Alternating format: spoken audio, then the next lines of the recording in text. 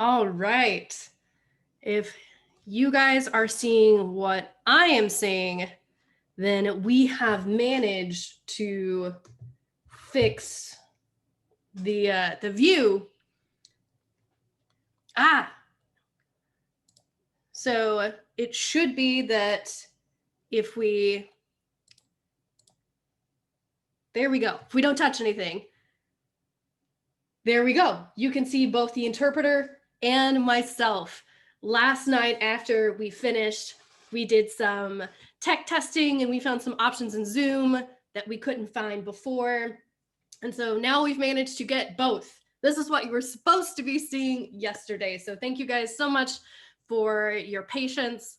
And again, thanks to our interpreters for being able to manage doing all of that on the fly yesterday. I know that was a bunch of extra work that you guys didn't sign up for. So thank you guys. You are wonderful.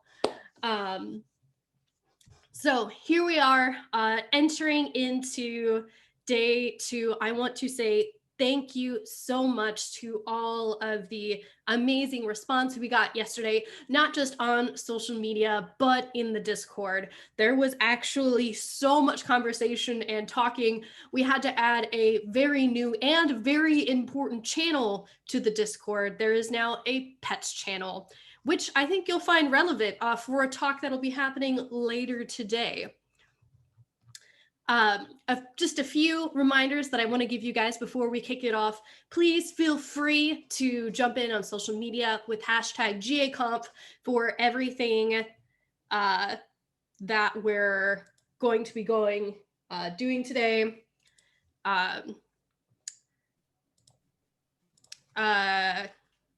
Sorry, I saw. Sorry, this is Jenny, one of the interpreters. I lost sound for a second. Do you mind backing up a little bit after your conversation? Yeah. I apologize. Oh, no problem. Apparently there was a little bit of a hiccup. So a few reminders as we're going on for the day. Feel free to join in on the conversation on social media. You can use hashtag GaConf or tag our official Twitter account. And if you guys are watching on YouTube and you guys need closed captioning, I highly recommend that you make it over to Zoom, where the captioning is where we're sending the captioning specifically, and it has much better timings as well as the actual transcripts.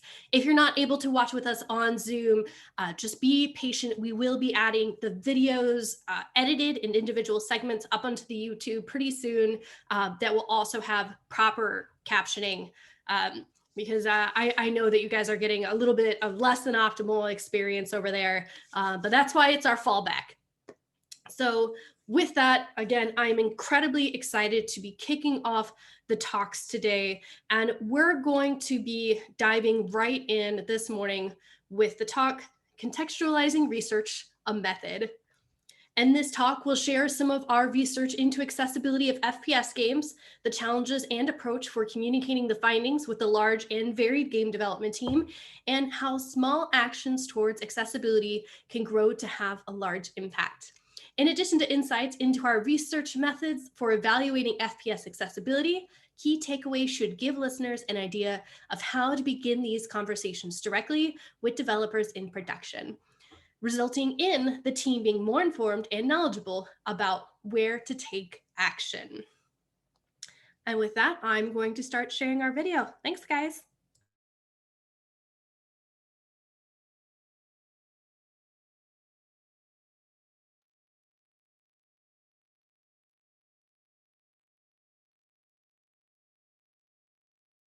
Hello, everyone. Welcome to our talk. It's called Contextualizing Research, a Method. My name's Katie. I'm a UX designer here on the Battlefield franchise, and I work in the production team. And I am Tommy Wilson, and I'm an associate UX researcher specializing in game accessibility here at DICE. So with me in production and Tommy in research, we hope that together our combined perspectives and points of view will help us present this talk in a way that can resonate with the majority of you in the audience today. So where did we begin? And what are the topics are that we're covering today?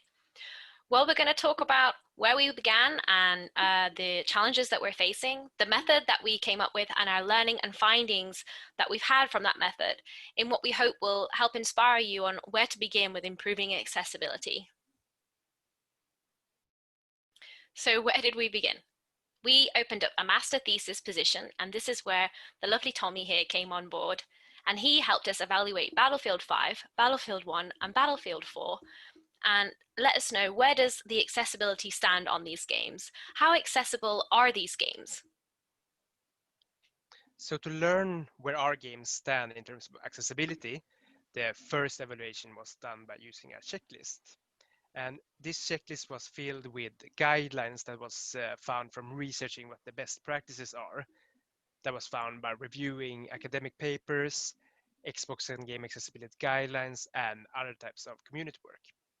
And the checklist was filled with shooter relevant guidelines and other guidelines that covers elements in our games, such as menu navigation, storytelling, and player communication.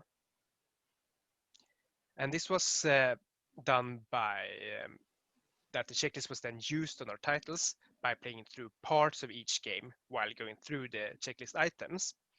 So for instance, if a feature was identified in game, the item was marked as check. And if it was not included, it was left unchecked. And one example of that is that we have the guideline of subtitles are provided for all speech. And if this was identified in a game, the item was marked as check. But after having used the checklist, there was a aha moment. And we came to the realization that a binary checklist was not sufficient for us to evaluate the level at which an accessibility guideline was met. So for example, we have subtitles in Battlefield 5, but not for all spoken content in the game, as we can see in this example that we've got for you coming up. We're done. We have taken objective Able. The voiceover says, "Well done, we have taken objective Able." And there is some text on the screen, but it's quite small. I'm not sure if you would have spotted it. It was just above the big F there in the middle of the screen. It said objective A taken. This could be jarring for someone that's trying to hear what the announcer said. And by reading that text, it doesn't completely line up with what was said, which could be a jarring experience. On top of that, that text was actually very small. So if you're able to hear what he said, you're able to take advantage of that event and that communication more than someone who wouldn't be able to hear it. We also have speaker names in Battlefield 5, but again, it's not for every speaker. So here is the speaker name, great stuff. But there's no speaker name here, so it's missing. We also have some options in Battlefield 1 where the player can change a hold to toggle, but again, not in all scenarios.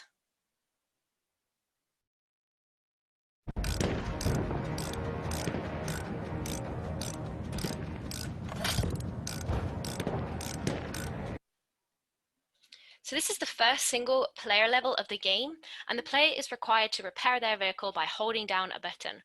And you have to be able to complete this in order to progress the game. And it's quite a long hold too, so if a player is not able to hold this, then they wouldn't be able to progress, and that isn't an option in the settings. So do we check off the guideline that we've provided subtitles and that we've changed hold to toggles where appropriate in these scenarios or not? So we felt that we needed a better tool to evaluate the full details of the accessibility status of our games. And for this, we came up with a new method, which we're sharing in case it may help you, or if you don't know where to start, or if you feel overwhelmed when trying to work on accessibility in your studio or game. And this has helped us, and we hope that it can be helpful for you too. And this method can basically be done by anyone with an interest to make accessibility improvements in their games, and we're going to break it down as much as we can. One of the things that the new method is that it's not a checklist. And rather than just checking off features from a list, the new method takes a more user-centered approach by examining the game from the user's perspective, by applying it to goal-centered scenarios of user flows of the game. And one of the benefits of this is that it contextualizes the guidelines. The more user-centered approach puts the guidelines into a familiar context, making the experience more relatable for a developer, as developers may intuitively not understand why something may be an issue, and it can be difficult to understand why features should be included, as the guidelines can be too abstract to be put into a context. So with this user-centered approach, it will be easier to follow a user experience flow to get an understanding of where and why in the game experience barriers occur, as well as that it provides an understanding on why some features are included and how these features help. And this new method allowed us to identify and document the level at which an accessibility guideline was met. And this is what we call a guideline conformity. If the guideline conformity is fully met, this means that the current feature is fully carried out in the way that's recommended by accessibility research. If it's partially met, it means that only some or part of the feature works as recommended. And if it's not met, it means that the feature does not exist at all. And we want to share how this method can be created and used so that you can learn and replicate it if that can be useful for you. So the first step to create this method is to identify all of the guidelines that are relevant to your game. And I would recommend starting off by creating a spreadsheet and fill it with the guidelines from resources such as Xbox and game accessibility guidelines. The next step is to sort the guidelines into suitable categories depending on your goal and project. And from a production point of view, what I would recommend is that you think about how the game is broken down from a production side. Try to use categories or labels that make sense for how the game is actually broken down. That way, this document's going to be much easier to create actions from and use as a way to synchronize between you in research, or maybe you're not in research, and production team. It also maybe means that you can put things in like the feature owners already, as we see here with Jane Doe and John Smith, super important developers here. So the next step is to identify a user scenario with a user goal in the game and write that scenario down. And these scenarios can be critical paths of the game and can, for instance, be shorter scenarios from that player wants to adjust the volume settings to longer scenarios as player wants to play the first single player level of the game. In step 4, in this identified user scenario, identify and list all of the tasks or things that the users can do and need to be aware of in order to play the game, from the start state to a goal state of the user flow, and all of the tasks that happens in between. The start state can, for instance, be the home screen of the game, and the end screen can be the end round screen of the game. And the things that can be done in between are tasks such as navigating the menus, reading the text, and playing the game mode. To give an example of that, here is one of the scenarios that I used for Battlefield 5, where a player wants to play the multiplayer mode Conquest, which is one of Battlefield's signature modes. And here we have the start state of the home screen to the goal state of the end of round screen. And some of the tasks that are done are in between there are adjusting the settings, viewing HP, moving around, and aiming and shooting. And it looked something like this in the spreadsheet. So on the left, you have the scenario of a player wants to play Conquest, where a sample of the tasks are listed. So you can see, for instance, the home screen and navigating through the menus with the steps there. And on the right is a shorter scenario of player wants to lower the master volume and the included tasks for that scenario. And this leads us to step 5. And this is where the evaluation can be initiated. And this is done by comparing the tasks to the relevant guidelines of that task. So the validator should document the guideline conformity, so to document when the conformity is fully met and where it's not met. And in those cases, the validator should take notes of where in the flow and in which of the tasks this happens. So to show how this works, here we have the scenario of that we have the guideline of player is not required to hold down inputs that we compare to relevant tasks. So one of the tasks is main menu navigation. And in this task, there are no button holding requirements. So in this case, this is checked off. For zoom, aim, and shoot, the player needs to hold down a button in order to zoom. But the game includes a toggle alternative for that action. So this can be checked off. And then we have chat wheel communication. And this is an action that requires button holding to show the chat wheel without any toggle alternatives. So this is not marked as check. And as holding down a button continuously while performing an action is difficult or not possible for some players, this means that they will not be able to use the chat wheel, which is an important feature for Battlefield. So this means that the guideline conformity is partially met, as we have some button holding actions with toggle alternatives, but we don't have this for all actions. And this is then documented in the spreadsheet in which of the tasks this becomes an issue. So here we have the guideline of players not required to hold down inputs, and we have marked the task of where this becomes an issue, so for chat wheel communication. The next step is for you to document these findings. It's really good for the production team to observe that, okay, we fully met this guideline. Well, now we need to know that we need to preserve these features. In this example on the right, you as a player are able to remap all of your key bindings in Battlefield 5, which when was perhaps originally initiated in the game, it wasn't possibly done from an accessibility point of view immediately. In a way, it may have been accidental accessibility from the developer's perspective. So we need to help them understand which things that they've already done that are actually pro-accessibility. In the same respect, we of course need to understand what's required to go from a partially met conformity to fully meeting the recommended guidelines. In one of our cases, it's about consistently applying the guideline. So with the speaker name on the subtitles here, we just need to make sure it's consistently applied, and then we'll fully meet that recommendation. In another scenario, it would be about tweaking the subtitles. The subtitles in Battlefield 5 are there, and that's awesome, but you can't necessarily customize them with a colored background and the size to increase them. Those two options don't necessarily enable us to be fully meeting the recommendations from accessibility research. So that just needs a bit of tweaking. And then of course we need to document when there are things where we're not meeting at all. In this small example on the right, we can see that we have voice chat within the squad, but we don't have speech to text. So if you're not quite able to hear what these people are saying, you wouldn't know what they're saying.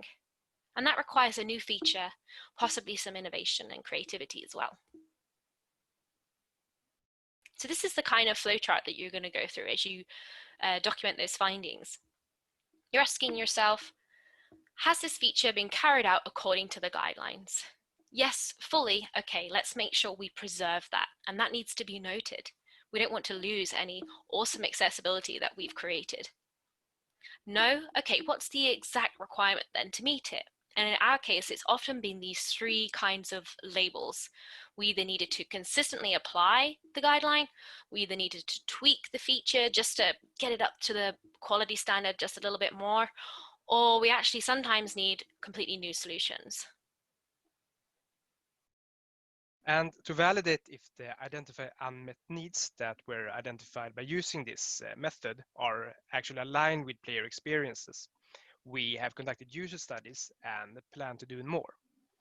And what we can see from analyzing the findings is that this is not a method that covers everything, and not all barriers will be taken into consideration. But essentially, the method is great to identify the minimum basics that the game should be covering. But beyond that, there is more research and analysis to be done. Then we can talk a little bit about how the findings can be utilized. So you have all these amazing research findings. Now you can use them to raise awareness of how current solutions fare up with developers. You can talk about very specific scenarios of where a feature meets or doesn't meet a guideline recommendation and why that's a problem, which leads into it being very contextual and frames that barrier very empathetically to the rest of the developers. I think we're at a position now where us in production, we have empathy and want to have better accessibility, but we need help discovering how and where that can be improved. And then naturally that identifies the ownership, the stakeholders, as they all start coming out of the woodwork when we start talking about these actions. These kind of findings led us into a workshop. So we get people together from all kinds of teams and crafts in production and research, and together we're looking at how can we improve accessibility in the game. A lot of the findings were listed, the scenarios of where we have existing features, the scenarios of where we have unmet needs, all broken down into different categories and sections on boards in that we actually used Miro for this one. And from there, we were able to assign different groups to the different categories, and they were able to go into little breakout rooms and discuss about, well, what are the ideas here? Can we come up with different ideas of how to improve this? Which then led to this, then taking those ideas and kind of categorizing them into things that we need to keep, things we need to improve, and things we need to create. And because we had such different people in the team in this workshop, we were able to talk about this from design point of view, technical point of view, and that just really had a great basis for discussions to go there from. Which leads us to the important discussions, which is something that in the game industry now is going to be the big thing that's going to move us forward in accessibility, because when we talk about all these things that we want to improve, difficult topics come up. For us, we noticed that we were discussing things like, how do we determine what important game sounds are in our games? Battlefield games are very chaotic. It's kind of hard to predict what is the sounds that are the most important that we need to provide a visual representation for. And our HUD in Battlefield is very busy, so it can be quite difficult to figure out how to drive the player attention and what is the most important thing going on at that time for the player. Another discussion that we found ourselves having is, well, subtitles for everything could be really overwhelming. Would it actually be a good experience to subtitle everything in a Battlefield game? When you're playing a multiplayer game like Battlefield 5, there are soldiers shouting around you all the time. It's quite a chaotic experience. How do we determine what should have priority? What should the subtitle settings actually be then for a Battlefield game? And how will a player understand those options in the option menu to then cater their subtitles to their needs that they will know will be a good fit for them? So going back to the research method, just to summarize how the steps again on how you should proceed on if you want to try this research method by yourself, is to first list all of the relevant guidelines that are relevant to your game, categorize these guidelines into suitable categories, establish a user scenario, a critical path of the game that you want to investigate, and list the tasks within this user scenario. And then you can start your evaluation and document the findings. And to conclude is that this method can be used to compare the features and designs of your game to accessibility recommendations. The work puts the guidelines into a format that the production can understand, and it can be used by big and small teams. That's it for our talk today. So thank you so much for listening. And if you have insights or feedback on how you've improved accessibility in your studio or game, we'd love to hear from you. We feel like we're all in this journey together to improve game accessibility. Thank you. Bye.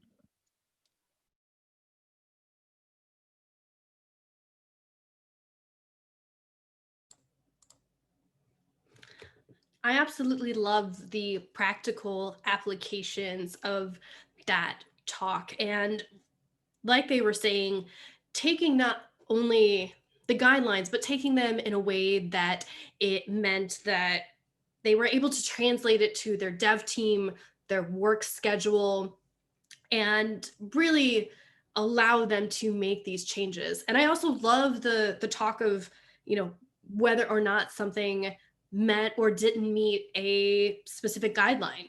You know, I think a lot of games have partial implementations, and trying to figure out what that means when you're going through these guidelines is incredibly important.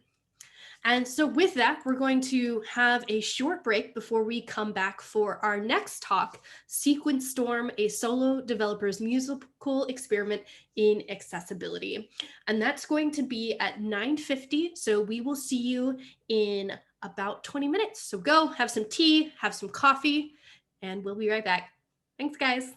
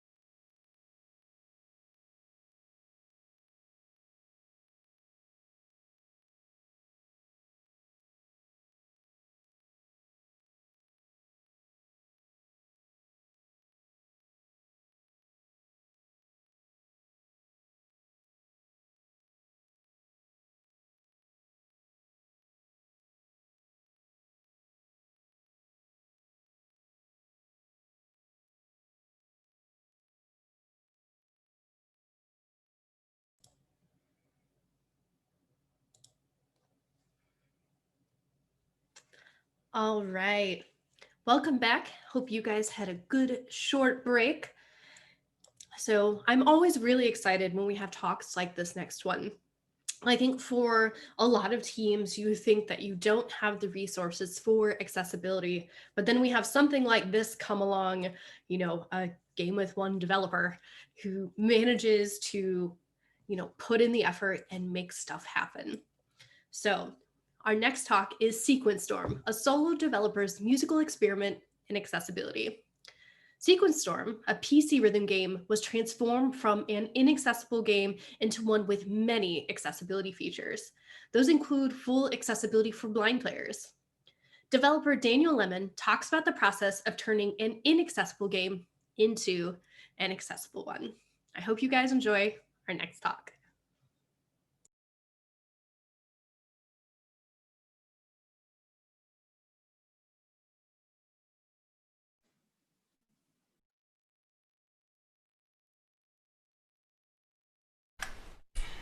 Hey everyone, my name is Daniel Lemon. I'm the owner of Special Magic Games. Thank you for having me here at GaConf, and thank you to Ian Hamilton for inviting me to talk here. I am the solo developer of a PC game called Sequence Storm, which is a rhythm, racing, and adventure game. So today I'm going to talk about my game Sequence Storm. I'm going to talk about why I decided to focus on accessibility. I'll give an overview of all of the different accessibility features in it, including the blind accessibility features. And I want to try to answer some of your questions as well, because I reached out for questions on Twitter. Kyle, One Hand Mostly on Twitter, he asked, what challenges did you face when implementing accessibility, and how did you overcome it? So that's a pretty broad question, but hopefully throughout this entire talk I can answer it. So what is Sequence Storm? It's primarily a rhythm game, but it has elements of a racing game. I'm going to show you a short gameplay video so you can see what I'm talking about.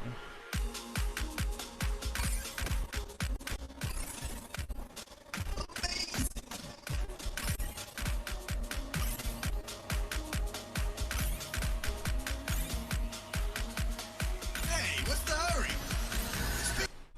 So what we just looked at was a bunch of vehicles racing down a twisting racetrack in a virtual world that's called the Sequence. And the racetrack has symbols on it that correspond to the music that we were listening to, that was playing. So instead of steering a vehicle like a normal racing game, in this game the player is primarily pressing buttons in time with the music, in a typical rhythm game fashion. But in addition to the rhythm gameplay, there's some racing elements like boosting and drifting, and there's also a story campaign, but I'll talk a little more about the gameplay later. So how is this game relevant to GaConf? It's because I've added a lot of accessibility options to the game, and I think this game is interesting to people in particular. Number one, it's a solo developed game, and number two, the game wasn't designed with all of these different features in mind. I got a couple questions on Twitter. Vivek asked, did you think about accessibility from the design process, or was accessibility implemented later on? And Benjamin asked, in what ways did designing for accessibility affect the overall design of the game, rather than just affect specific features? But really, when I designed this game at all, I didn't have any of these features in mind. So it's a case study in just adding features to a game, like after the fact. So why did I decide to focus on accessibility? There's a few reasons. Number one, I want to try to stand out from all the other indie games. There's so many. But also with my game, I felt like I had a unique opportunity, mostly because the gameplay in Sequence Storm is really linear. It's not like a platformer or adventure game where you're exploring a world. It's not really open-ended gameplay. It's really linear. So I felt that I had an edge, and that I could add something like the blind accessibility pretty easy. And also, I think the task of designing software that anyone can use, because a lot of people like to play games, but not everyone can. To me, that's just, as an engineer, I guess, that's an interesting problem to solve. So I'm really interested in doing that kind of work. So here's an overview of all the different accessibility features. Now, one thing my game had before I thought about accessibility was that the game can be played in a number of different ways. You can play with keyboard, gamepad, or arcade-style controllers that are made specifically for rhythm games. And the controls are totally remappable. Because one of my original goals was that I wanted people to be able to play however they wanted. And then I'm going to talk about more features. There's a little bit of a story about how I started getting into accessibility. I spend a lot of time watching people play the game. Like, if anybody has uploaded footage to YouTube or whatever, or streamed it on Twitch, I've watched as much of that as I can because I want to see how people are getting on and if they're having any problems or issues. So I came across one player who was visually impaired and he was able to play the game, but he had to get really close to the monitor. And so I talked to him and we decided there's a couple features I could add to help. So this first one is a high contrast mode, which just dims everything that's not relevant. On the left we have a regular screenshot, and on the right the same scene, but with everything in the background is dimmed about 50%. And another option he helped me to add was this slower movement speed option. So on the left is a regular game, but on the right you can see elements are just a little bit closer to the player, which means that they're going to be moving slower as well. And this option doesn't actually slow down the game, it just kind of squishes everything closer to the player, so it's just a little bit easier to see, especially when things are moving really fast. So after those few features, I started to get more interested in accessibility, and I found the guidelines at gameaccessibilityguidelines.com. So I started to think about, of all those different features, what could I implement? So Sequence Storm has a high learning curve, and that was one of the original designs as well. I wanted it to be a little more complicated to play and learn. It has a lot of different controls involved in the rhythm gameplay. The screenshot on the left is a little bit small here, but all the controls are labeled. The game uses, on a gamepad anyway, both thumbsticks you tap back and forth. It uses both triggers, both shoulder buttons, and the A button. So a total of 9 controls for the rhythm gameplay, and then some of the racing gameplay is done with the B button. So that's 10 buttons in total.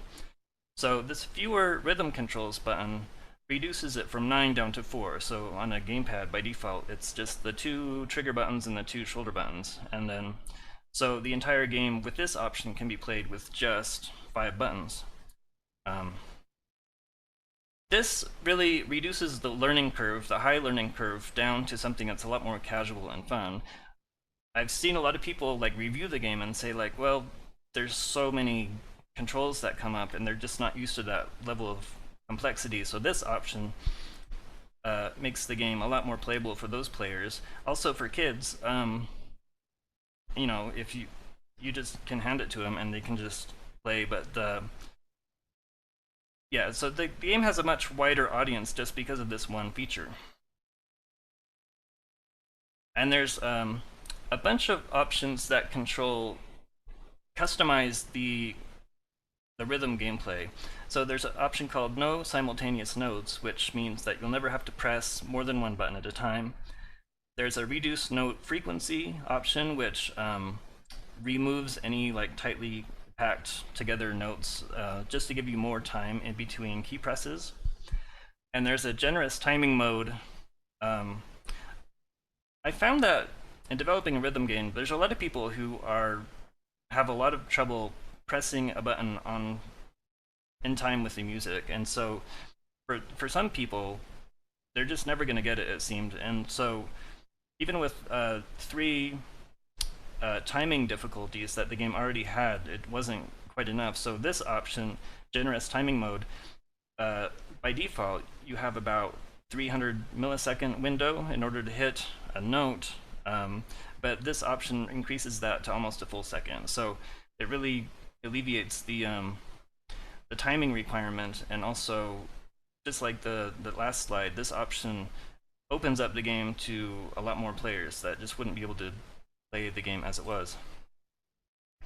And you can also adjust the game speed anywhere from 50% all the way up to 200% if you want. So I'm going to show you a video of the very last mission of the game with all of the options that we talked about enabled and also slowed down to 50%. So let's see how the game looks.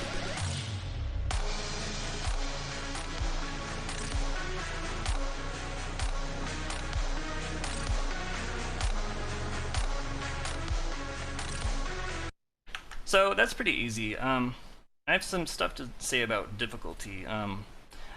But to contrast that, let's look at what the game looks like if you play on the highest difficulty and you don't use any of those options. Here's like what that same mission looks like.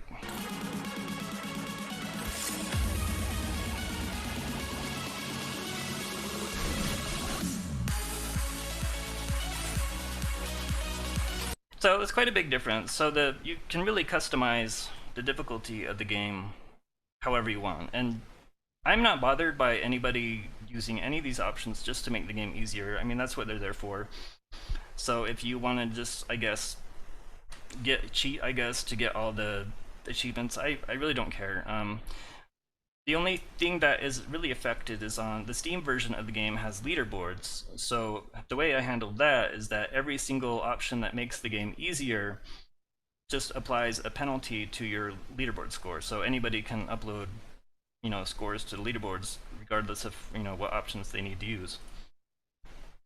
So I got a couple questions about kind of my workflows to developing features and testing. Access Bridge asked, how did you go about recruiting disabled users for testing? I think a lot of folks would find that info both helpful and actionable. I don't really feel like I actually actively recruited anybody. I just kind of put it out there and looked for interest.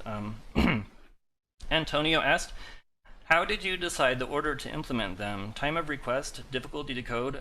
What did you learn from this experience, and what advice would you give to other devs? So I really, easiest stuff first, obviously, and a lot of that stuff wasn't too hard. And when I first added a lot of the accessibility features, the beginning ones, that really encouraged me to go on and add more. And then it made me really realize it would be worth it to try to add, like the blind accessibility stuff I'm going to talk about later. So I would just kind of work with an audience, I suppose. I mean, that's what I've done. Rather than trying to like seek out, I just kind of put it out there, and I've got lots of feedback. So I'm just kind of going back and forth with the community, I guess. Here's a few final accessibility options. One of the guidelines on that website is to not require people to hold buttons down. So there's a option to disable holds in the rhythm gameplay. And then similarly, there's an option called tap to speed boost, which means you can use the speed boost ability without holding down the button. I'll talk about this a little bit later, but you hold down the button and you can steer around a bit. But that option lets you speed boost without holding. There's a steering assist option which keeps your rig in the middle of the track while you're boosting. Normally you get to steer around. There's a reduced flashing mode which does what it says, and then there's this game is quite flashy by default, so hopefully that one will help some people. And then there's also a rhythm helper clap or controller rumble you can turn on just to hear like the rhythms in the music better. So also a few final notes. The game's UI can be controlled entirely with the mouse. There's no mouse gameplay. Yeah, I don't know if I'll get to that, but the game also starts in a window, which a lot of people don't like, but I've had cases where somebody ran the game and it ran in a full screen, but the full screen blocked them out of tools that they need, like on-screen keyboard. So that's why this game starts in a window by default. If you want full screen, you'll have to go toggle it. Okay, now we're finally talking about blind accessibility. And I want to start by talking about the user interface. So Sequence Drum is fully playable by blind people. Let's see what happens when the player first launches the game. Done loading, press any button. Welcome to Sequence Storm, main menu. If you need narration, press the Y button while at the main menu. Click the right stick for more information. Main menu, vertical menu with 5 items, selected New Game button, press the A button to activate. Click the right stick for more information.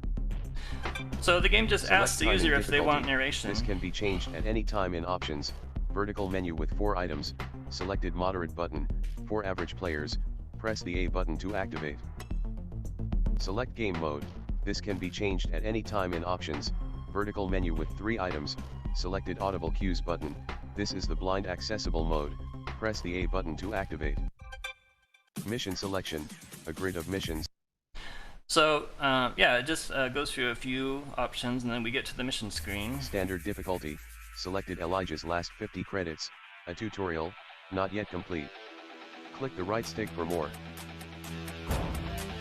Story screen. Press the A button to continue through dialogues.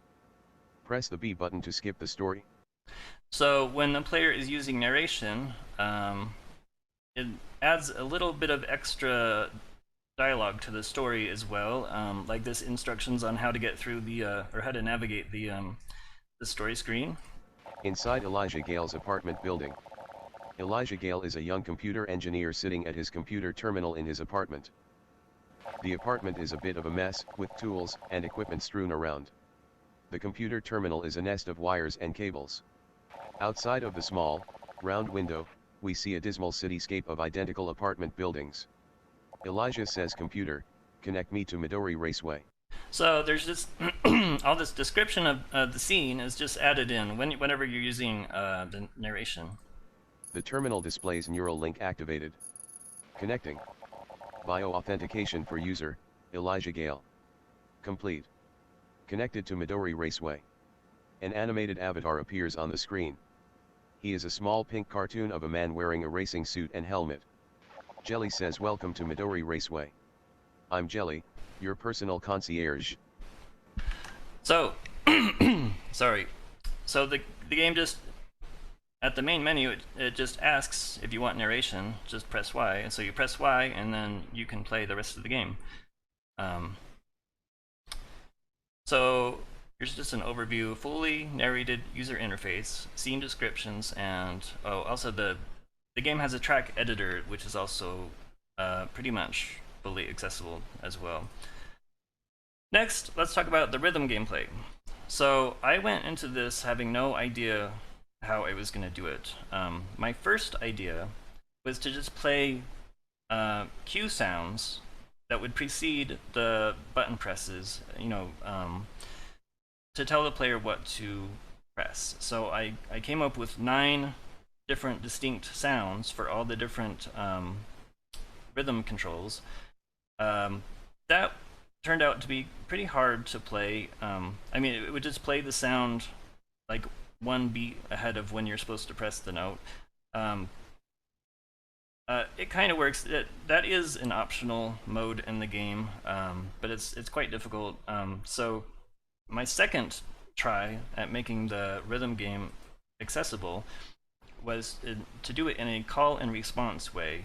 So the game first calls out the notes that you're supposed to press with using the audio cues, and then the player echoes that back. So a little gameplay snippet here. So what we're listening for is hearing the audio cues and then seeing the player enter those notes back. And it goes back and forth like that.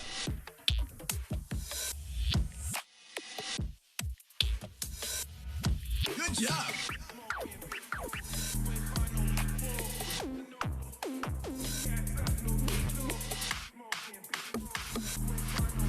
Doing great! So that's basically how it goes. Let's see. This works really well, but I was concerned about how well this was going to scale. It turns out it actually scales really well. I have an audio clip from a player called Evangelos, and this was posted on YouTube, and he let me play it. This is one of the harder tracks in the game, played with that call and response mode.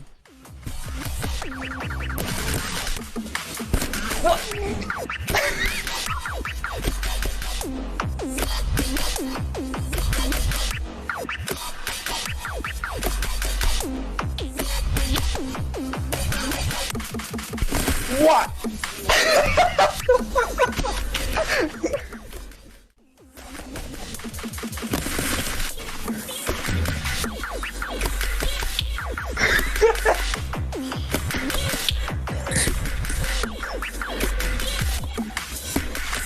Is that Oh my god, I actually finished the track! What? Result success 78.82%. Accuracy class F1. For more details, press enter to continue. So Sequence Storm, like a lot of other rhythm games, has a very high skill ceiling. They get extremely difficult, and so I was really happy to see that this scheme for the rhythm gameplay worked really well, even at the highest levels. So I was really happy to see this.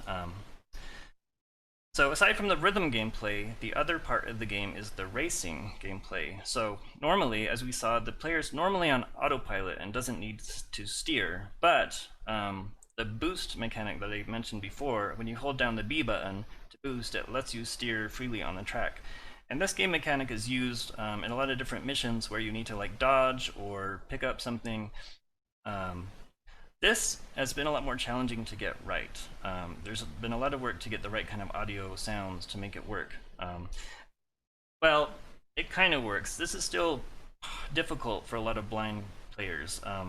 It turns out most blind people have no frame of reference for what it's like to like steer a vehicle, because they just never done it. But this video shows kind of a tutorial for the first time that the player encounters an object that they have to dodge, and I'll probably have to show you this multiple times because there's a lot to it, this short little example. Elijah Gale says I can boost now to steer around that barrier. Speed boost. Bronze medal. So we just saw the player coming across a blue barrier that was moving back and forth, and they had to use the boost ability to steer around it. So the first part of this is the panning of the sound of the barrier. If I go back to where the barrier is just in the distance, it's basically like in the middle of the screen. Like there's no, if this were panned realistically, the player would have no idea like where that barrier is on the track. So instead, objects on the track get panned as if they were like right in front of the player. So that lets the player know where that object is on the track, even if it's like right now really far away. Also, we start to hear the barrier sound with it gives us enough time to react based on the sound alone. And I'm going to play this again, and I want you to listen for the beep sound, because there's also a there's a beep that says I can boost now to steer around that barrier. Speed boost. So there was a little bit of a beep sound that let us know that we're about to collide with something. And then I want to listen to this one more time for the Doppler effect of the barrier sound. That lets us know that we've successfully driven past it. So you'll hear the pitch of that sound lower. To steer around that barrier. Speed boost. Bronze medal. So you hear that the sound gets really low. So there's a lot involved with the way that objects in the world are presented. It's not just like based on physical reality. So here's just a quick overview of all that. The audible distance has been tuned. The panning design allows players to hear where things are on the track. The Doppler effect lets you know like when you've passed something. Also the walls of the track on the left and right side make a sound, so you can hear kind of where when you're near the wall. And there's the collision warning beep. So here's a clip of a YouTuber named Flashflex Multimedia. This is a blind player. This is an infamous mission in the game called Project Avian, which is a real sticking point for blind players. But now that he's done this, nobody can complain about it, I guess. Here's him. Let's see, where's it start? Oh. I went back. Power max.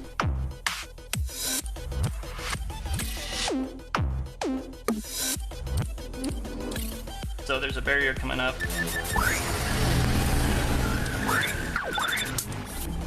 And so he dodged a barrier and then a little patrol drone that you're supposed to avoid hitting. So I'm quite happy with how that's turned out. Some people are good at it. It is still a difficult thing for a lot of people to do. So what issues still remain? The game's not perfect. Pat on Twitter asked, if you could go back in time to when Sequence Storm just began, what advice would you give your younger self when implementing accessibility to the game? That's a good question. The number one thing that I would have done again was that a lot of the text on the screen in the game is really small. And this is one thing that I implemented really early before I even thought about it. I had a designer help me design all these different screens, and so a lot of the text on these screens is really small.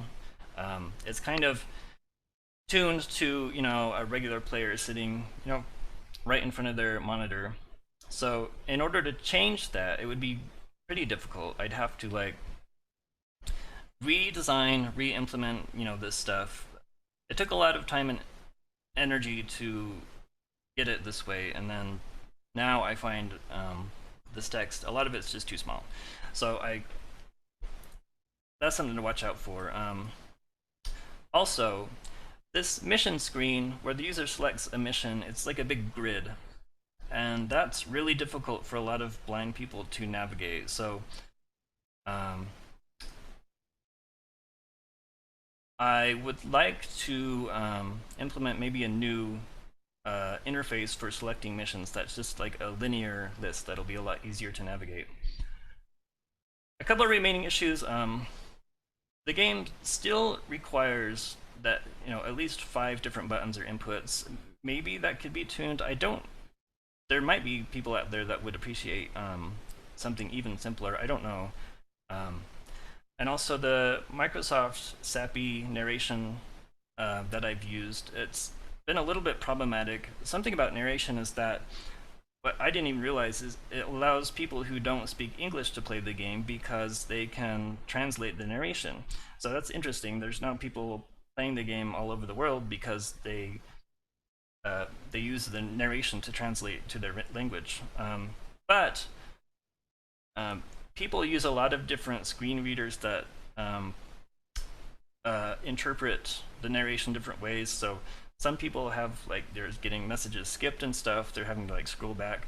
There's a lot of stuff for me to kind of fix there still with the narration. So what might I want to do in the future? I'm still very interested in implementing some kind of mouse-based or pointer-based gameplay, because a lot of people can only use a pointer. You know, they have to rely on, you know, moving and hovering and stuff like that. That would be interesting. That would be a big task. I don't know if anybody would be interested in that, but to me, that's a pretty. It's just like I said, it's just an interesting problem-solving thing that it would be cool to do. I'd also like to experiment with other game genres. Something I was thinking about with like open-world games. I mean, real people navigate the real world using tools like guide dogs and stuff. So imagine a virtual guide dog could be even more useful, right?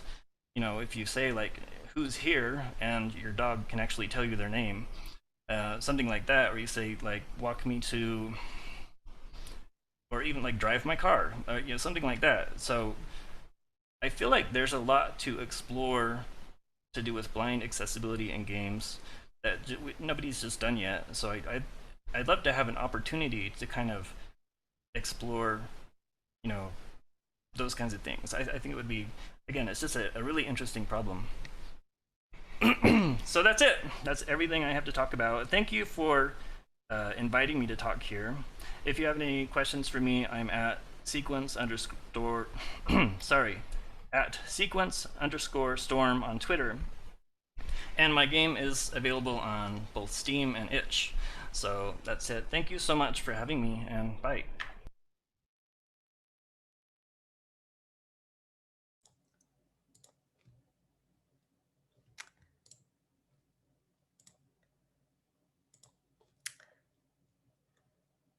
Sorry, just a minute. There we go. All right. That was an amazing talk for so many reasons. Hands down, my favorite thing that was happening during that were the number of people, both in Discord and other places, literally saying, "I'm buying this game." I think one of the things that we talk about all of the time is, if people know about the accessibility in your game and they realize they can play it, they'll buy it. And so, it was not only a great talk on a solo dev's journey on accessibility implementation, but it was also just like an amazing ad for your game that made so many people want to be able to buy it. And I want to say I also loved, especially at the end, the talk of stuff like the virtual guide dog and taking real world examples and pulling into games.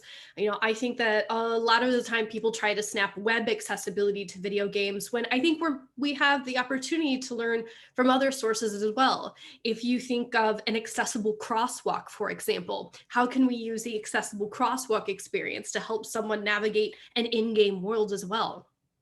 There's a lot to think about there. And again, thank you so much. People were definitely hyped to purchase your game. And then there was definitely a few people in chat as well that were saying they can't wait to play it, stream it, and showcase their personal experience.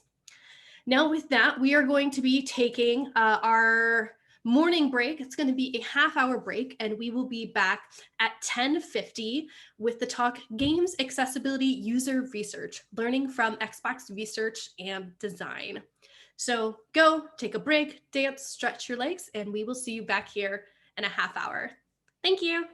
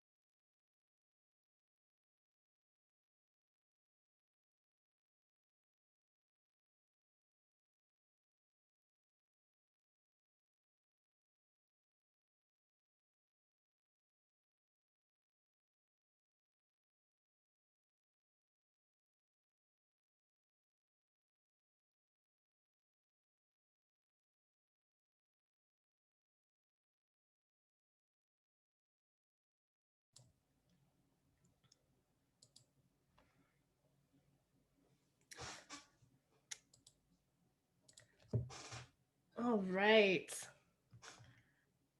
Welcome back, everyone. I hope you had a great break. So something cool that just happened that I'm going to go ahead and plug. I got this from the Discord conversation. Ubisoft North America just posted an Assassin's Creed Valhalla trailer, but this is why it's interesting.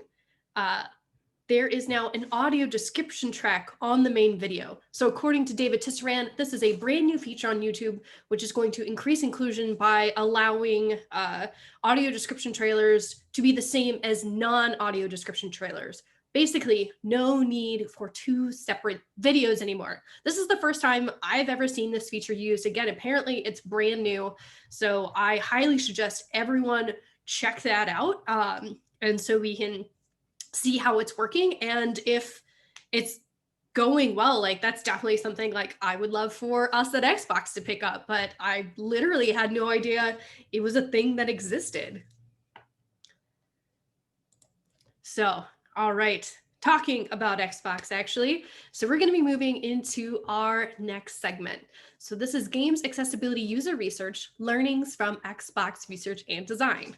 In this session, two members of the amazing, that's not in their talk description, I'm adding it, two members of the amazing Xbox Research Accessibility team, Melissa Boone and Anna Weismeyer, will speak about their experiences growing an accessibility research program at Xbox, the benefits and challenges of conducting user research for games accessibility, and most importantly, practical tips for how other teams can do it on their own. And with that, I'm going to kick off their talk. Thanks, guys.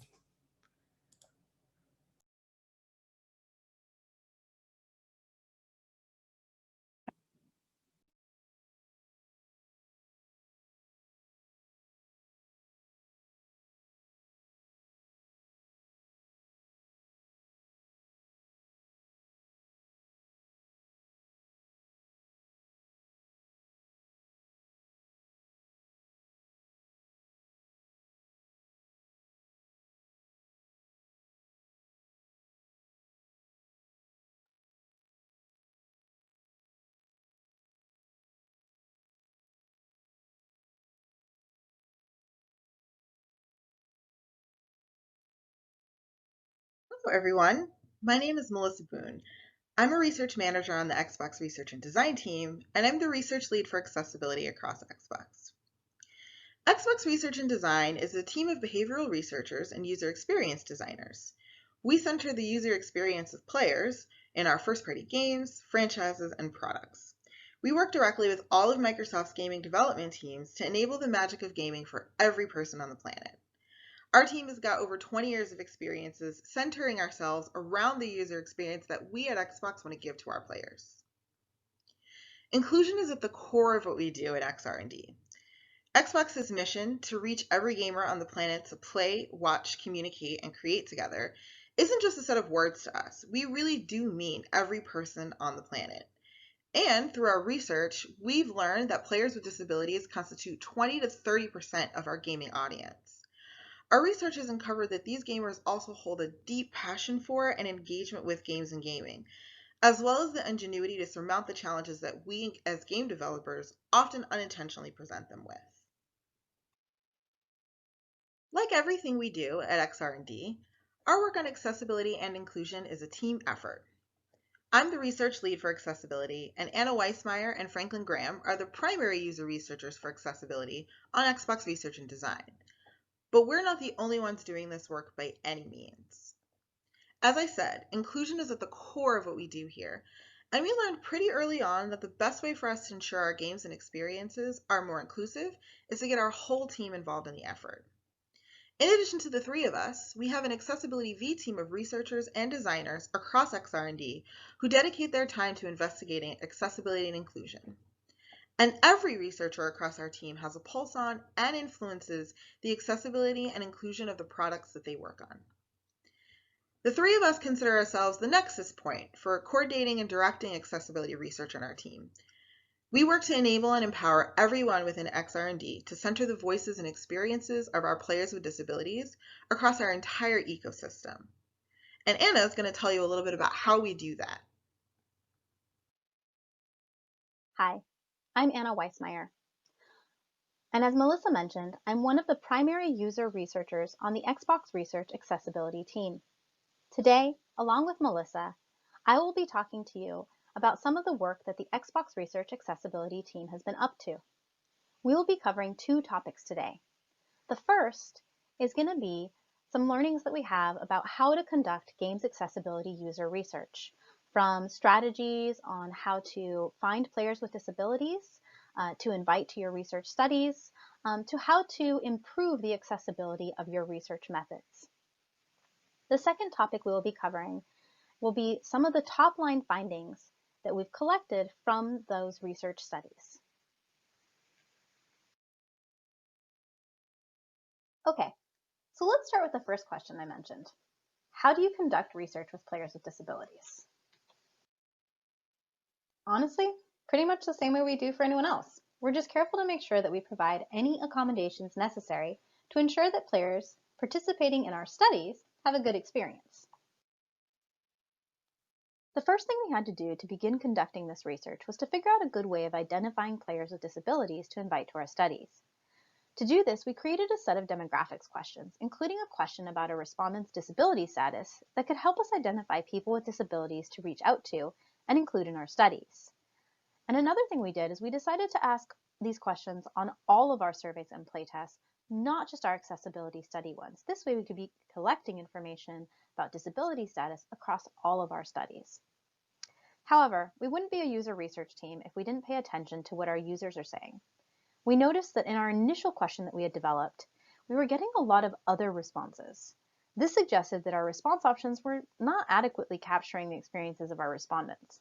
So we invited feedback from members of our community to refine the question. In addition, we engaged in conversations with players with disabilities and discussed disability identity. We noted that some people don't identify as having disability. So for example, people with low vision who wear glasses, or people who are colorblind. And so we made sure to include language in our disability status question that aimed at a person's condition while avoiding as much labeling as possible. This also brought on a broader discussion about what we were looking for in participants in our studies. And what we landed on throughout these discussions, that asking a question about a person's disability status was really a way to get at their experiences. However, we were still concerned that a person might still select the I do not have a disability option, even if our products were not actually meeting their needs, and that we might miss out on including them in our research. So we developed another question set to help with this issue. We needed to have a way of getting at people's experiences in addition to their disability status. And so we created what we call a feature use question. It's still a work in progress, and this is just a subset of the questions that we ask within that entire feature use set. But it's been incredibly helpful for us in identifying people whose needs are not being met by our products. And having both the disability status question and the feature usage question has allowed us to better reach out to populations that will help us to continue to improve the accessibility of Xbox games and products. For example, these questions allow us to do research on features explicitly designed for a specific community, for example, blind or deaf players. Other times, we're actually looking to ensure that we've got a good feature experience, for example, subtitles, regardless of why a player is using it. So we want players who are deaf or hard of hearing to have a good experience. We want players who might be sound sensitive, and so needing to turn on subtitles and turn down their volume to also have a good experience. People with temporary situations that require the use of subtitles, things like that. And we want to be able to ensure that good experience as well. So now that we could identify people using both the disability status question and the feature usage question, we were ready to start doing some research, but we needed a much larger pool of people to get feedback from.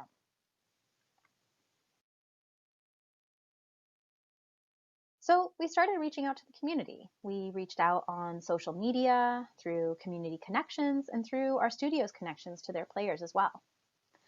Traditional user research methods often draw from a panel of participants who basically have accepted to receive communications about upcoming studies or different research events. But we wanted to do something a little bit different with this program. We started what we call the Accessibility Community Feedback Program.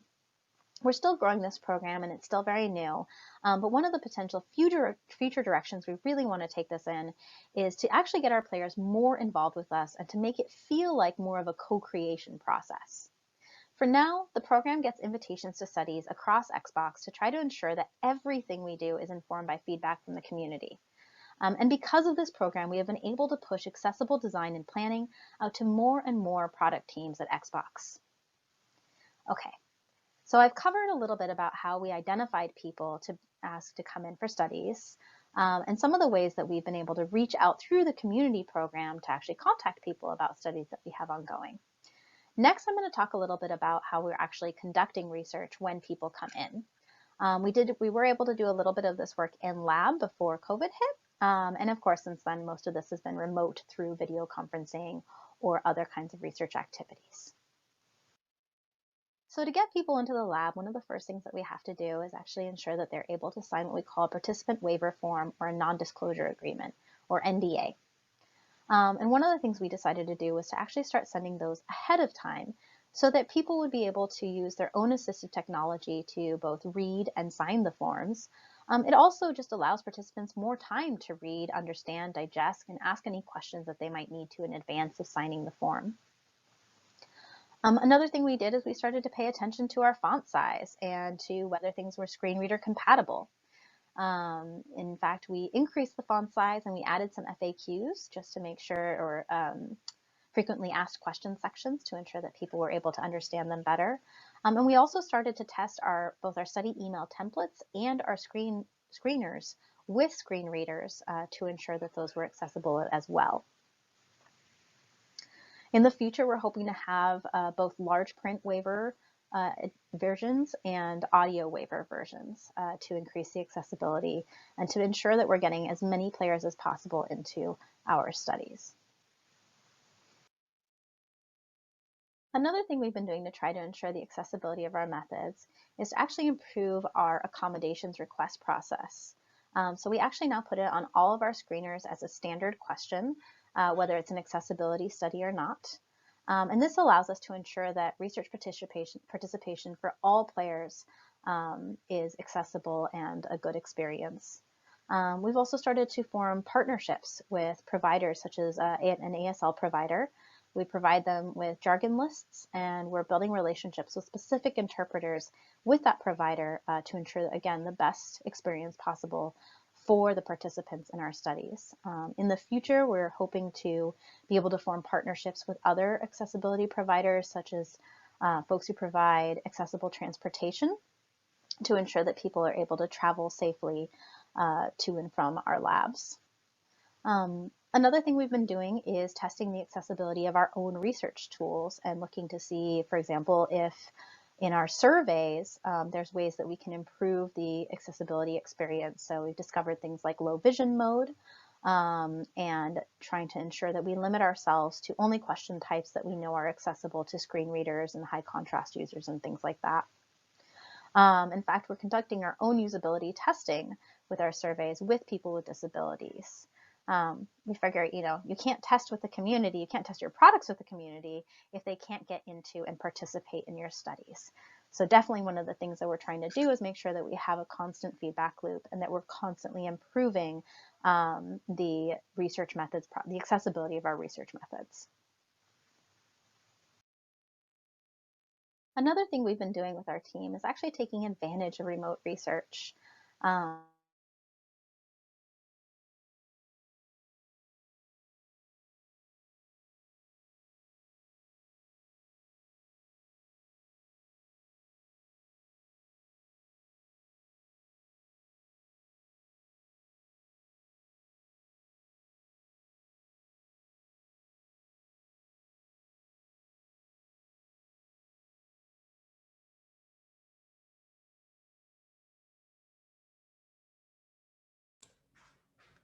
Hold on one second, guys. Technical difficulties, not quite sure what happened. Unfortunately, a update started on my other computer, so I lost track of what was happening. Give 1 minute.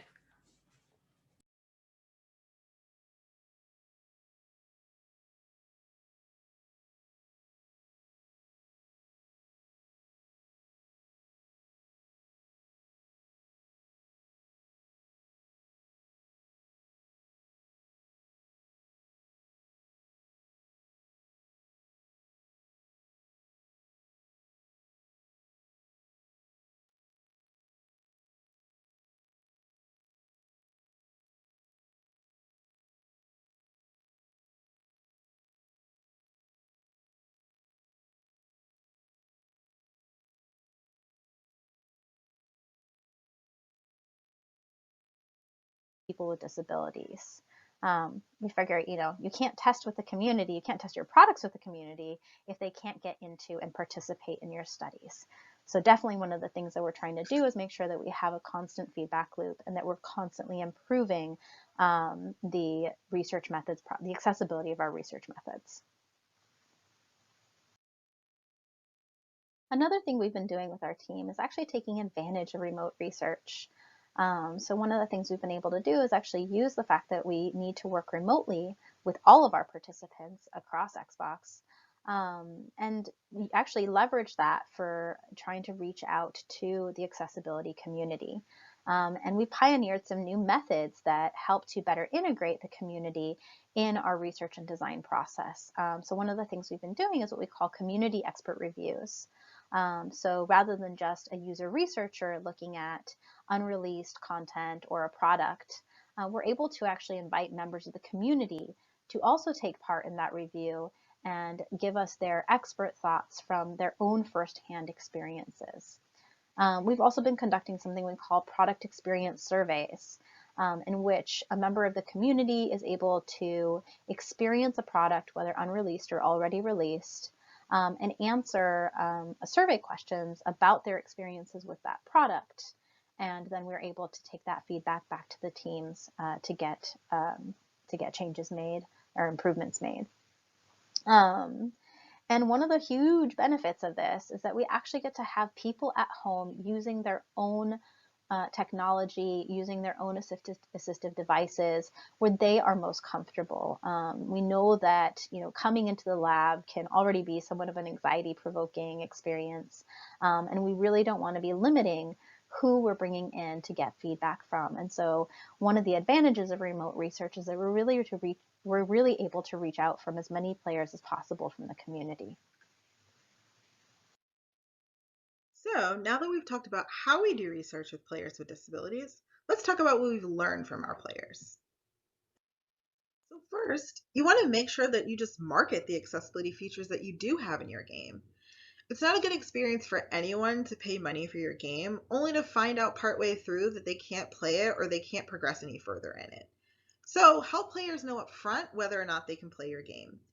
You can do this through detailing your accessibility settings, features, and options on an accessible website, like this Minecraft example here, including telling people how to find the settings and how to turn them on.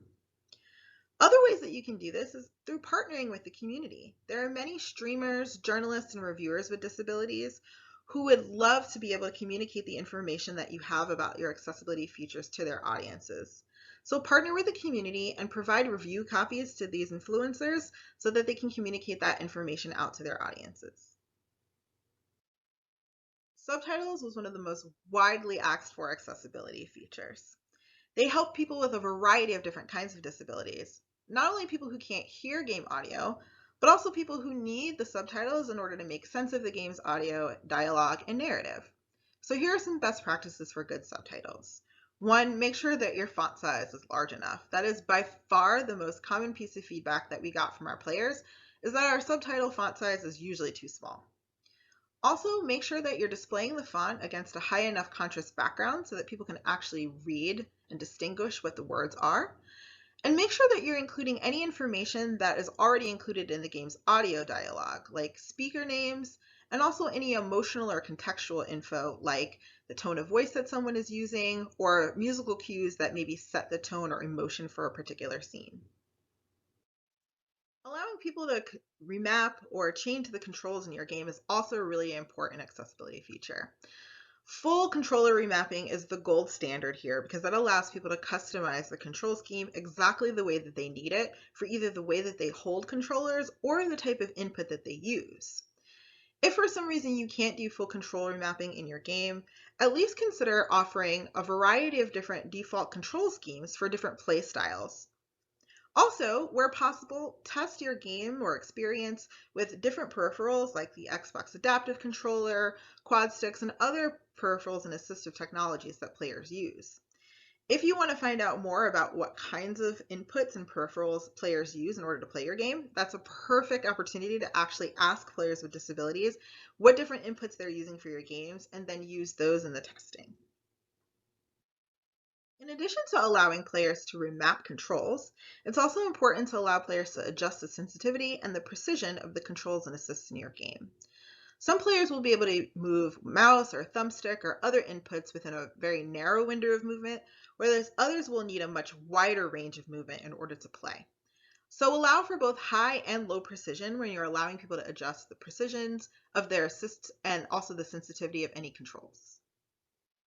Every player is unique, and disabilities can express themselves in many different diverse ways. No two disabilities look exactly the same. So that's why customization is really key. Try to include as many settings, options, and toggles in your game as possible, and make those settings easy to find and turn on and off. One example is from one of our recent games, Grounded, which has an arachnophobia mode. And that allows people to adjust the spiderness of the spiders that appear in the game. So you can, for example, have a spider without any legs that looks less like a spider and is maybe a little less threatening or anxiety provoking than having a full spider rendered in the game. You can throw a lot of information at people. But one of the things that you want to do is make sure that when you do give that information, you express it through multiple sensory channels. So for example, if you have visual output, you'll want to include audio cues and vice versa. This allows people who might not be able to take in information through one output to take it in through a different one so that they still have the same information and are able to progress through the game. So for example, in Gears 5, you can hear where gunshots are coming from, but you can also see where they're coming from through a flash of light that shows both the direction and at what level it's being aimed at you. Another example of this is that it's important to allow the UI in your game to be narrated. If you have menus like inventory screens or different ways that people can select things, allow that UI to be narrated so that people who cannot see that information can also play your game. Also, where possible, incorporate haptic feedback as another way to give information to players. Of course, you want to allow it to be able to be turned on and off, but having multiple different ways that people can take in the information only enhances their ability to play your game. And when you're thinking about making your game accessible, don't forget to make multiplayer accessible too.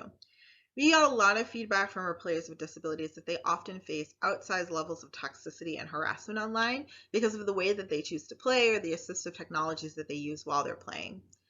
So try to offer accessible communications options like speech to text and text to speech that allow players with disabilities to communicate with any other player on the platform. You can also offer ways to protect players against toxicity, like allowing them to specify what assists or technologies that they use and allowing them to choose to play with other players who accept the way that they play. So one example is with Xbox's looking for group feature, where people can specify whether or not mic is optional. And that way, players with disabilities or any other player can find players who are fine with them not using voice chat. So here are some takeaways. Consult early and often directly with players with disabilities, and make sure that you're asking about players' needs rather than making assumptions. Again, players with disabilities are the experts on their own experiences, and when we talk to them, we can learn from how they already play games, the mismatches that already exist, and also learn more about what things we can do to delight them and make the experiences really good ones.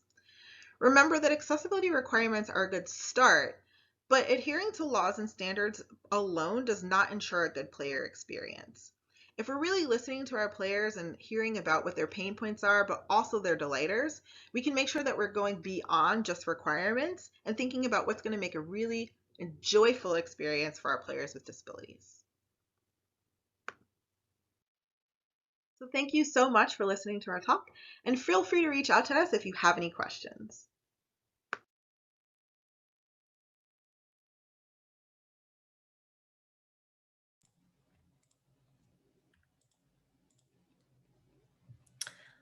Thank you so much from our user research team at Xbox. You guys are great in doing such awesome research. And I really love what you were calling out about the survey that you had at the beginning and how you were, making sure that everyone was included. It says it's as Stacy Jenkins said in chat, so many people don't necessarily identify as disabled, but can have barriers.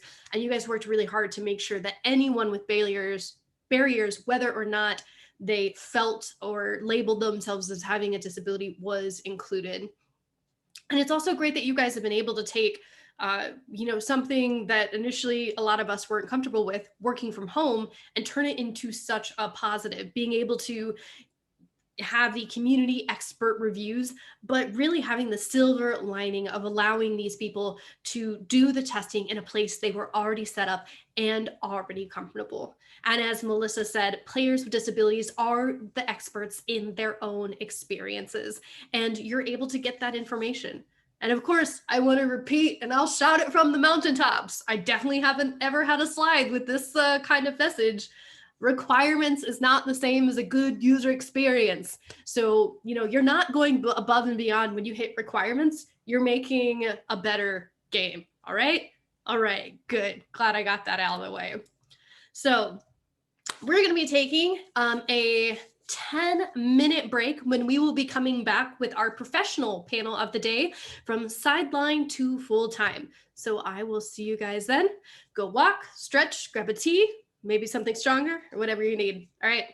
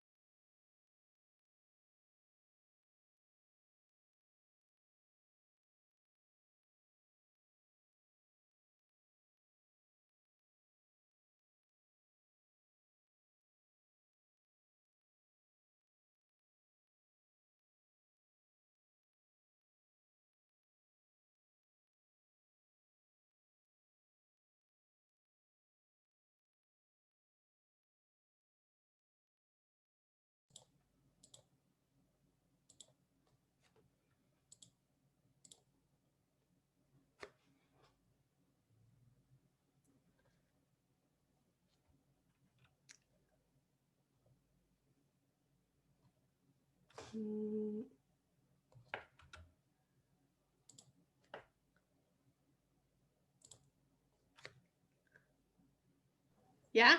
Tara, Jenny's having a problem. She got bumped out of the Zoom link, and so she's trying to get in. But she's going to work on that, and I can start.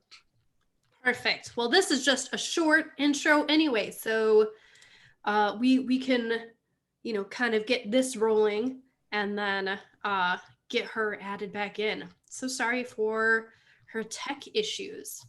So we're going into our last talk before we break for lunch today. I see hashtag free Jenny in the chat. Oh, that's pretty great. Okay. So I'm very excited for this next talk because I think that a lot of us are going to relate to the content coming from these next panelists. Basically, it's about going from having accessibility be your side hustle to your full-time job. So this talk is from sideline to full-time.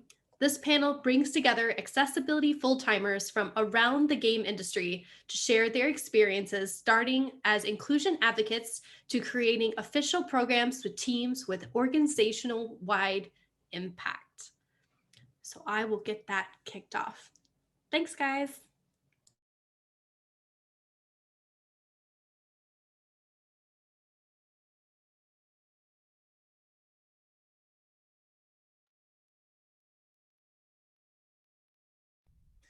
Hi, everybody. I'm Brandon Zahan, and I want to welcome you to our panel today, Accessibility from Sideline to Full-Time.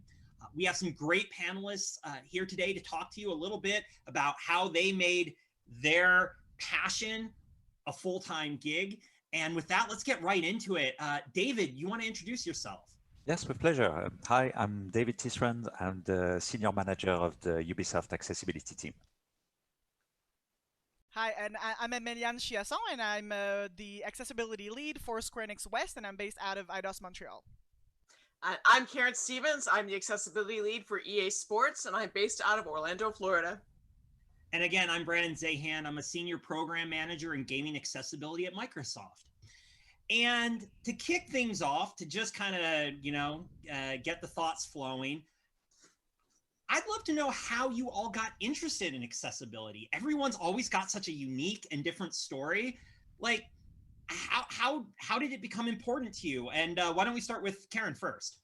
Well, I'm deaf, so I'm using the captions to follow along on this. And accessibility has always been really, really important to me. I've been involved in it previous to EA. I was involved in it at Microsoft. I was the tech lead for all the games that came with Windows, and those games are accessible too. So it's just been, I've always been a passion of mine. Awesome. Emiliane.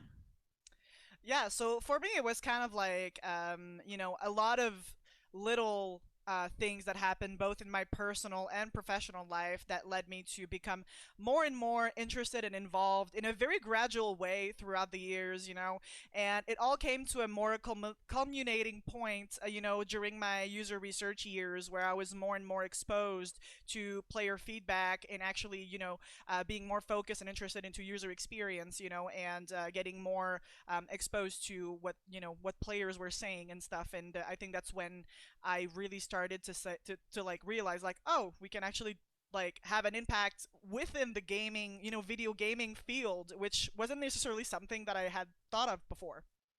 Nice. And David? For me, the very first time I professionally thought about game accessibility was when I was working at PlayStation, and it was something like 10 or 12 years ago when Ian Hamilton approached me and talked to me about game accessibility and asked me, how we could improve the accessibility of our games at the time. Unfortunately, at that time, I wasn't in a position to make it happen for multiple reasons, but it sticks with me really. And Ian and I kept in touch over the years until he finally got what he wanted, right? He transformed a user researcher into an accessibility champion. That's fantastic. And shout out to Ian Hamilton for he's had his fingers somehow in every way, shape, or form into everyone's journey. Somehow it seems everyone always brings him up at some point. Yeah, for me, I wish it was something as noble. I was just looking for an easy humanities credit in college, and someone said, "Oh, sign language, that's a simple, easy class, no problem." And it wasn't.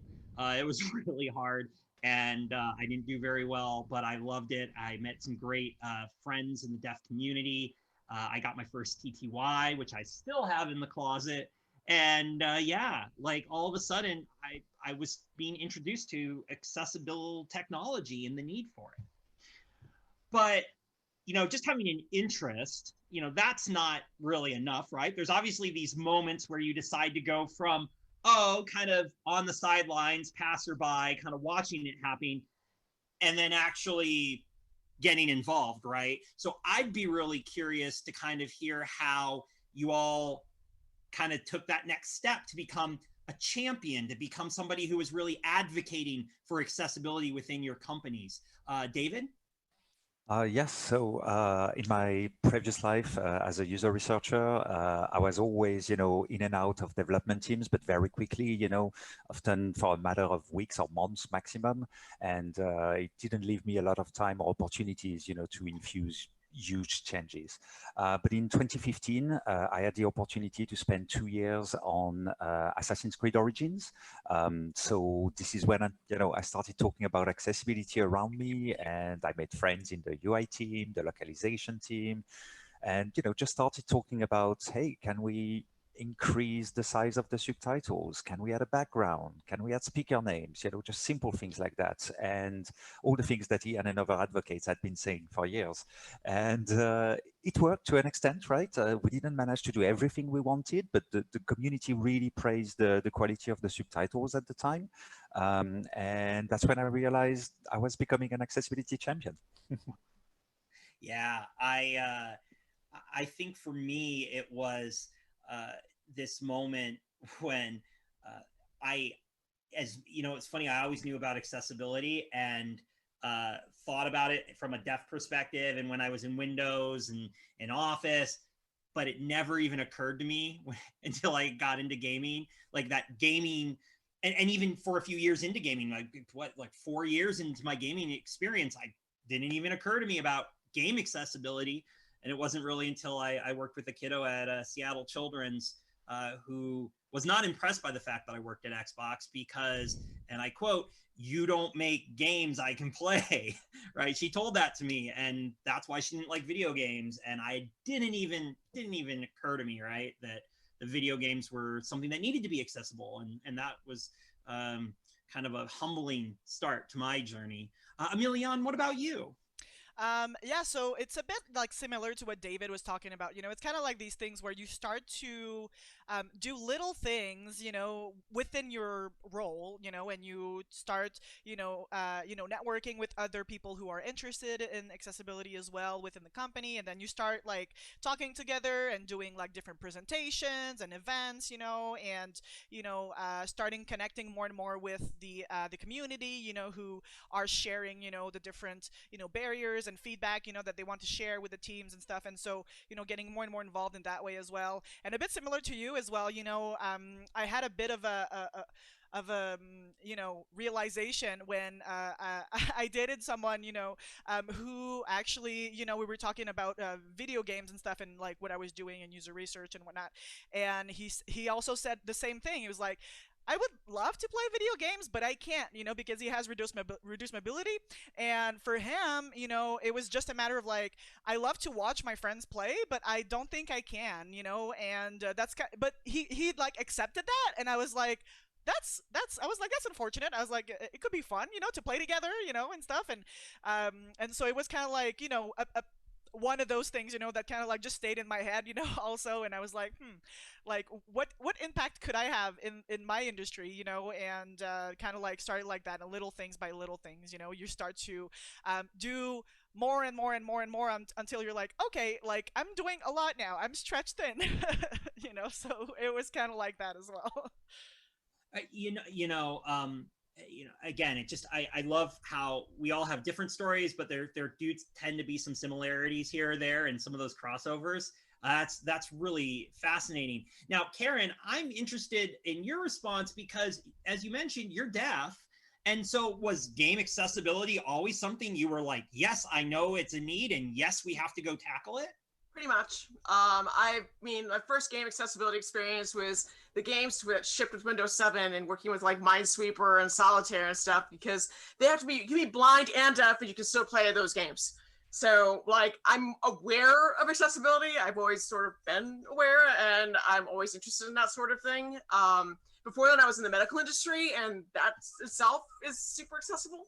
So I've always been interested in that. For me, with my current role though, I was a rendering developer and manager. I'm sorry, my brain is not quite working at this point. I'm Madden, and there was a game jam in 2014, and I got this idea from a friend who I had a conversation with, and he's really into NFL and Raiders, and I'm like, "Are you looking forward to the next version of Madden?" And he's like, "I can't play it," and I'm like, "I'm sorry, why can't you play it?" Well, he has a vision and he couldn't see the pass icons or a lot of things on the screen, especially since the industry moved to 1080p. He couldn't see much of anything after that switch. So I'm like, well, I can't promise anything, but in terms of fixing it, but I will promise that if I ever have an opportunity to bring it up and push it, I definitely will. And in 2014, there was a game jam, and I won first place for Madden accessibility features, in which I pitched things like enlarge, brightness, contrast, colorblind support, stuff like that. And since it won first place, I was allowed to implement it. And since I was a developer, I actually implemented the whole thing myself, which definitely made it sure it got in the game. And in the way you wanted to, right? It was like, it's amazing how fast it is when you are the product owner, the designer, the developer, and everything all in one person. The meetings are super fast. Hi all, we're pausing for just a second. Our captioner seems to be having issues and we don't want anyone to miss on this content. So hold on while we sort this. Thank you. I will also rewind slightly so that anyone who needed the captions will get that content.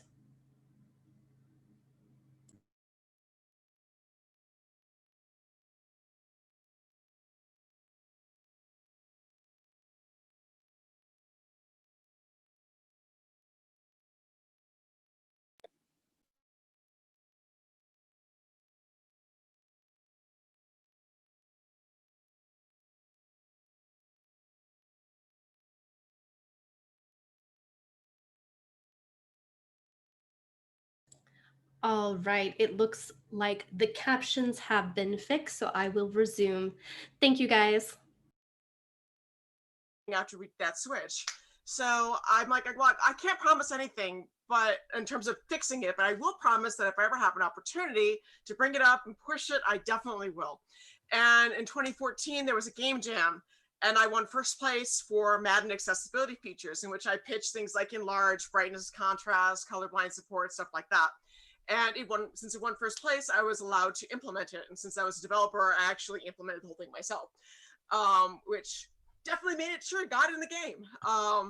And in the way you wanted to, right? It was like, it's amazing how fast it is when you are the product owner, the designer, the developer, and everything all in one person. The meetings are super fast. Anyway, so we got that in, and then I went to the gameplay, the person who ran the gameplay team, and asked, so how do you usually get feedback? And he's like, we use a Twitter account. Oh, okay, so I should make a Twitter account. That's where EA Accessible came from. And I asked, so I did that so I could get feedback specifically on the feature set for Madden. And then people asked, can I send you other stuff too? Sure, why not? Send me anything you have on any game. I'll take the feedback. And then that's what started me out on creating a network of people and stuff to get information as to how our games need to improve. And also, as people ask me questions about, okay, you gave me this information, what should I do with it? I made another internal website for how to fix things. So, and that's how it started. Wow. Well, why don't we then just keep going? So you had all this great momentum and things were going great, but you were still an advocate, right? It wasn't your full-time gig. What was the breaking point? What was the thing that kind of flipped the switch and made that happen? So management allowed me to spend some of my time working on games outside of Madden, in terms of getting accessibility sorted out. And they let that trickle over time to sort of seeing where it would sorry, my camera's doing interesting things, to see where it would naturally go. And so eventually accessibility, by my last version of Madden I was doing more accessibility than Madden. I was barely doing any Madden, and they allowed me to do that. And then afterwards, they're like, we have got a whole bunch of certification requirements coming up for communication and things. Why don't you make this your full-time job? So that was sort of, I didn't have to do a pitch. They actually more like pitched it to me. Granted, I was already moving it in that direction, and I had ongoing things with management. And it was sports that funded it, which is why I'm the sports accessibility lead. And so I lead all the sports teams through requirements and everything all the way through. And most of my advancements you'll never know about, because the things that we changed before they were ever made to make it as smooth as possible. And that's actually good. That's the way it should be. Fancy features are good too, but just making sure everything's inherently as accessible as possible is also super important. Yeah, accessibility folks tend to be unsung heroes, right? If we do our jobs right, the thing should just work. There should be no issues. It's when there's issues that's when we usually hear about it. But David, I'm curious about you. Did your company just say, "Hey, David, you want to be an accessibility, a program manager or a producer or a lead"? How did that happen?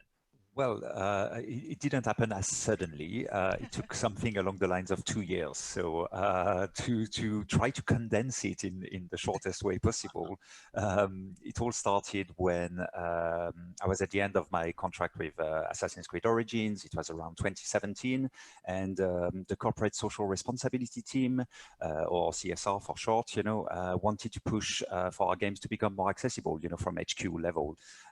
Some of you may even remember a survey that they sent out on social media asking for features players wanted the most.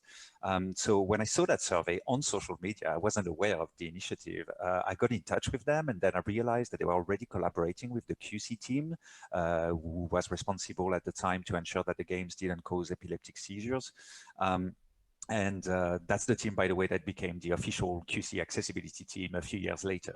So the idea was, for HQ to give overall goals for accessibility and for QC to evaluate it at the end, right?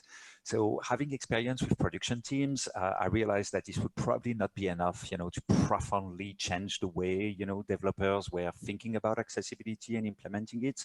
So as soon as I was done with Origins, I asked my boss to give me a white card, basically, for a year, to let me try something. And due to my seniority in user research, I had done like 10, 15 years of user research before, he trusted me, and he let me focus on accessibility for a year. That was the deal.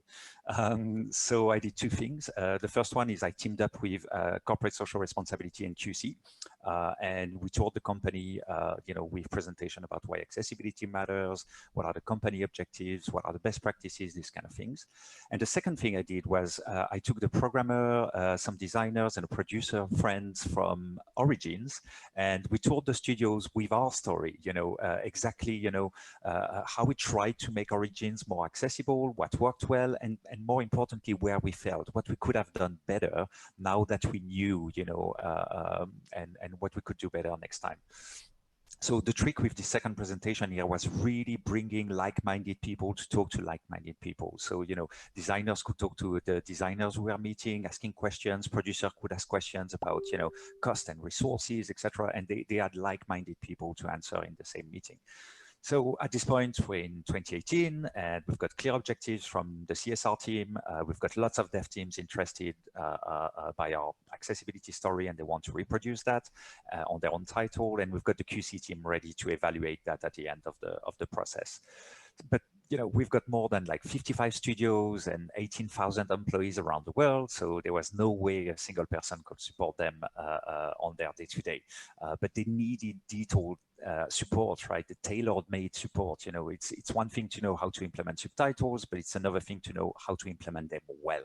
So I took this project to the next level. I started contacting all the support teams, engine, middleware, editorial, user research labs, customer support, basically all the services teams that support the dev teams. And the aim was to try to make it easier for dev teams to implement accessibility, trying to find effective ways to support them from everywhere in the company. So, for example, the middleware team, started creating APIs, for things like text-to-speech and speech-to-text, which benefited a lot of other titles. But that's only game, right? And coming from user research, I had more ambitious goals for the full end-to-end user experience, from the first time players start hearing about our games up to the last time, they get in touch with us. So I wanted like everything to be accessible. So I started collaborating with other teams like the event team. I went to E3, looked at the accessibility of our booth, provided feedback, collaborated with the PR and marketing team as well, in order to, publicize what we are doing, make sure players were aware of our efforts and what was in our games, etc., etc.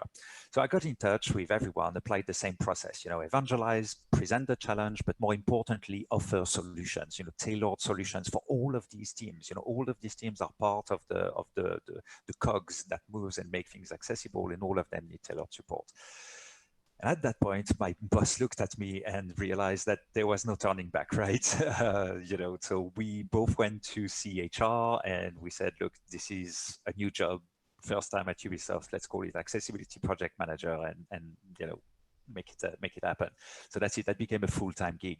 Now, in order to create the team, it took a little bit longer because obviously, having one person to change the DNA of a whole company, right, was way too much work. So, our team was great. Everyone was supportive, but, I definitely needed help. And also I needed to not be only at the user research lab of Montreal, which is dedicated to testing Montreal games, but I needed a transversal team, across the company to make sure that I had the reach we needed for the accessibility team.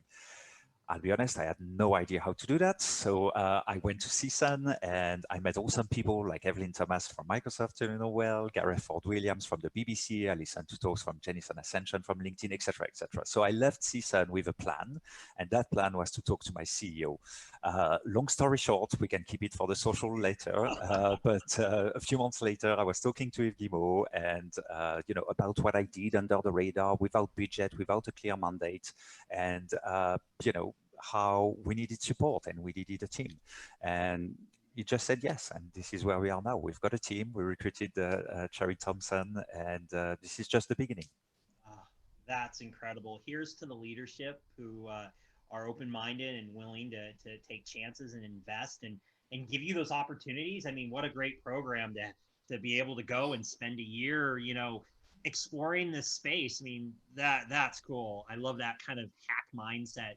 Not just when it comes to projects, but to careers and jobs. I mean, that's awesome. Emilian, was your experience similar? Did you have to go pitch to any executives? Yeah, so it wasn't a similar manner, I would say, but I would say that the biggest thing for me that I need to mention is that because of the very hard work that people before me did, within their own companies and their own, studios and communities and stuff, my journey to actually pitching the idea for a full-time role and department and to actually, have an impactful, conversation about accessibility is because there was a lot of people before me who, did these things within their own, organization. So I was able to actually, have, examples, and not just start from like, hey, like this is important, and then not really having a lot of, to back up, my arguments, let's say, but also, starting to be more and more involved, with the community online, gathering feedback, and ensuring that like we were showing our teams the impact that accessibility or lack thereof can do to the player experience. And so for me, it was kind of like this gradual thing where I started to, like I was saying earlier, have more and more, responsibilities that were accessibility related. And eventually what they did is that, they hired someone on the user research team as I was getting more and more, responsibilities that was accessibility related. And slowly but surely, basically, as that person was getting, trained to do the user research team and stuff, and, they started to gain more and more responsibilities to eventually replace me in my role and me being able to jump into the full-time role of accessibility. But we did have to work, with people in the leadership teams, to kind of like help me, build a bit of a pitch, to talk about, this initiative and talk about it at a high level too, because it's not just about the games like, David was talking about, but it's also about the actual company mindset and the DNA, of the company to, like, we can't just, go at it like as these like individual game related things. We also need to think about it in a wider sense, for the whole, company. Like, how do we think accessibility, through the culture, of the company, because that's how we'll have the most impact, and that's how we're going to normalize it,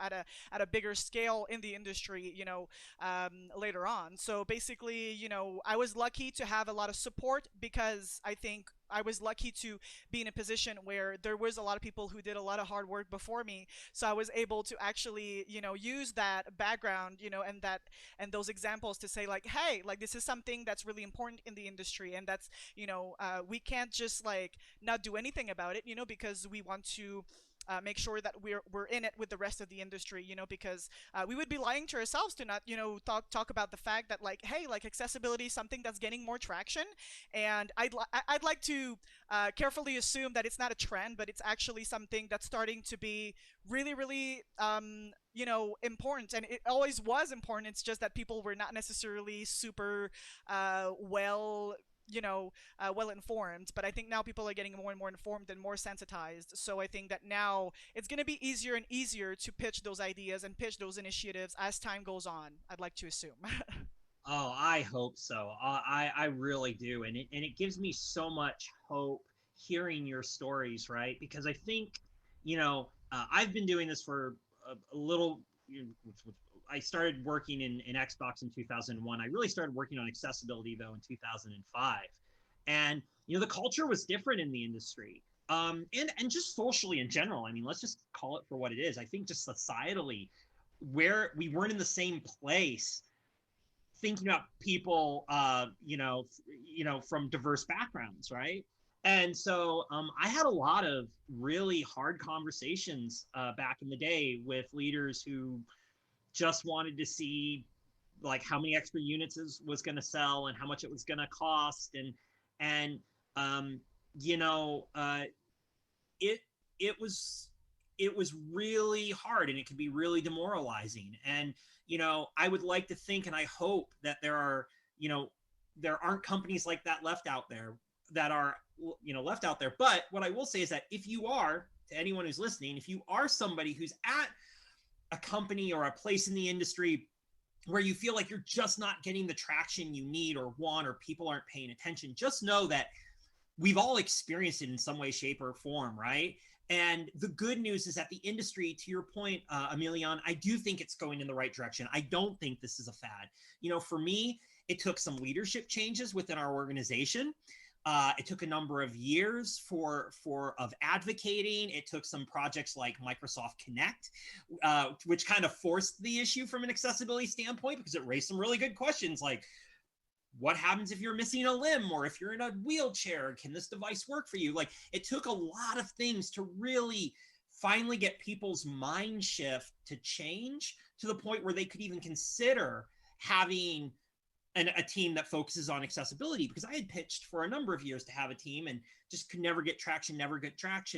An interesting story, when they did create a team, I wasn't on it. And it was this really bittersweet moment for me, because on one hand, I was super excited that, hey, we now have a gaming accessibility person. It was a team of one back in the day. But the fact that I wasn't that person, it really gutted me, because I'd been working so long and so hard. But over time, I started to realize why that person was chose, the skill sets they were looking for. And at that time, they were really looking for people with platform experience, shipping platform. It wasn't an area I had done a lot with. So I kind of started looking at those areas that seemed like they were most interested in terms of those skill sets.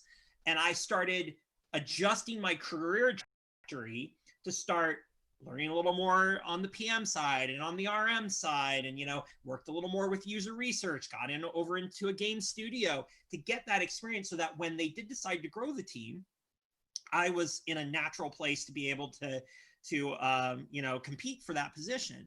And now, you know, we're a team of 4 people. So, I mean, just to say that, you know, it can take a long time, right? It took me 12 years. So don't be discouraged if you're struggling or if your leadership isn't quite bought off. Use the resources, because everyone's kind of alluded to the fact that we use the resources that each other has created. We use each other as sounding boards. This community is unlike any other. Use the resources. You know, that's one thing I could say to you. Talk to people, share ideas, get support from others. Now, speaking of support, it can be really hard, I think. We've all been there where you're the one-person show trying to support accessibility across a studio or across a platform or across a service. How did you, kind of get more folks to kind of join your team, whether it was virtually or otherwise? And how did you basically rise to the challenge of providing all of that support, answering all those questions that were coming in? Why don't we start with David? Yes, so I like to use the fisherman analogy. You know, when you go on the beach and you see those fishermen with like 10, 20 rods, you know, and they're trying to wait for the fish that catches it, right? So that's roughly what I did, right? I really went to talk to everyone. You know, I used my best convincing voice to try to convince people to work with me, and put a lot of energy on that. But I was just waiting after that to see where it sticked, which one would come first, and trying to support those. And when things were going because very quickly it became way too much, because lots of people were coming back and wanted support, then it was really a question of prioritizing on what I would call like high value investments, right? So, or for the company or for users, right? One or the other. So for users, for example, we prioritize very quickly the frequently asked questions, accessibility pages on the customer support, so we could inform players, a bit like following what Karen was doing at the time. Thank you for the tip. We also created customer support tickets, dedicated to accessibility. And for the teams, I think one of the biggest one was all the engine and middleware gain that we could put in order to support the dev teams efficiently, and making sure that my time was benefiting everyone in this process, So that's one thing.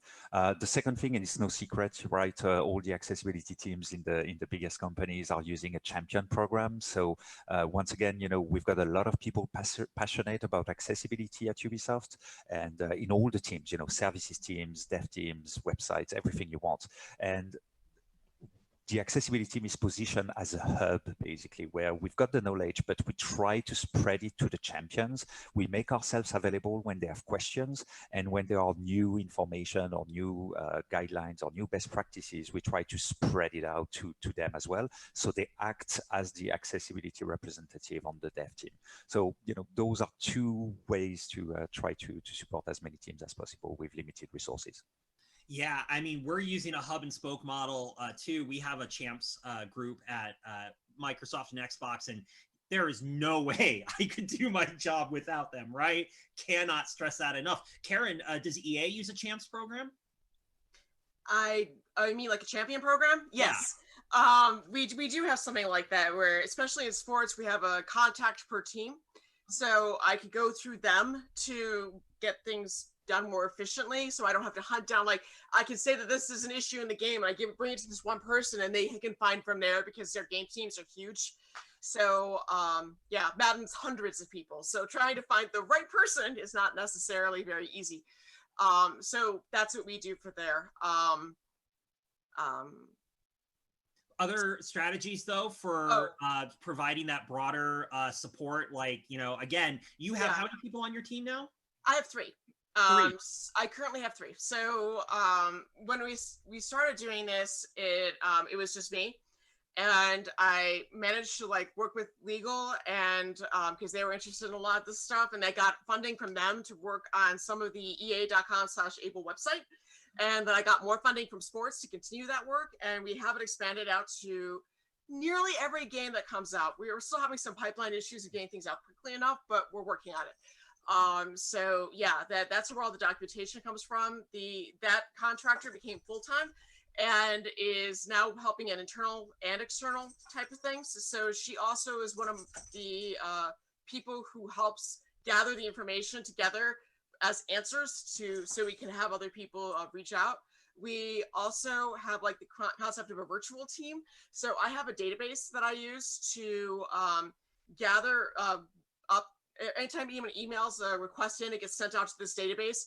And so anybody can access this. We have some virtual team members that are technically in UXR or other teams, and they can pull things out of the database. They can also put things in the database. So we all just sort of share this one accessibility repository. And so our team then acts as if it's larger than it appears, just thanks to that, which really, really helps. So yeah, it's a bunch of strategies. It's a matter of prioritizing. There's no way to get to everything. And we work with other teams to try to educate them to help. So like certification, if they're having problems, we might help certification, understand how to support the other teams better and things like that. Just any little bit helps. That's fantastic. And yeah, I mean, seriously, again, relying on others and other teams that have expertise, fantastic. We've got a real tight relationship with our certification team. It also helps that I used to work over there back in the day. So I love to work with that team. They've been helping us a lot with different testing strategies. They're helping us with some of our web testing right now. So love using those existing resources. Emilian, are there other resources that you heavily rely on? Because you are a team of one, right? Yeah, I am one of those people who's a team of one currently. That being said, even though I'm the only one that's full-time on the mandate of accessibility, we do also have, like David and Karen and yourself has mentioned, we do have a network of accessibility, allies and champions, throughout the studios. I do want to give a quick shout out to the accessibility working group at Crystal Dynamics, and give a quick shout out to Maria Robinson, who's been working really hard at that mandate on her team as well. And there's a lot of people like that throughout the studios who are super passionate about this in all their respective roles. So we have a lot of different types of skill sets and different type of backgrounds who are bringing a lot to the table. So it would be a total lie to say that like I'm this like lone soldier in the company working on this, because we truly are a lot of people on this. It's just that I'm the only one doing it like full-time currently.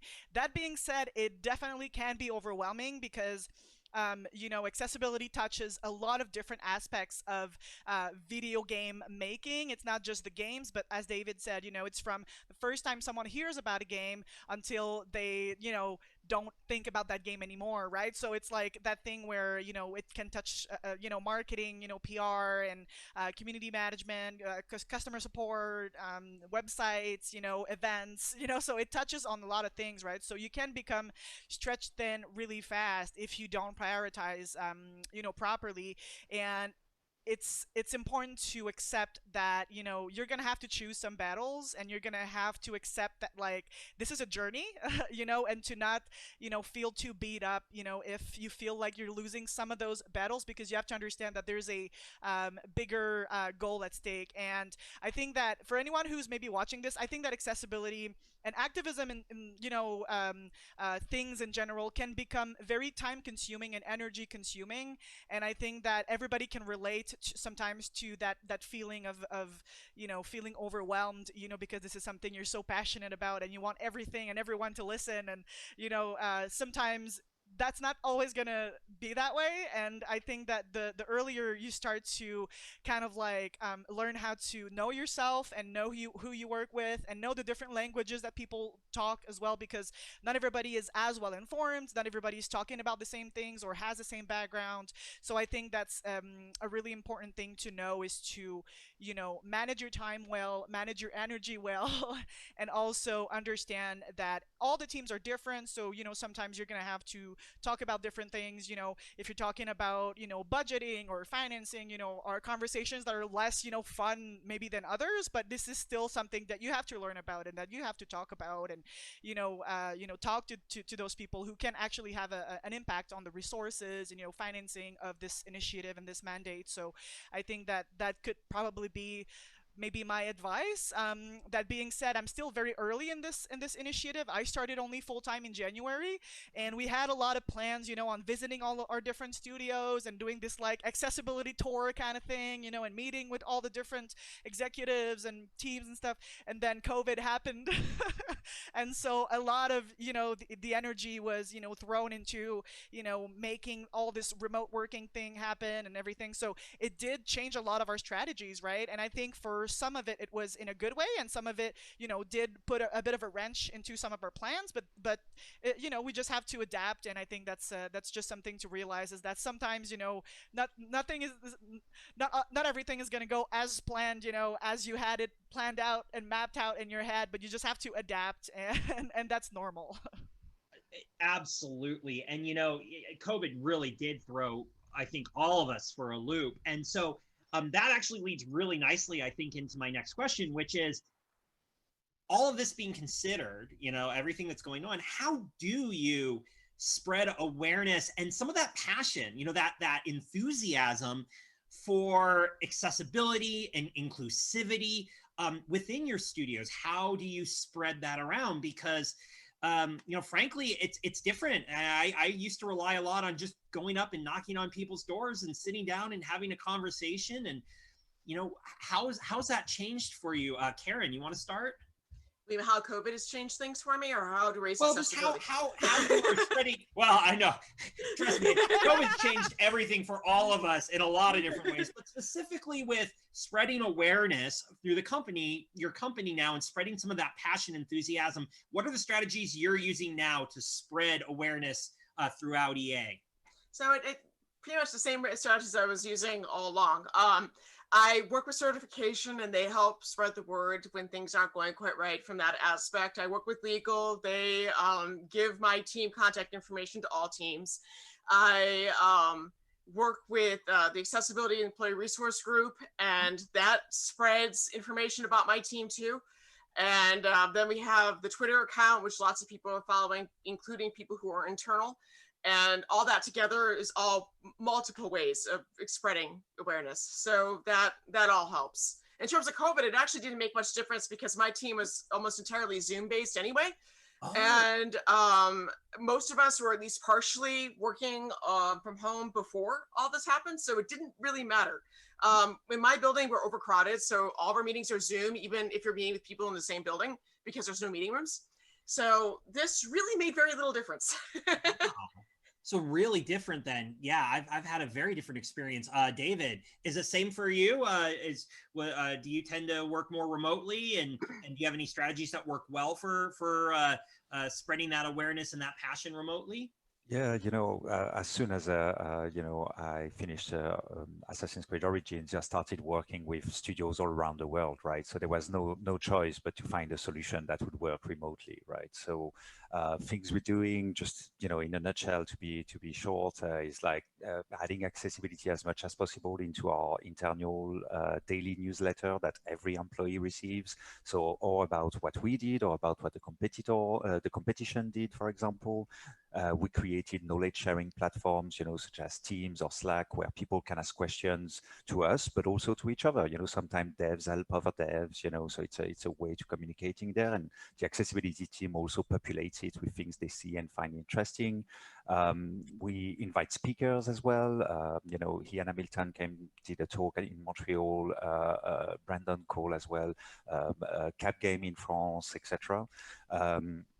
recently, we started creating e-learning capsules as well, which are very important for freeing some time from the accessibility team to talk about the basics, right? What is accessibility? How do you develop good quality subtitles? These kind of things that just become just, you know, on the shelf kind of a solution that people can go and take without needing our time.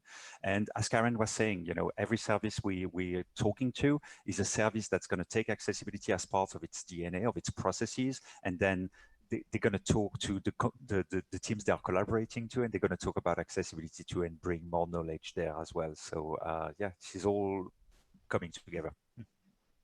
Yeah, it's kind of the same for us, you know, like, you know, where a lot has been mentioned already, but you know, for us, I think it's kind of like that same thing where, you know, you want to have accessibility that's in the spotlight sometimes as like a focused thing. Like, for example, for us, we had this spring, we had the accessibility themed week. So, you know, we had a full week that was dedicated to the, you know, spreading of the awareness of accessibility, you know, within the company. So we had multiple speakers and we had a few workshops and stuff like that. And then we also, you know, have the, in parallel, you know, the efforts to try and get accessibility, as the expression would say, baked in and not caked on, you know. So there's the normalizing of accessibility within the processes. And then there's also spreading the awareness in a more like flashy way as well, you know, to kind of like get people to get their attention, you know, as well.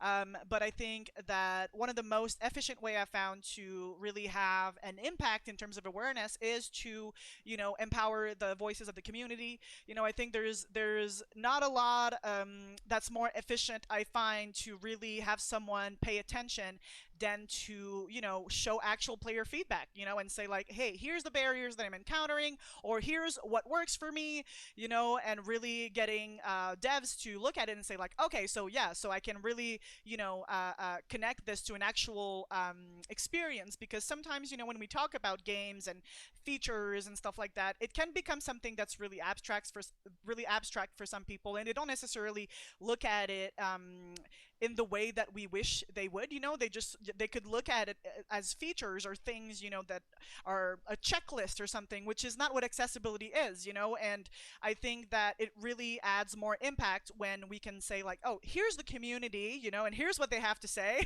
And so, you know, we'll invite speakers, you know, and involve players also in play tests and user tests and stuff like that, different studies.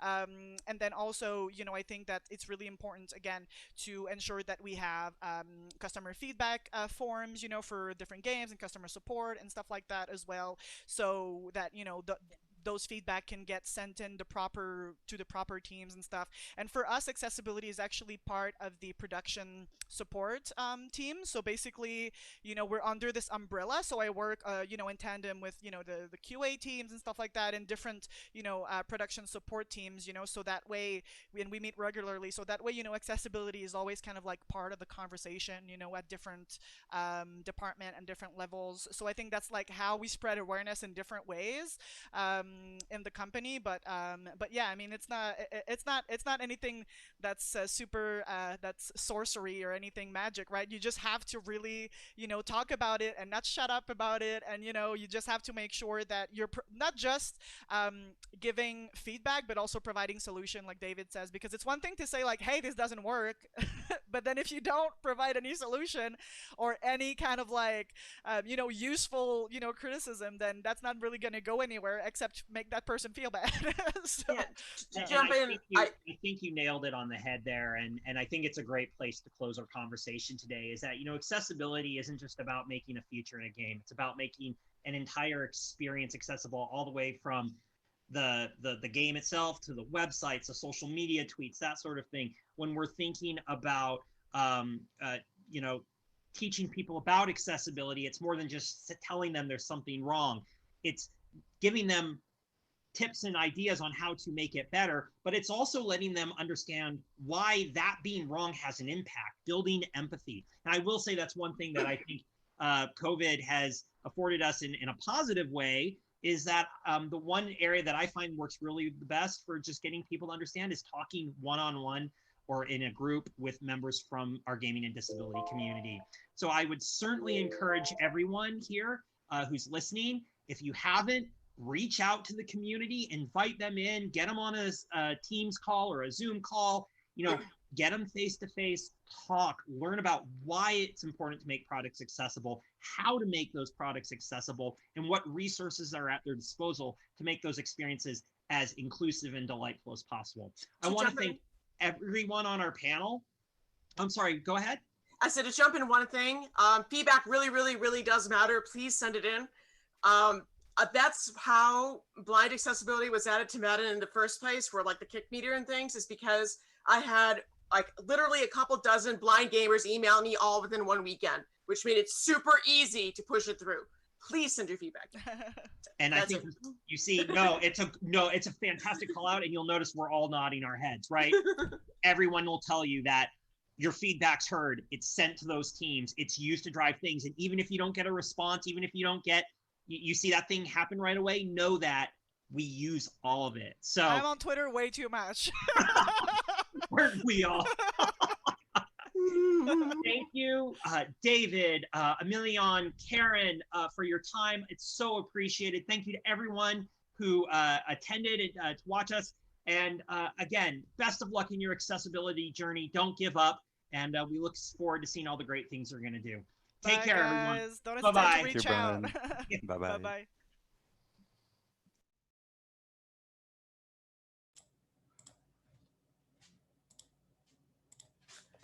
All right.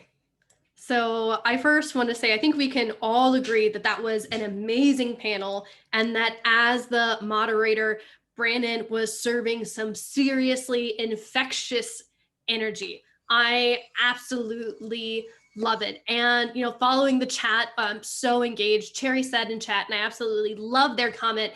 I love how much this panel is showing this actually takes a lot of hard groundwork and a lot of very skilled navigation of processes and companies. That's totally true. As you know, there's so much work you have to do to show the value and make it happen. And all of these guys did. And I think the other important thing here is they called out using support from other companies by saying, I've seen this other company do this, and this is why it's a competitive disadvantage that we don't have it. So if you are a person who is working in accessibility, be sure to be publicly sharing your story so that someone else can point to you in the future and be like, hey, but look at this person. We could be having that same experience here. And again, talking about how none of these guys would have been able to do it alone, that they were using the support of staff who wasn't full-time on accessibility to meet their goals, and really making sure they prioritized what was most important to get overloaded. And of course, those 9 new favorite quote, baked in, not caked on, which really spawned a lunchtime appropriate chat involving cakes and blueberry muffins. And so I think that's actually the perfect time to switch us over to our lunch break or dinner break, depending on where you are in your time zone. So we're going to be having an hour break.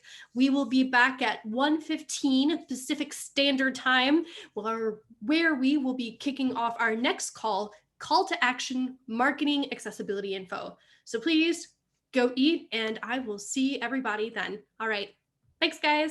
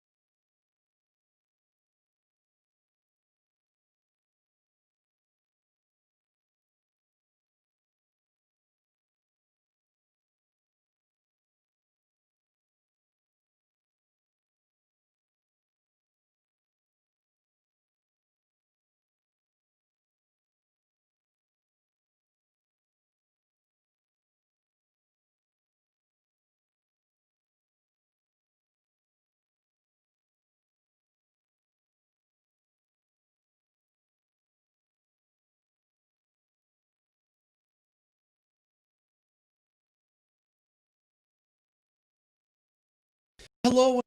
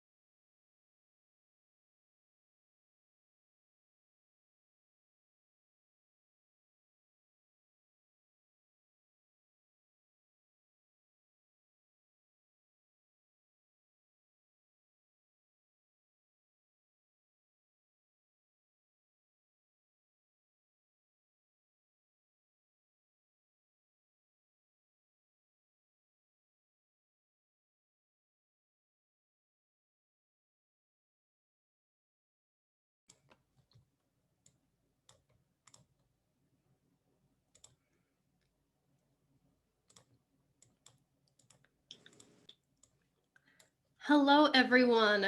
Welcome back. I hope you had a great lunch, dinner, whatever you were doing during the break. Now, if you missed it, we did have some amazing updates to the emotes in the Discord during lunch, including an Ian sweatshirt, a sparkly version of Ian's sweatshirt, and a rainbow cake. So please go use those as soon as possible. And thank you to Morgan and Steve, who quickly whipped both of those up so that we would be able to use those. I am incredibly excited. I see it right now in chat, and it's making me so happy. Oh, I do see a question. What is with the sweatshirt? So Ian literally wears the same sweatshirt every conference he goes to, like as long as it's not lost. And I want to be clear, this is actually the second version of that sweatshirt because he did misplace one. So again, it's a huge part of GaConf history, this sweatshirt. And this is how, if you ever see Ian in person, you will be able to identify him because he will literally be wearing that sweatshirt. It's actually, it makes it kind of convenient to locate him because he will always be wearing the same thing. So we are coming into our first micro talk of the afternoon, and I'm very excited about this one. I think as we've been working in game accessibility, we've been great about getting things injected into our development cycle, but we all know games don't stop there, which brings us to this talk, Call to Action, Marketing Accessibility Info. Excitement for a game starts to build for months, often years, before that game is released. We see teasers, trailers, gameplay, previews, demos, dev interviews, reviews, and so much more. All to help market the game so as many people as possible will want to buy it. Unfortunately, there is almost no info about accessibility being published. This needs to change.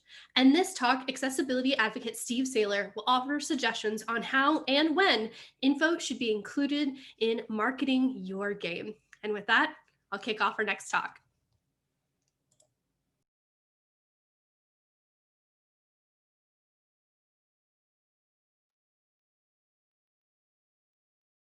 Hello and welcome to another session for Game Accessibility Conference. I hope you're enjoying all the sessions so far. I'm certain they're great. I'm recording this beforehand, but I know that they're great. This is a great conference and I hope you are enjoying it. I'm going to be talking to you for about 15 minutes about something that is very near and dear to my heart. And that's a call to action to talk about accessibility in marketing. You may be wondering kind of who I am. I'm Steve Saylor. I'm blind and I play video games. I start that pretty much every single video I do because I have a YouTube channel called Blind Gamer. You can find that at youtube.com/snowball. I'm a disabled content creator. I am an accessibility advocate and consultant. I've consulted with studios such as Ubisoft, EA, and most recently Naughty Dog for The Last of Us Part 2. Don't mind Leonardo in the corner back here. He's just always going to be there, but he likes accessibility too, so you should as well. So what am I going to be talking about today? Well, there is a problem in the video games media, or at least in the video game industry, and that is accessibility related. And it's something that we're not really talking about. And that's in regards to accessibility in marketing your games. To kind of give it a little bit of context. So we know a lot about games before they come out, sometimes even years, sometimes even months beforehand.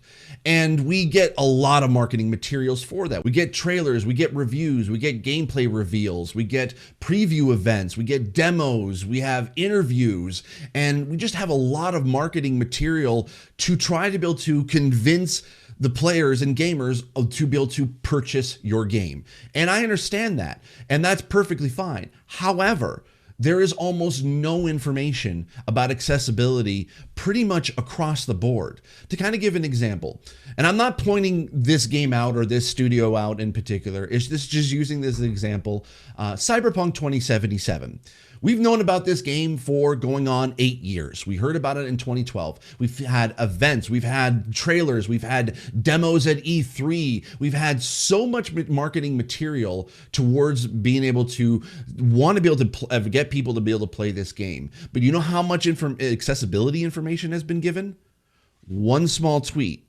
It was a reply to a question about whether or not you can customize subtitles. And all they said was that there is going to be the ability to be able to change the font size and the color. That's it. That's all we know. And unfortunately, this is kind of across the board. Even to say even the best examples of accessibility, I'm going to call it The Last of Us Part 2. I know I worked on it, but The Last of Us Part 2 didn't release accessibility info until 2 weeks before the game came out. And they had been working on this for years. Now, I understand the secrecy and the not wanting this stuff to be leaked and the fear that that can be able to give if you talk about accessibility early, that it may get people mad if you don't deliver on those accessibility options before the game. But I'm telling you right now that that is something that we desperately need, and we need it to be able to make our purchasing decisions. We want to be, as disabled players, we want to be included in the hype for all your games. We want to be part of the conversation. But if you're trying to be able to convince us to be able to purchase your game, if we have no idea if we can be able to even play it, that's a huge problem. And that's something that I'm hoping that PR teams, marketers, and studios and developers will be able to fix and be able to add in that info moving forward. And there's several ways to be able to go about that. I do have a few ideas and a few solutions that you can be able to try. And these are going to be kind of a bit broad, but if you want more specifics, I'll have information about how to be able to contact me at the end of this session. The two things to keep in mind when wanting to be able to talk about accessibility publicly can be split into two categories: informational and inclusion. Let's talk about informational first. We want the info beforehand. We want it to be included in the marketing of your game, as I mentioned before. So having that info can be released in several different ways. First off, you don't want to be able to use accessibility to mean approachability. We get it. We're probably creating a game that you want to be able to have available to play across all ages, across all different sort of types of players, from casual to hardcore, if you want to be able to use the sort of outdated terms. And you may want to be able to say that that game is accessible to those players. But in the video game space, accessibility does not mean approachability. So we ask that you be able to use the term approachability if you want to be able to have a game that is approachable to a lot of players, and use accessibility to mean when you're talking about settings and features for disabled players. Now, as far as when to be able to release this information, in that timeline, there's a lot of variables to consider.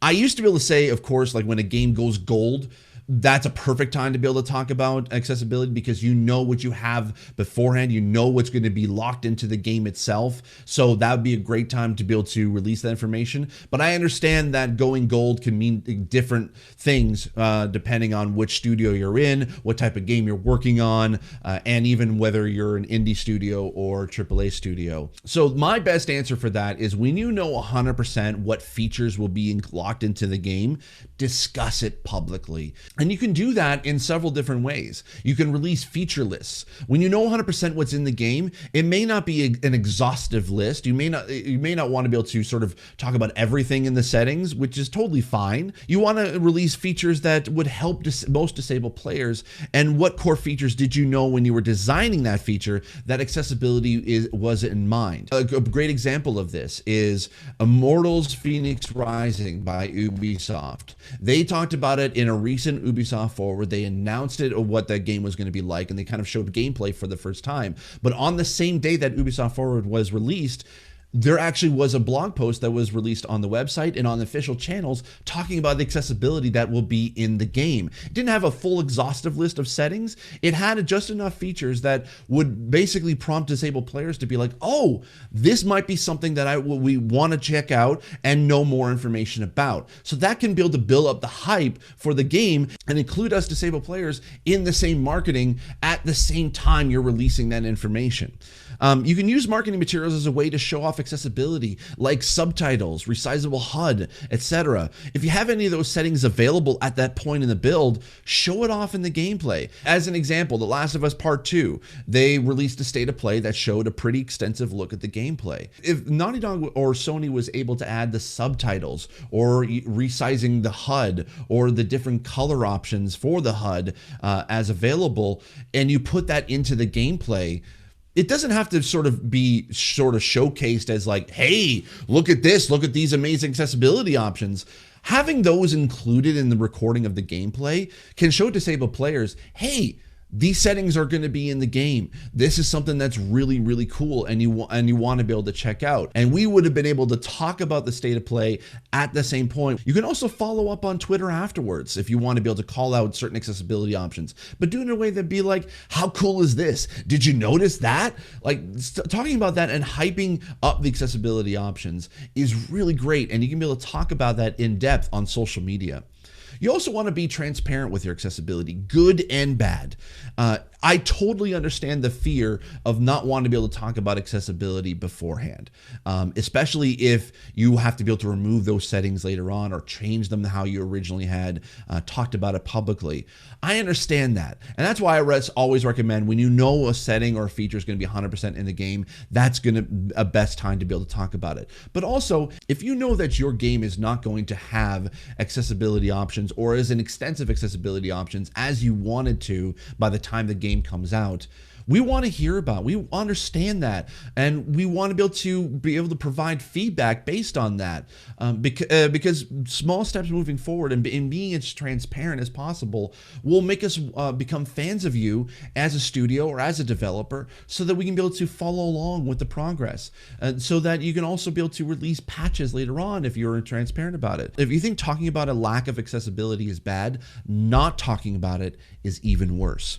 I know there's going to be a few developers that are going to be watching this. You can approach PR and marketing in that you want to talk about features or accessibility on what you're working on. You're the best person to talk about it. You want to drive that. You want to lead that conversation. You know what you've done and you're passionate about it. You don't want a marketer basically filtering down that info through several people and basically kind of have like almost like a broken telephone type situation. So talk to your marketers, talk to your PR people and communications, and see if there's a way that you can be able to promote that information, whether on social media or in videos or on your own personal Twitter accounts or own social media. That's totally fine as well. Obviously, gaining permission about it is key, so keep that in mind. Now, that's to be able to lead up to launching of the game. If you're not able to include a lot of accessibility information in the marketing of your game, you can be able to do that post-launch. You can talk about it on Twitter. You can talk about it on social media. Do a deep dive in how you made that feature. Of course, not everyone is allowed to, totally understand. So like I said, gaining permission would be best. Official Twitter accounts and can retweet what you're mentioning. You have to recognize that when this happens, it could open you up to possible toxicity and harassment. So do it within your own safety and comfort. So that's the information side of the conversation. Let's talk about inclusion. You don't want to segregate disabled players from an average player. How can you be able to do that and include disabled players in that conversation? You can bring in disabled players or content creators for your previews and / events. Kind of bringing up the example of Ubisoft with Immortals Fenyx Rising. They brought disabled creators in to try out the demo and take a look at the demo before the Ubisoft Forward announcement of the game and showing the gameplay, so it can allow us to be able to talk to our communities and show what accessibility options will be available in the game. Now, granted, in the demo itself that we played, it did not have any accessibility options, but what was great was that we did receive a list and features of what accessibility options will be included in the game, and that was also included in that blog post. So it kind of did two things. It was informational and inclusion.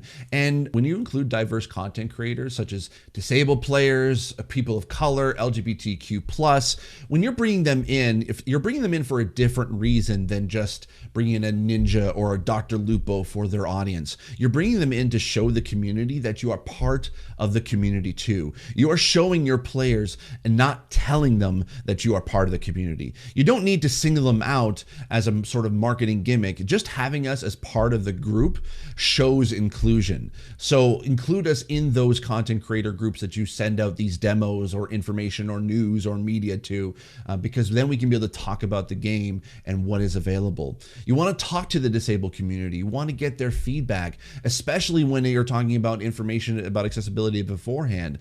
The greatest feedback that developers can receive is from players that are going to be playing your game that you may not have even thought about. So you want to get that feedback, and sometimes that feedback can help even when you're in the development process. So you want to be able to be a part of and talking to those disabled players. Bring in disabled content creators when you want, so that they can be able to talk to developers and have a conversation about what's available. You can release that as a video or as a podcast or just within social media, because disabled players and even disabled content creators, we know what questions to ask. We're not doing this as sort of like as a gotcha moment. When you know what's going to be in there, have us talk to the developers, because we're the best people to talk to.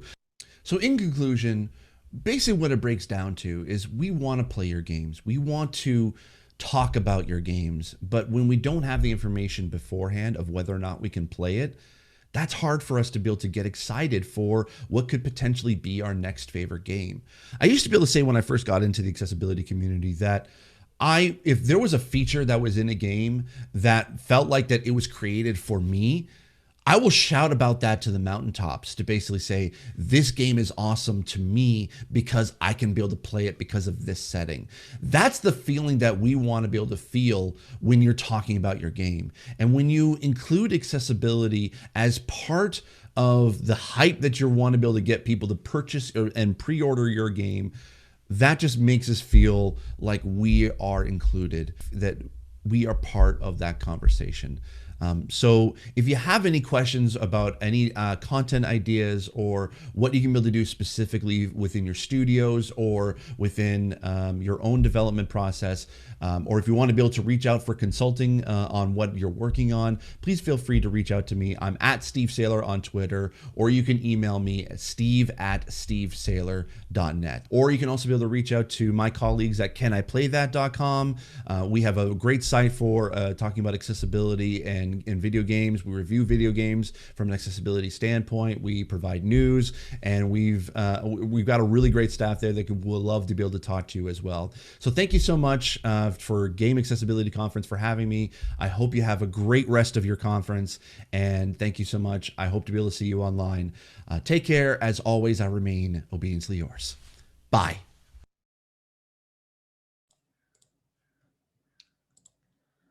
Well, I think it's really unfair that Steve had such video editing skills, because now I have to go after that, and mine's not that good. So way to ruin it for the rest of us, Steve. No, just kidding though. That was an amazing talk that I don't even know how you managed to get so much info into 15 minutes. I think that was truly the most impressive part, other than your slick video editing skills. Things that I specifically loved, and I think this was, for me, the quote from the talk: if you think talking about lack of accessibility is bad, not talking about it is worse. I think that that's something that we all need to really take to heart. And look, I'm not attacking Steve. I'm telling Steve that he set the bar too high for the rest of us because he was doing too good. That's like a weird backhanded compliment. That's not attacking. Let's get this right. But really, he talks so much about the work that you're doing in marketing and everything is really showing disabled players that they are part of the community. And that is so incredibly important.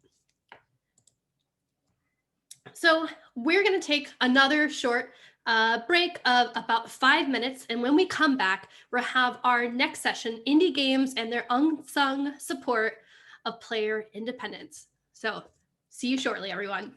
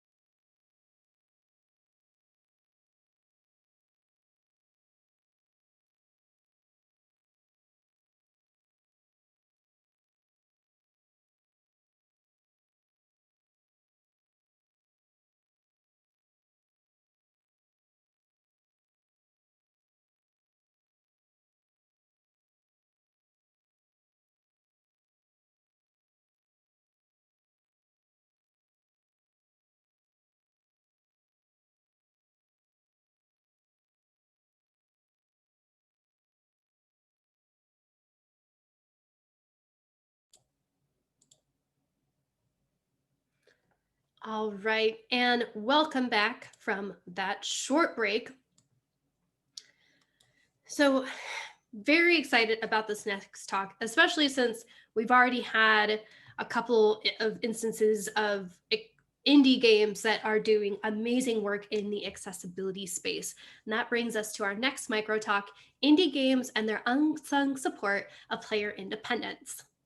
So this talk is a look at a few games made by independent developers and their accessibility efforts that often go unnoticed or are underrepresented. These games prove that including accessible design is often more of a case of knowledge, creativity, and care rather than budget and efforts that deserve recognition and understanding on how to bring access to a wide variety of experiences. So I'm going to kick off our next talk, and I hope everyone enjoys.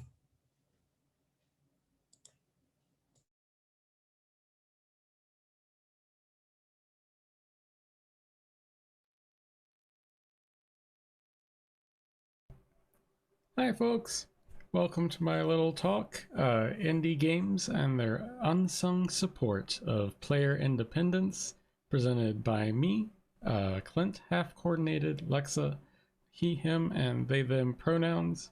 I am recording this before actually announcing me using they, them pronouns to the public, so good luck future me in the past on that. Diving right into it, indie development creates unique opportunities in accessible design. It also creates unique challenges. But with the opportunities, we do have greater creative control, so more choice on what decisions to tackle with accessibility. Often more focused experiences with less rules to consider and barriers to surmount with your various settings. And this also leads to a wide variety of solutions that get overlooked just due to the reality of indie games getting less publicity, or the indie games themselves not publicizing these various accessibility features that they have, and just that not being seen. I can't cover all the solutions in each game I'm going to be talking about today. There's just not enough time. But I am focusing on lessons you can hopefully apply to your own work. And first, I'm going to be looking at difficulty with Way of the Passive Fist. It is a beat 'em up, and but instead of traditional just punching and kicking, it focuses on parrying and dodging opponents to sort of tire them out or charge up a meter that you have. I helped on this game. I was the accessibility consultant. And with general accessibility suggestions, multiple difficulties is a common point, but how far can we really go with that? And how far we went with that at Household Games was we gave fine control over many aspects of difficulty that could be modified at any time. So enemy strength, changing that, changes how hard the enemies actually hit. Encounters, changes how many enemies you face in each encounter. Combo mastery, changes how precise your timing with the parries has to be.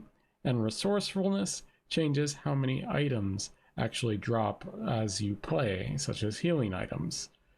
And you'll notice as well there are unique names for each combination of settings. This is good for presentation, for kind of showcasing the type of play style that we were going for with these different difficulties, as well as just being a fun little touch and not talking down to the player by saying something is easy when it might not be. And speaking of presentation, I'm going to talk a little bit about Celeste, a game I'm sure you've heard of. It's a precision platformer that included assist mode. And with that assist mode did have various settings to adjust the gameplay to your needs. But I'm not here to talk about assist mode within Celeste itself. I'm here to talk about the preamble to assist mode and how that kind of stumbled a bit originally. It read as such. Assist mode allows you to modify the game's rules to reduce its difficulty. This includes options such as slowing the game's speed, granting yourself invincibility or infinite stamina, and skipping chapters entirely. Celeste was designed to be a challenging but accessible game. We believe that its difficulty is essential to the experience. We recommend playing without assist mode your first time. However, we understand that every player is different. If Celeste isn't accessible to you due to its difficulty, we hope that assist mode will allow you to still enjoy it. Now, there are a few issues with this. By suggesting that you play without assist mode your first time, it is talking down to the player and suggesting it knows better than the player does regarding their own needs, and that is something that disabled individuals have to deal with on a regular basis in their everyday life. So we try to avoid that in our leisure time. And also, the note here, the way this is worded, suggests that by using assist mode, you're not having any difficulty, and you're also not really playing Celeste. And that's not true. Otherwise the options wouldn't be there. This wasn't intentional as far as this reading and perception, but even with the best intentions and settings, if the presentation is poor, it can still cause emotional harm to those you intended to help. Thankfully, the assist mode preamble was updated and rewritten with help from Morgan Swampcroft and myself. I promise I'm not associated with the remaining examples. It was added in the Farewell DLC update in September 2019, and it now reads, assist mode allows you to modify the game's rules to fit your specific needs. This includes options such as slowing the game's speed, granting yourself invincibility or infinite stamina, and skipping chapters entirely. Celeste is intended to be a challenging and rewarding experience. If the default game proves inaccessible to you, we hope that you can still find that experience with assist mode. So this gets rid of the idea that you will not have any challenge by using assist mode if you need those options, and it also puts more emotional power in the player's hands in determining what your needs actually are. And I'm just very glad we were able to get that change in there. But with assists, Celeste was not the first game to include assists, although it definitely started a trend. I want to talk about an earlier title, Even the Ocean, and that was released November 2016, so a year and a half before Celeste, and recently August 2020 on Switch. It is a puzzle platformer and visual novel combination with a core dev team of 2 people, with one of them doing programming, and it is very good. I'm biased. I've played this game a whole lot, but it is very good. And I'm actually just going to bring up the actual game here, and that should pop up in just a moment. There we go. And we're going to go into the gameplay options. So among the options here, trying to focus more on assists, it has float movement. So instead of jumping, using the arrow keys or directional inputs to float around, you can use this to just entirely skip platforming and go through walls, just no limitations. And no dying, so not just straight up invincibility, because damage actually changes the way you move, which is required for getting through the game clearly. So instead of that, you just don't die when you reach maximum energy of either color, and pass through gates. So there are gates that block your way to force you to solve puzzles. This sets it so if you're having trouble with the puzzle or you just don't want to do a puzzle, you can turn this on and just walk straight through the gates. Sound effect captions display when important sound effects are played in game, and helper blocks that make the levels easier, so that adds extra platforms to help you cross gaps with less difficulty. And No hold shield lock is an interesting one. You have a shield in the game, you can hold in 4 different directions, and normally you have to hold a direction, then hold a button to hold a shield in that direction, so it will stay held in that original direction. However, this option here sets it so the shield is always held outwards, and you tap the button in a direction to change what direction the shield is being held, instead of holding the button down constantly. A cloud indicator displays an icon when standing over ground that can be dropped down through, and there are also some cool options when you just start up a new file. So when you go into start a new game,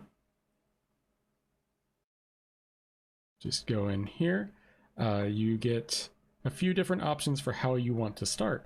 You could play through the full game. It's pretty self-explanatory.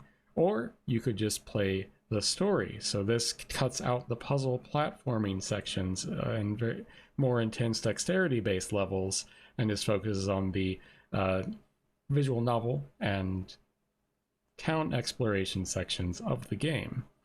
There's also Gauntlet mode, which is the opposite, focuses on the dexterity-based levels, the puzzle platforming, and there is Warp mode, which is the full game, but you can choose any sort of section or chapter, so you could skip a section that you don't want to play or were having trouble with.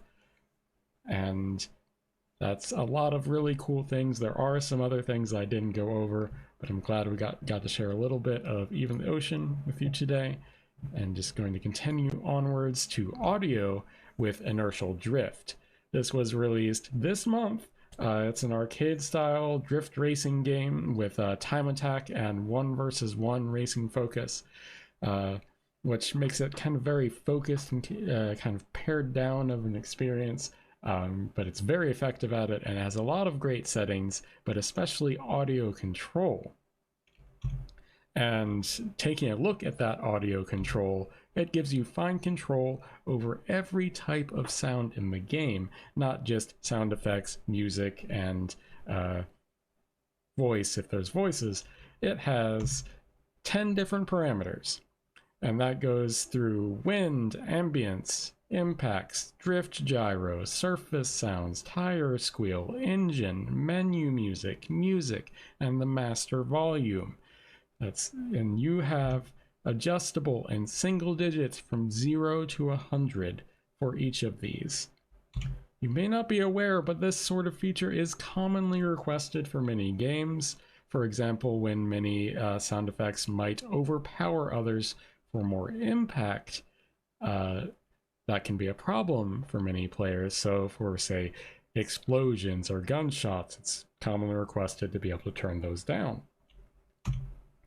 And then moving on from audio, move to vision with Eagle Island, which was released July 2019 on PC and Switch.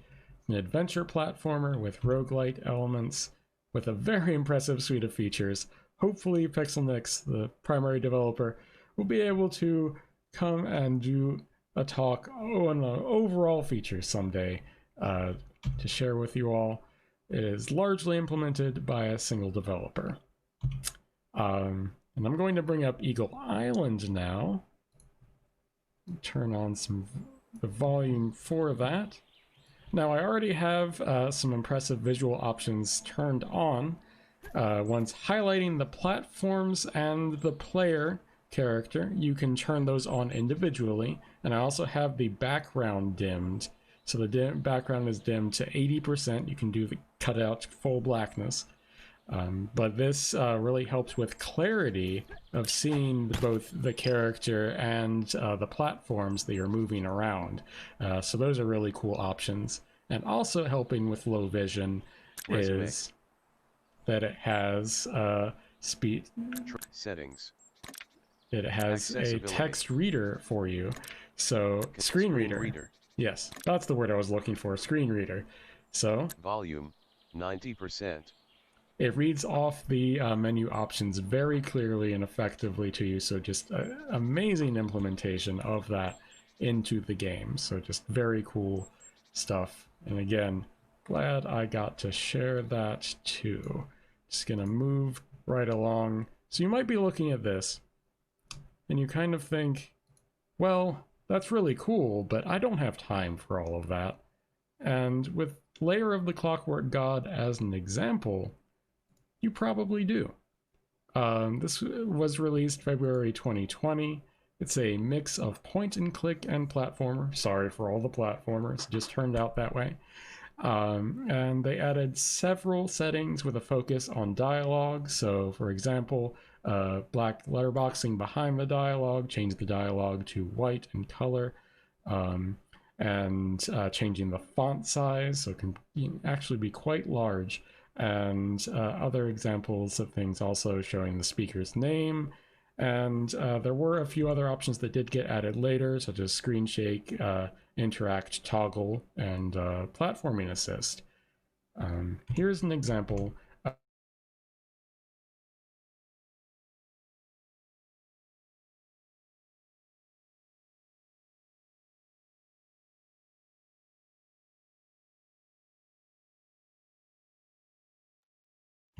And how hard was it to implement? When asked that in an interview, Dan Marshall said, astonishingly easy, to be honest. I spent about 4 to 5 hours total adding 9 core changes, and honestly, it was all pretty straightforward. Easy work, which is exactly what I need right now. In the scheme of things, that's probably less time than I spent choosing the color of the options menu, so it's worth doing. And I'll just echo that. It's worth doing, and you probably have the time to at least add a couple things to improve the lives of your players. Thank you for listening to me talk about several video games. I really appreciate it. I hope you all have a wonderful rest of your day, or evening, or night, whatever time it is where you are. Bye-bye.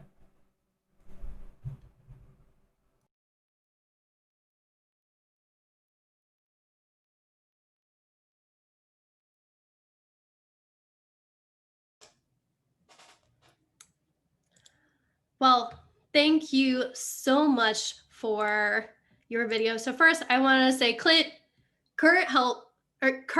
you didn't need any luck from past you, because number one, everyone here at GaConf supports you, and you did amazing in your presentation. So you killed it. And yes, basically everyone is in there saying that you did great, and honestly, that they could have listened to more games.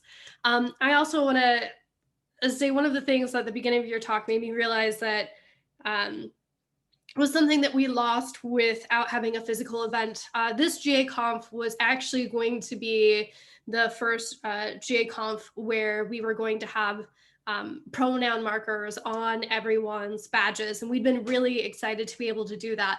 But we'll just save that for when we get to have it next time. I think one of the things that we can all really take away from your list of games and everything you used to describe them was they all were letting players find their own difficulty via gameplay options. And this, this was said, not quarantining players off. It's incredibly important, and everyone was able to find what worked for them. Now we are going to be taking another short break, coming back in just over 5 minutes for our next presentation, Subtitles in XR, a Practical Framework. I will see everyone shortly. Thank you.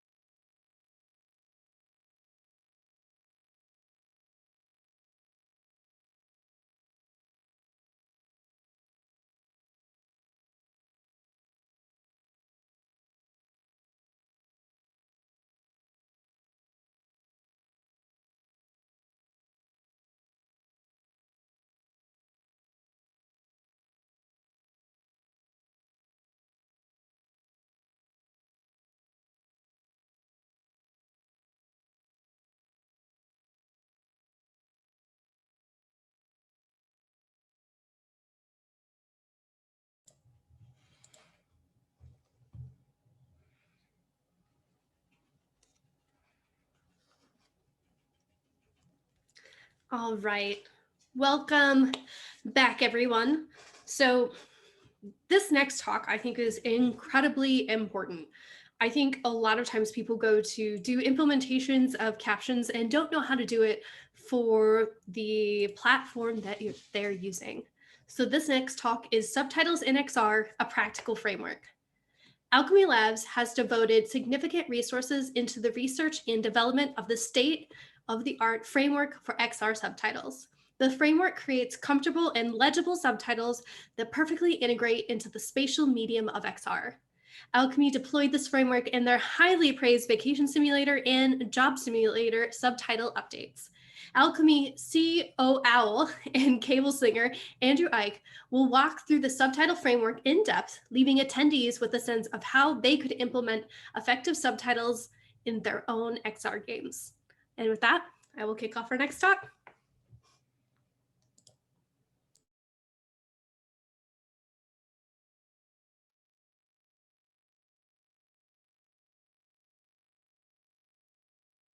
Hi, my name is Andrew Ike, and this is my talk titled Subtitles in XR, a Practical Framework. I am the CEO Owl and Cable Slinger at Alchemy Labs. I am also the co-chair of the XRA Accessibility Working Group. Alchemy Labs is a VR video game studio based out of Austin, Texas. We developed games such as Rick and Morty Virtual Reality, Job Simulator, and most recently Vacation Simulator. And Alchemy cares because our vision statement is VR is for everyone, and accessibility is key to that vision. So we strive to be a leader in accessibility in VR and by proxy XR. Subtitles are particularly hard and have always been kind of a stretch goal for us. We hadn't yet developed a system until most recently on Vacation Simulator, so we invested specific time and effort, a good chunk of it, to creating this. And we believe that our system is the basis for what XR subtitles could be going forward. We call it Guided Level Organic Safe Subtitles, or GLOSS for short. So let me show you a brief video of what GLOSS looks like in action. Now for the fun part. Let's take a peek inside your suite. To move around, look where you want to go. Then hold this button until you see your destination. Hello, human. Grab a cartridge from the tray and let's get to work. Are you a fan of slushies and hot dogs? That's pretty good overview of kind of what's going on with the system. So let's break it down and show you how we created it and how you can take our learning and bring it to your content. So we'll get started with the fundamentals. Some key definitions to begin. Two main terms. One is subtitles, the other is closed captions. This is the way that we define them. Not everybody defines them this way, but I want to create the standard so that we can understand what we're talking about. So in our case, subtitles are specifically a spoken word taken into text format and relatively synced up with that. Closed captions are a textual representation of audio that could be a complete audio replacement. You can get a sense of all the content just from the captions. Now, just to show you what this looks like kind of as a set, right? If this is all the audio, closed captions are going to be a subset of that, but a pretty large subset, right? You're not going to do all the audio, but just the audio you need to understand the content. And then subtitles that we're referring to are kind of a subset inside closed captions. So not all the audio, but the voiceover. So here's our primary requirement when developing a subtitle system. We want to display a highly accurate, legible text representation of voiceover. This is key. If we don't do this, then nothing else matters, right? We also have some additional requirements that are important for our system and specifically the medium we're working in, such as the reader being able to understand who is speaking, being able to locate the source of the audio in space, so where it's coming from. Synchronization between the text and the audio is really important too. So that way, you know, context clues, especially since we do humorous content, timing is very important. And text should be comfortable. That's not an optional thing. Comfort isn't optional, especially in VR, but in general, comfort shouldn't be optional in user experience. So we already have subtitles already exist. They exist in flat content. So what can we use and where do we have to deviate? So some of the similarities of things that we can grab from flat content is the syntax, right? There's a familiar italicized, bolding, dashes, all these things that have been developed for years. We can just reuse those in our content. Legibility over a highly dynamic background. So, you know, the background's going to be moving, it's going to be light, it's going to be dark, it could be a number of things. We want to make sure that it remains legible regardless of what the background is. And that groundwork has already been laid in video. Syncing with audio in a readable way. We can't put the whole script up on the screen, right? We can't put an individual word up on the screen at a time. We have to kind of find some middle ground there to not lose the folks who are enjoying the content. They want to be able to understand what's happening and not just be spending the whole time reading. Places where we have to diverge because of our medium, we don't have a singular focal point, right? So in 2D content, you have a screen somewhere. And we know that the screen can fit within the entire field of view of the viewer's vision, or at least some large subset. Therefore, we don't have to worry about the viewer looking anywhere except for at the screen, so we can use that to our advantage. We don't have that advantage in spatial content. We want our users to be looking all around. We want our players to be experiencing the world. We also need to be able to locate the source of the sound. Again, this is spatial content, right? We want to guide players with audio to locations, and we need our subtitles to do the same. And 2D content rarely induces motion sickness. Yes, there are cases of it, but VR is very easy to induce motion sickness, and for an accessibility feature, that's very off-putting. So we have to make sure whatever we develop does not increase propensity for motion sickness. And don't reinvent the wheel here, right? So the things that we're going to take from existing published standards. So Netflix and the BBC have great published standards. We use Netflix a lot. Very simple stuff to read. You should absolutely use what they have when it makes sense. But again, don't be afraid to take your own path when it also makes sense for the content.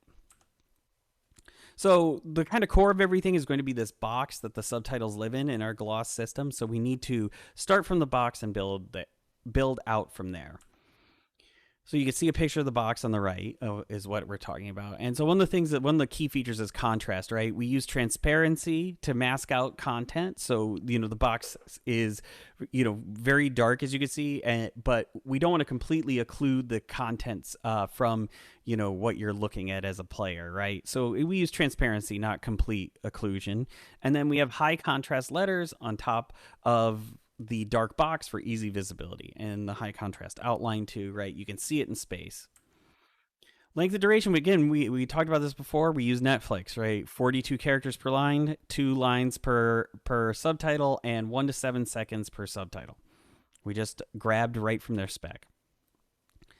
As far as identifying the source of the audio, in XR we have to identify the source of the audio because we don't have the luxury of the frame being cut right on, hard cut right on somebody's face. We don't have, that kind of back and forth. So we have to kind of do a bunch of things to tell our players who is speaking, what is generating that audio. In our case, we use icons. Icons are a great visual way of representing it because you don't need to remember all the characters' names in your head.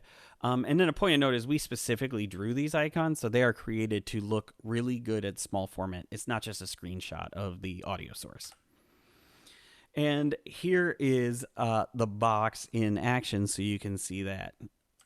Oh, speaking of And bad as you ideas, can see, why am I even in a hot tub? that box, you can see that it relates directly to the character that's speaking, and the background has some darks and some lights, and it's really working well across that. So now let's get into spatialization, right? We have the box, and it's great, but it doesn't solve all our requirements. We need to make sure that it's comfortable to read, and the reader should be able to locate the source of the audio. So just having a box and space is not going to accomplish that task. We're going to have to figure out where to place it, how to place it, as well as what's comfortable for the player. And the spatial nature is the key element. Again, I'm going to keep hammering on this point. The spatial nature is the key element of VR. That's what we're trying to really make sure translates through our subtitles. So we must design subtitles that are not going to detract from the spatialization, the depth experience of that. We want to make sure that they at least meet it, if not enhance the experience. So let's talk about some existing solutions and kind of walk through some of the prior art that people have done as they've created things. I'm going to just kind of go through these pretty quick. They should be fairly self-explanatory. So we're going to talk about headlock here, right? So as you can see, headlock is the content is in a fixed position as you move your head, right? No matter where you move your head, it sticks to your vision. So, definitely something that's attached to the head, and the area where we receive trouble, there's convergence issues, right? When it's stuck to your face, your eyes go cross-eyed, you have eye strain because you have to keep looking down even though your head's pointed a different direction, because it doesn't matter where you tilt your head, the subtitles are always going to be at the same spot. And there's lots and lots of UX reasons. You can watch a million talks on VR that say, don't stick things to the player's face. Don't stick things to the player's face. That's a bad idea, right? Don't parent the text to the face. That is not subtitles. That is a painful experience. And we can't locate the audio source, right? It doesn't even solve that. So it's just stuck to your face. It hurts. It sucks. Our next one is the fixed Y position, or halo, as I call it, right? This is where the subtitle itself stays in one spot, and then as you turn your head left and right, you know, on the horizontal, it sticks with you, but as you turn it vertical, the subtitle stays in the same spot. And what we get there is a lot of the same issues as headlock. You know, it's still in a specific position. At least now we can position it in our vision, but the problem with that is we can actually lose the subtitle, right? If you tilt your head too far down, the subtitle's gone. So now you have to expend conscious effort thinking about where the subtitle is and how to read it. And that's not good. And again, you can't locate the audio source, right? They're still kind of on your head.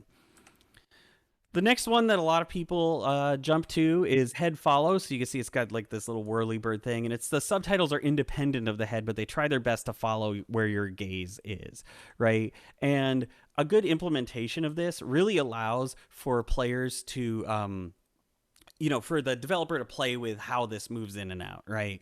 So you can have some fun with it, and you can really make it great. But, you know, and it feels like part of the world, which is fantastic. Downside, you know, or upside, I mean, it's less likely to induce motion sickness. So this is also a great feature of it, but can't locate the audio source. So. And then fixed position being our next one. So this is, we stick something specifically in space, and then you look left, you look right, right? It stays in the same position no matter where you are in 3D space.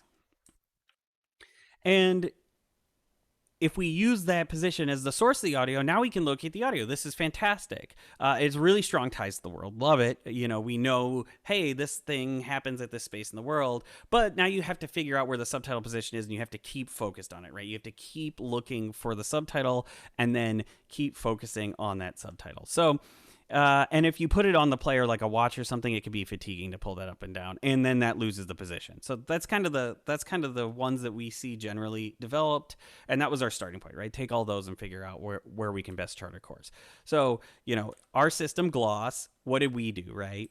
We took our subtitle box we previously covered, and then we took head follow and fixed position and kind of bashed them together and built on top of that to create that final design. So some of the basics of it, right? We have these small indicators that point back to the audio source. You've seen them before, they're that little arrow. We always put the text on top. The box always stays completely on top if it can. We don't want a content occluding it. That would be bad for readability. But that does create some problems with potential motion sickness and some other things. So we have a few tricks in our pocket. Transparency, seeing through it being one. But some other tricks we'll talk about later that help kind of push that off. We generally have content as constants. We generally keep the content at a constant size. So regardless of whether you're leaning in or out, we want the content to remain at one size. That's really important for readability. Now, I only say generally because there's a trick we'll talk about that we do that changes it ever so subtly just for, again, that depth perception trick. And we keep it level with the horizon, ignoring player head tilt. This keeps it grounded in the world. So, you know, let's go ahead and see an example of that now. And as you can see, it keeps it grounded in the world. To have that head tilt, you can see the player tilting their head and you understand where it is. Just like you're laying on a couch, you wouldn't expect to the titles to switch, the subtitles to switch. And in this one, you can see the arrow guiding the player back. So that little subtle arrow moving the player back. So the next thing we have to do is figure out, you know, where to place this. So we're going to talk about the subtitle safe box. So that's a bounding box with a position where subtitles can be safe. So kind of vision theory here, right? You have a certain area of your vision that you can highly focus in, and then even a smaller chunk that you can really highly focus in. So the subtitles have to remain in that spot to be legible. This is kind of an example. This isn't precise, but, you know, as a diagram, you can see it's a small chunk of the rendered screen. And those are valid subtitle positions. Subtitles cannot come to rest outside those. So we have two states now. One is called speaker fully visible. This is the source of the sound is on the screen with enough space left in the subtitle safe box to fit the subtitle above it, right? So we have, if it's me, we have enough space above me to fit the subtitle safe box above my head, right? If I move anywhere else, then that's not that state. And so that state's called speaker not fully visible, right? And that's any other state, right? Anything outside of that, I can fit the content and the above the source is speaker visible, everything else speaker not fully visible. And so in speaker fully visible state, what we do is we put the subtitle over the source of the audio like a speech bubble. And we took inspiration from comic books because they had a really great language for relating speech to a spatialized piece of content, right? Because you could have two characters speaking, you can have all these fantastic things happening in a comic book. And then speaker not fully visible, the subtitle stays within the safe zone. We use that indicator, which you can see here, to point back to the audio source, and the indicator should stay along the edge of that little box, right? Of the where it says "Hello, human," right? We don't move that off of there, so that gently guides you back. And then when you move your head, right, so kind of those were two static spots. When you move your head, the box snaps to the source when it becomes fully visible, and then it snaps off the source and tries to follow you when it falls into that other state, that not fully visible. There's a little bit of light damping, so you can turn your head faster than the subtitle, but it's very, very light. We found that that's all you need to make it feel independent, and we do the best attempt at keeping it within the safe zone as you're turning your head, so that way you can read as you're like moving around and looking around. Our heads move a lot. You find that out as you do VR. So here is some of the positioning and movement and a video of all of that. So you can see here, we turn and we fell out of that safe zone, and now the subtitle popped off. And here we swing, and you can see the subtitle try to catch up. So that's kind of the movement, and you can even see the arrow now pointing on your screen, pointing back to where the player's shortest head turn can be to get back to the source of the audio. And then these are a few of those other design choices I mentioned earlier. So we use this subtle zoom in and out effect. So that is the changing of the size. It's very subtle, and it's almost too hard to demonstrate. But as you move in, the content lightly zooms in, and as you move out, it lightly zooms out, and then it kind of pops back. And it's just a subtle effect to help with motion sickness and help understand the depth of it. We also, on a per platform basis, when available, use the depth shader to show when objects would be in front of the subtitle or behind the subtitle. Here you can see a picture of that. So that blue outline actually is indicating to the player that the subtitle is either intersecting or behind that television. In VR, it's very clear what's happening, and it's a really neat effect. It's a complicated effect to program, but it was totally worth it with some kind of crazy shader math. But if it's available and you could do it, it really adds to understanding the depth of the subtitle in space without any of those convergence issues. Sometimes we just use 2D subtitles, right?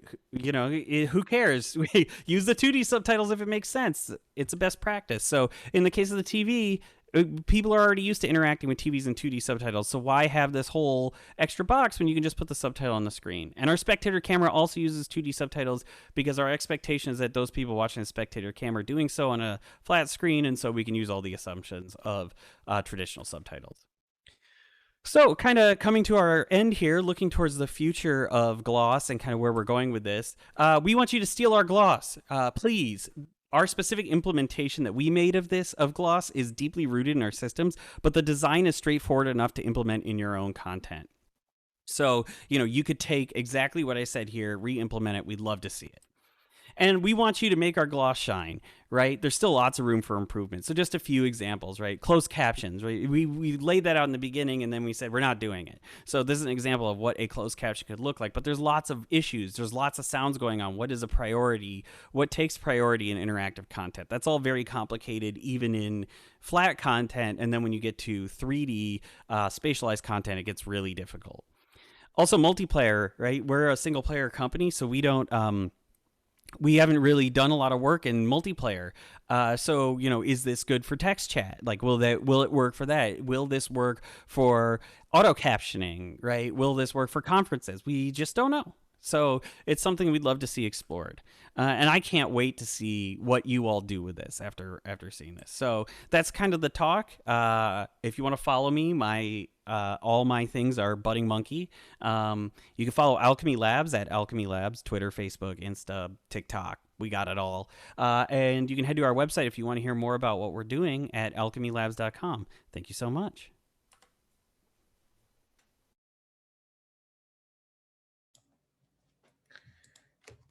That talk again, massively helpful, exciting. And then I'm seeing in chat, you know, as Morgan Baker is saying, wait, I'm getting a little emotional. This makes me so happy to see subtitles used this way. I wasn't aware of the depth and love that was put into these subtitles to create equal access.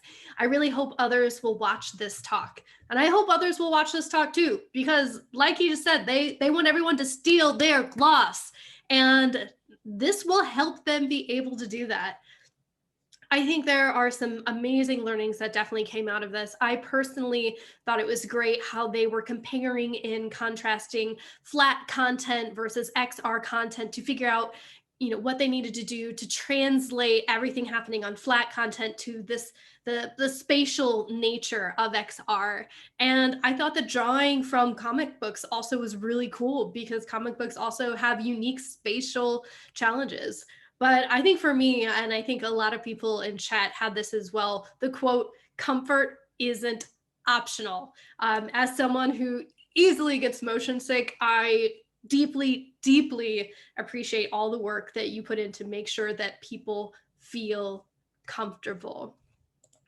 Now we are going to be taking another one of our breaks so everyone can rest up. This one will be about 25 minutes and we'll be coming back at 2:50. So please get up, get a little movement in, grab a drink, whatever you need to do to stay rested as we continue our day. So thank you so much and I will see you shortly.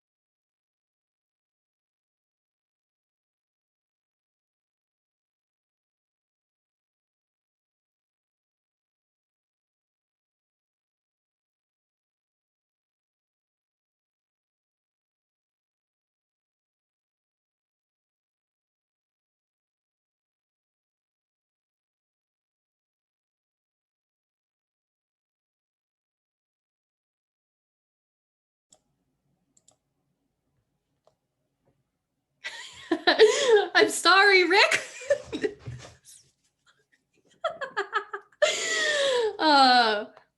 I like that. That made me smile.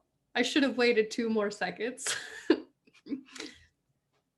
All right. So we have 2 more micro talks that we're going to be having today before we finish off with the full presentation and the closing words.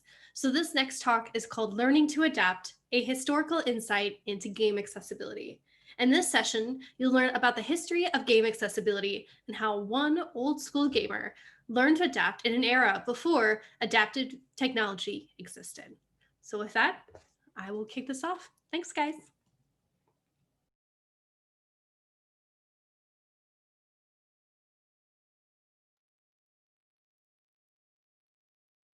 Hey everyone, my name is Randy. It's nice to meet you guys. And today I'm going to take you on a journey of the history of accessibility in video games. But before we start, I'm going to tell you a little bit more about me and how I got started in gaming and how it changed my life. Some of you might have recognized me from TV and magazines from years ago. I've been an advocate for gamers with disabilities for 22 years and also the world's first quadriplegic professional video game player, and I go by the online name Nomad.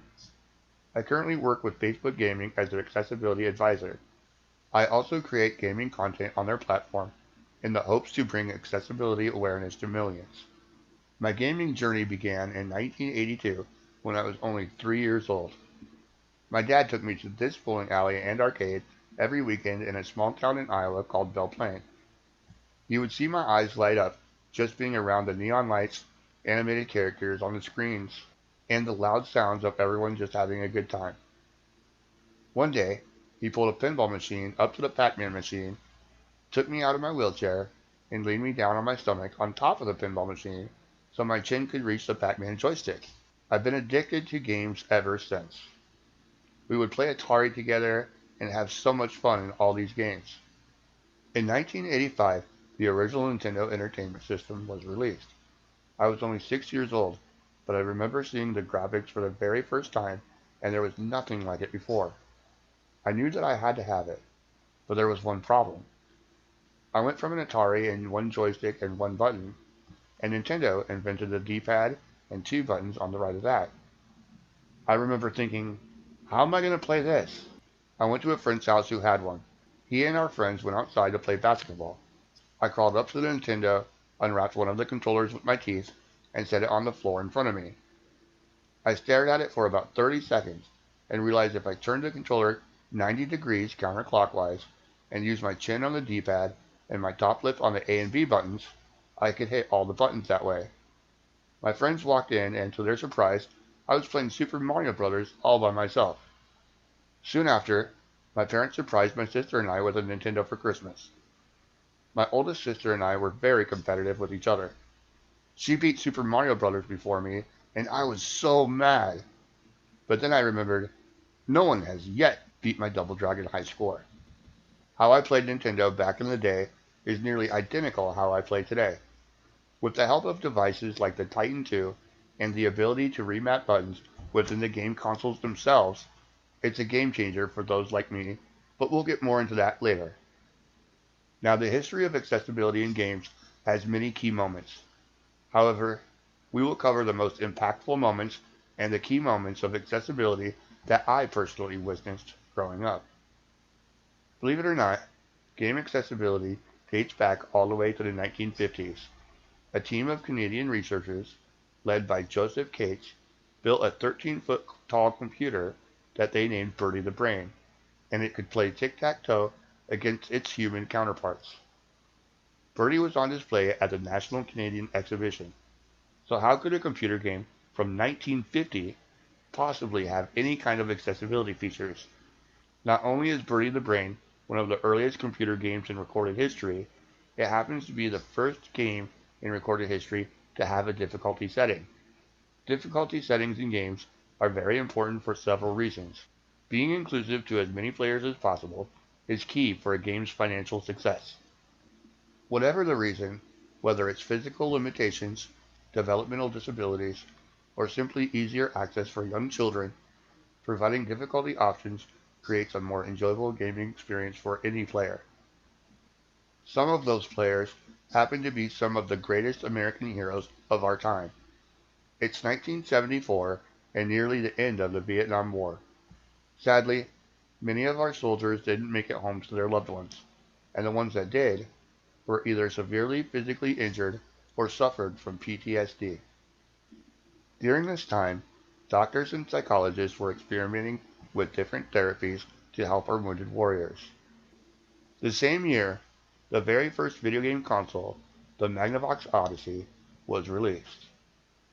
As a form of new therapy, the U.S. government put many of these devices into rehabilitation centers and VA hospitals around the country. Research showed improvement in those that struggled with hand-eye coordination after sustaining injury from the war. Research also showed that those suffering from PTSD had less flashbacks and violent outbursts after playing video games. Games for Health was born. What was once an experiment is now a common practice in rehabilitation centers worldwide. Although the Magnavox Odyssey was not a financial success, it paved the way for a new gaming giant to try again many years later. That gaming giant, of course, is Atari. The success of Atari was a global phenomenon and launched the biggest boom in video game history. The Atari 2600 was affordable to most US households, and the games were even cheaper. It was everywhere. With more players means more feedback on improving the quality of their product from those players. Some of the games that were being released were just simply too hard or without clear instructions on how to play. Atari responded by introducing labels on the packaging that specified difficulty options or other game modes that would alter how the game is played. In this example, on the back of the box for Asteroids, you can see a special label that indicates there is a special mode for children that makes it easier to play. Even though Atari created the industry boom, it also caused the crash of the industry. With Atari no more, a new tech giant from Japan rises from its ashes. In 1985, the launch of the Nintendo Entertainment System had graphics that were only seen in the arcade. The idea of perfect arcade ports at home caused a frenzy. Like the Atari before it, the NES was affordable and soon in nearly every home. Nintendo was known for its family-friendly games and wholesome family values. Several years after the NES was already on the market, they realized that children with special needs were being left out of the fun. Nintendo took it upon themselves to create a hands-free controller to make their games and consoles more barrier-free as possible. They did not sell the controller on the open market. The only way parents could obtain this device was by calling a dedicated 1-800 number set up by Nintendo. I was 10 years old and in the hospital with pneumonia when I first saw the controller. The doctor wanted me to do breathing exercises and thought playing games with this device would help. You put the joystick in your mouth and move your head around to do the D-pad movement. And in the joystick, there's a straw. You blow in the straw to press the A button, and you inhale for the B button. It was really cool to play games this way, but didn't work for the games that require you to press A and B simultaneously, like how you jump in Double Dragon. With the release of the CD-ROM, games started to become larger, with better sound, and story-driven, with full video cinematics. By 1993, some story-driven games had subtitles for the deaf and hard of hearing. However, the option to turn them on and off was not a common practice yet. With the release of games like Mega Race, Wing Commander 3, and Star Wars Rebel Assault, the ability to enable or disable subtitles started to become utilized more and more. Subtitles for the deaf and hard of hearing hits home because my niece is deaf. As a deaf gamer, I see her struggle daily with what direction sound effects are coming from, and sometimes losing track of the story due to lack of spatial awareness indicators and subtitles.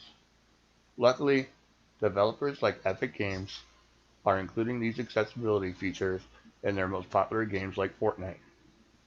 When I was 16 years old in 1995, I had a life-threatening surgery to correct my severe scoliosis. My spine was crushing my heart and my lungs, and the doctor said without surgery, I would not have made it to my 18th birthday. However, I only had a 30% chance to survive that surgery. As expected, it didn't go very well. my lungs collapsed, and I died twice on the operating table. Although the surgery was ultimately a success, I remained in a coma for 4.5 months. I spent my entire sophomore year in the hospital for rehabilitation. I had to learn how to talk again because my vocal cords were damaged from the tracheotomy. I had to learn how to breathe on my own again and get my digestive system back on track. The hospital nurses got together and contacted the Make-A-Wish Foundation because they believed my strength through the process was deserving of a little happiness after a year of undergoing extreme pain and intense therapy. When they told me Make-A-Wish Foundation chose me, I thought to myself there were other kids who deserved it more. They assured me some of the other kids I made friends with who were suffering from cancer and HIV were also getting wishes granted. I could have wished for anything, but I still felt I didn't deserve a reward for wanting to live. So I kept my wish humble. I wished for a Sega Saturn and games. I ended up receiving the Sega Saturn before release date, all launch titles, a new TV, and a Pioneer stereo system. The day everything arrived, I just couldn't believe it. My best friend Smiley and I stayed up all night playing the games and drinking Mountain Dew. I was already a huge Sega fan. I had the Sega Master System, Sega Genesis, Sega CD, and of course the Sega 32X. With the release of the Sega Saturn, Sega made it mandatory and a requirement that all games released for the system had options for mono audio and button remapping. In my eyes, Sega was already a leap ahead, and that trend continued with the Dreamcast. One of the great things about the Sega Saturn was its awesome home ports of some of the most popular arcade games of that era. Speaking of arcade games, in 1999, polygonal racing games were everywhere. Games like Daytona USA, Arctic Thunder, and San Francisco Rush 2049 were some of the most popular. Out of these three, one was more accessible than the others. Atari's San Francisco Rush 2049 arcade machine had an option for individuals who could not use the foot pedals.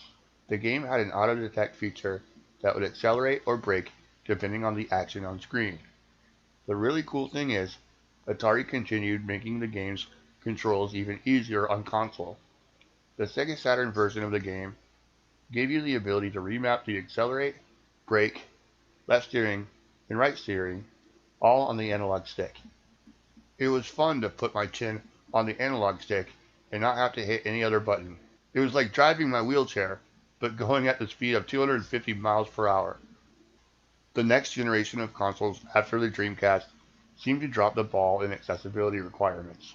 Games were no longer required to have button remapping or other features. Even though I adapted to each console through each generation, I finally found a game that I loved but was hard for me to play. In 2007, I was invited by Microsoft and Activision to participate in the Call of Duty 4 beta. I had a controller that allowed me to use the analog thumb clicks as my left and right triggers.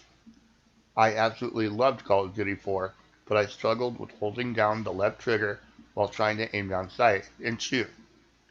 I posted on their message board and asked if they would consider adding a toggle option to the aim down sight button. Over 25,000 people responded. Infinity Ward honored my request and named it after me. The Nomad button layout continues to be a tradition in the franchise to this day. It's something that I'm very proud of, and I'm honored to be a part of its legacy. With many advocacy groups and nonprofit organizations rallying behind accessibility in gaming, AAA studios like Bungie were listening. Destiny became the first game that had a dedicated menu for accessibility options in 2015.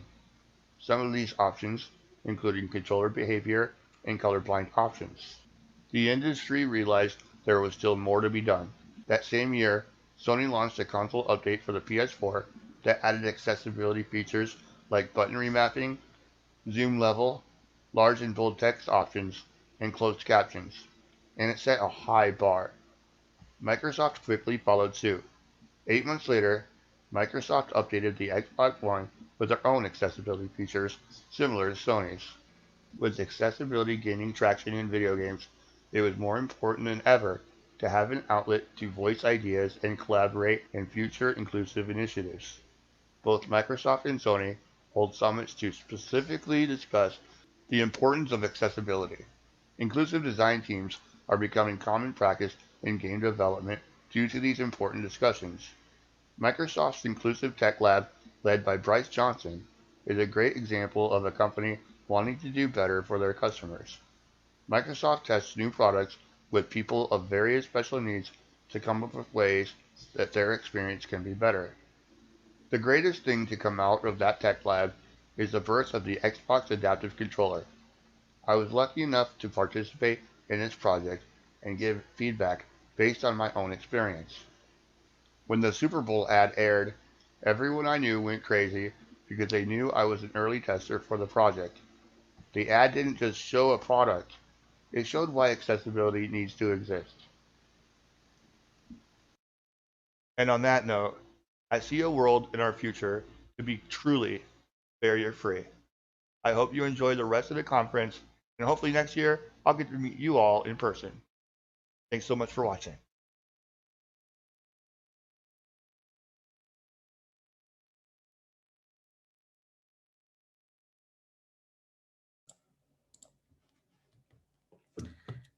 I am so glad that we were finally able to get Randy to come and do a talk with us. One of the things that we struggled with San Francisco and being alongside GDC was both costing and physical accessibility of getting to the event. And so in a great way, having this digital conference allowed Randy to finally come and give such a great talk. I mean, I think there were definitely things that I absolutely loved, like the doctor assigning video game for breathing exercises. I mean, I think more of us would love to have video games assigned to us for health reasons. I mean, and let's be real, if we're like Randy and staying up all night drinking Mountain Dew, maybe more video games isn't the best option, but I'm going to keep doing it. And I absolutely loved it.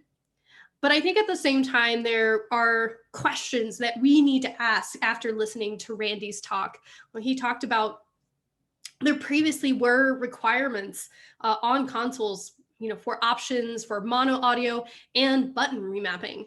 And that's something that we don't have a standard requirement for on console certification anymore. What could we do as an industry to kind of bring standard options back and have them be solid? Now we're going to be taking another short break. Just about 3 or 4 minutes, and then we will have another micro talk by yours truly. All right, see you soon.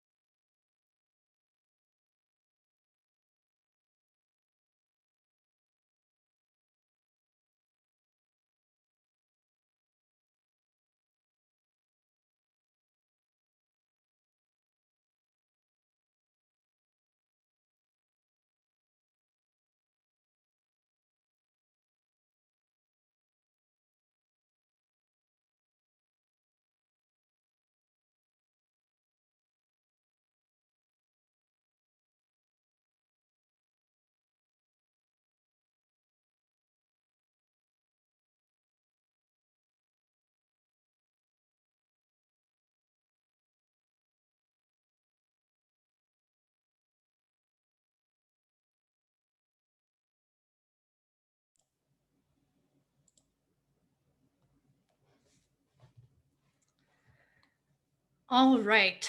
So this is going to be our last micro talk of the day, and I'm going to lay a few ground rules. And by that, I mean one ground rule. And I know I'm perhaps not the person here who should be giving a talk on self-care and making time for yourself. I get it from all of you who've already made fun of me. But you know what? I still did it. So there, take that. And now I'm going to awkwardly play a video of myself. All right. Thanks, guys.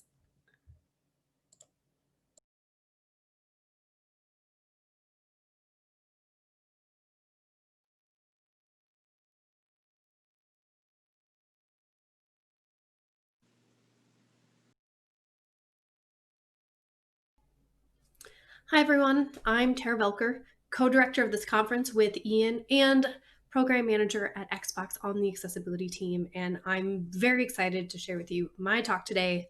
This job is hard, a message in self-care. So accessibility can be incredibly exhausting under the best of circumstances. You find yourself having to constantly justify your work and why what you're doing is important.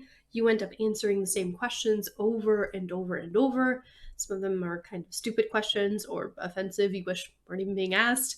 And on top of that, you're being told no a lot of times, either due to budget restrictions, timeline restrictions, resource restrictions, and it can be really hard. And we all have days where it's just too much. It could be a bunch of small things that have added together to become overwhelming, or it could be one giant thing that just really beats you down. And it's stressful. And all of that is from before 2020, before COVID, the pandemic, and everything else that's come alongside it, and all of the unique and personal challenges that we've all dealt with this year. And that's why it's really important that as accessibility advocates, we are taking the time for ourselves, which I can know can be really hard to do. So much of our job is about empowering other people. And so you want to do everything, you want to help everyone, but you have to help yourself first.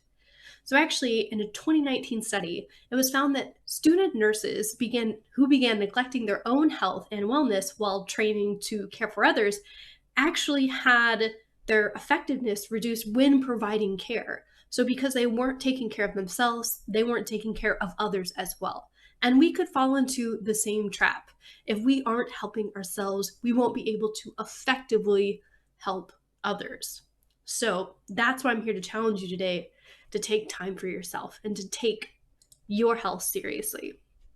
So really, what does that mean? I'm not going to sit here to tell you to do yoga or whatever. It may work for you, but really, here are some general tips. Number one, prioritize your sleep. Having your sleep prioritized and making sure you're well rested will make you more successful in your job every day. If you're going to go in and fight those battles, you want to be fully rested. And that means specifically blocking out your time to sleep. Have a bedtime. And that leads me into my second point. Sometimes you're going to have to say no to others to say yes to yourself. Again, a lot of times when working in accessibility, we want to be able to tackle every project because every project is someone else we get to help, someone else who gets to game. But again, if we don't take care of ourselves first, we will become ineffective in becoming the champion for the others who need us to do the work that we're constantly grinding at every day. So be very cognizant of what you are saying yes to and how much you're putting on your plate. And just remember to say no sometimes. My next example of things to do to help yourself is go look at pictures of cute pets or get your own pet. A 2012 study actually showed that people who were shown pictures of cute animals performed better at completing manual tasks than those who didn't see the pictures of the cute animals before. Oh, actually, you know what? I can help with this one. I'll be right back.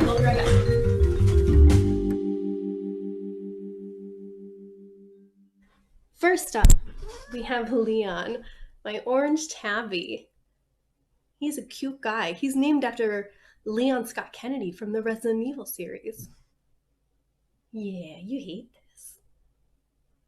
This is Cash Cat. He's my Maine Coon. He's just a grumpy old guy, but he loves chin scratches. The newest member of the family, this is Louise. She's a 5-month-old Shiba Inu puppy. She loves cheese. Yes, you do. Yeah. Oh. Okay, say hello to everyone.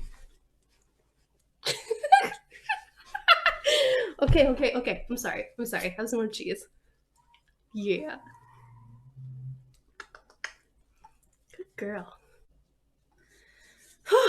Okay, well, hopefully all of those adorable animals will help you feel more productive. And you can use that productivity to actually get started on my next tip right now. If you're like me, sometimes you're not going to get the positive validation that you need from your accessibility work during your workday, and that can make it really hard. I had that problem when I first started in accessibility over 10 years ago. And so what I did was I made what I called my feel good file. And I took every thank you, positive comment, any good feedback that made me feel warm and fuzzy, and I put it into a single document. And so if I ever was at work and felt like what I was doing wasn't making a difference or that I wasn't getting anywhere, I could go to the stock and read it and see what was happening. For accessibility advocates and those working in the field, we so frequently feel like we're pushing that rock up the hill and we're never making any progress. So having a way that you can look back and see that you have made progress and it's making a difference can be huge. And I think another really important thing is to remember you don't have to go on this journey alone. It is really important to get a support group, really, that you can work through everything you're going with. And it's been called out before, but the IGDA Game Accessibility Discord is a great place for that. You'll find other developers, gamers with disabilities who know exactly what you're going through, who can be there for you. But even more importantly, you can also share in their successes as well. I know when I see someone else launch something that's awesome in terms of accessibility, I get super pumped. I didn't work on Last of Us 2, but does that make me less excited for their talk coming up today? Not at all. It is amazing. And when you go into a group like that, you'll have people who understand, who can empathize, but it can also help you recharge your battery before you go back to work. And finally, one of the most important things I think is really to find time to hang out with your accessibility buddies, not just work with them.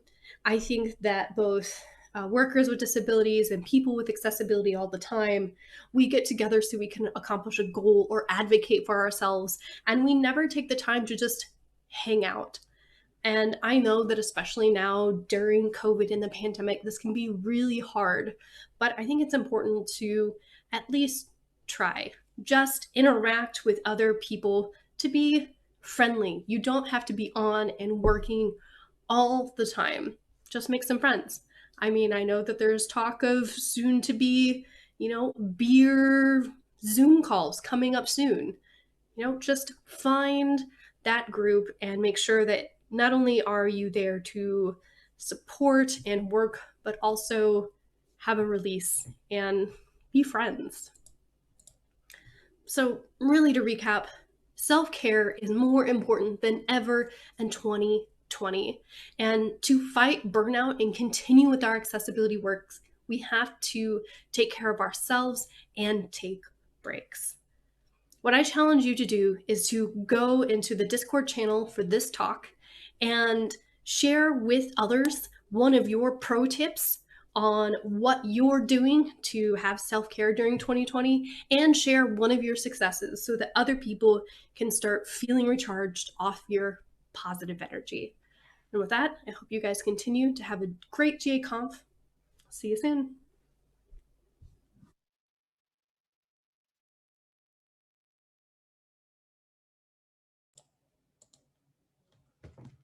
This is normally where I would do a talk recap, but it was me So that would be weird.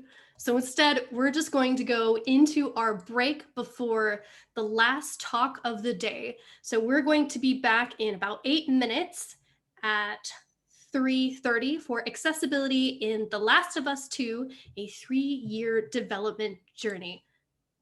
All right, go do some self-care.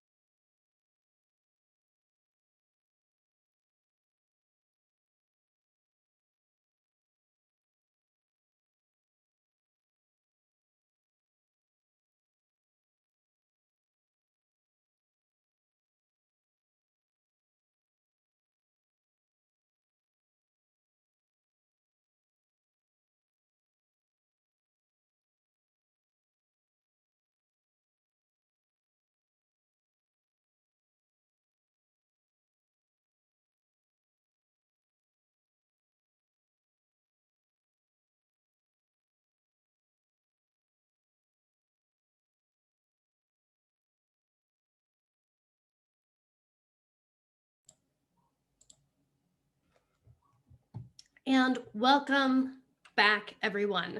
I absolutely love all of the talks of self-care and what you guys have been doing to keep yourself healthy and your mind on track. Now, this is going to be our last talk of the day besides closing words, and I'm incredibly excited. This talk is Accessibility in The Last of Us Part 2, a 3-year development journey. With over 60 accessibility settings, The Last of Us Part 2 is the most ambitious game Naughty Dog has ever made and has been called the most accessible game ever. In this talk, lead designer Amelia Schatz and systems designer Matthew Gallant will chronicle the development process, including an in-depth focus on the features designed specifically for blind and low vision players, a first for the studio. They'll review how these features were planned for, tested, iterated upon, and shipped, as well as key learnings. I'm very excited for this talk, and I hope you guys enjoy it as well.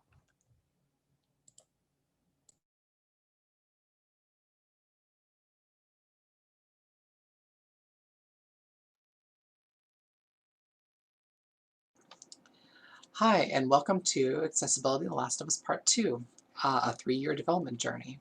So we're going to be talking about, first of all, the history of accessibility at Naughty Dog, and then how that sort of prepared us for working on Last of Us Part 2 and the huge journey that was bringing accessibility to Last of Us Part 2. So my name is, next slide, my name is Amelia Schatz, and I'm a lead designer at Naughty Dog, and along with Alex Nianaki, we headed up the accessibility on Uncharted 4 and have been advocating for accessibility at Naughty Dog ever since. But as many of you know, Last of Us Part 2's feature set was much more ambitious, so a lot more people got involved, and that really brought in my colleague here, Matthew Gallant. Hi, I'm Matthew Gallant. I'm a lead systems designer at Naughty Dog. And yeah, I got involved with the accessibility effort on Last of Us Part 2 because I thought what Em and Alex did on Uncharted 4 was just so inspiring and so exciting that it really made me want to get on board and help to get even more features online. Yeah, okay. So let's go ahead and jump back in time to Uncharted 4. So in Uncharted 4, this was the totality of the accessibility menu. And we were just getting started.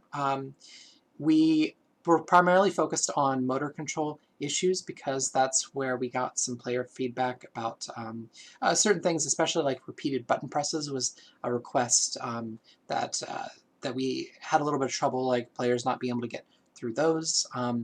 We really wanted to sort of expand kind of like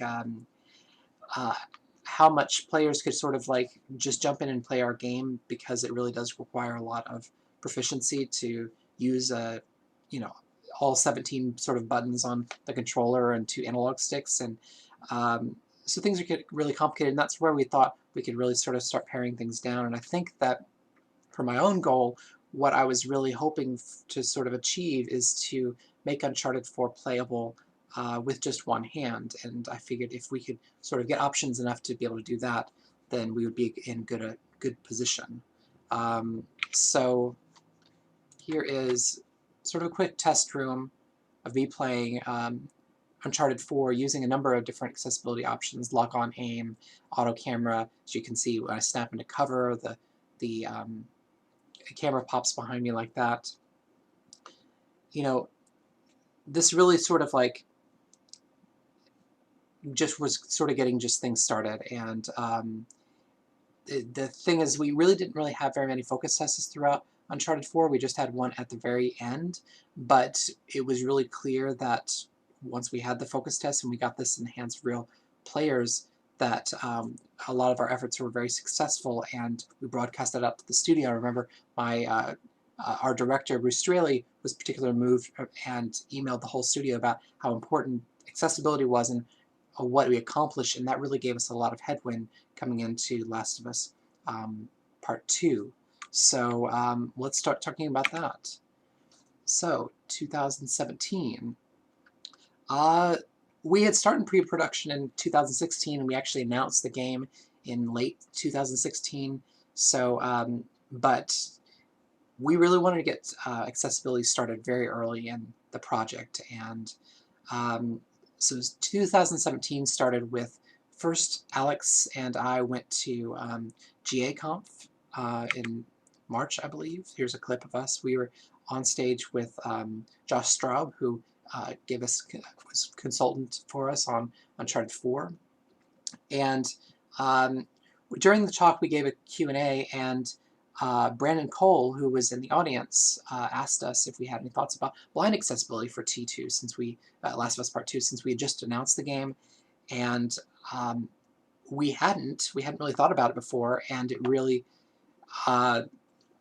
was a very interesting question. We ended up talking with him and a couple of other people after the talk, and really talking about what it would take to be able to do that and why it was important. And we were very, very excited to sort of get started and see what we could do with that. And we knew coming back to Naughty Dog that we really wanted to get other people excited at Naughty Dog, so that that's really how this sort of accessibility initiative sort of gets going, is getting everyone sort of excited. So we decided to actually bring Brandon into the office, and I'll let him talk to you as he describes playing Mortal Kombat 6. You can hear that tone. Mortal Kombat. I don't remember which one it was. That is a repeating tone, and that means that one of the characters is near an environmental interactable object. It was me.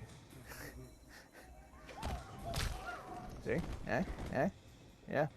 So Brandon's here in our studio at Naughty Dog, and what his talk about, what he showed us in Mortal Kombat really showed how an example of sound design is really key for blind accessibility, having sound tones and making sure that the character moves you do all have sounds associated with them that can let people understand what's going on the screen by just hearing it.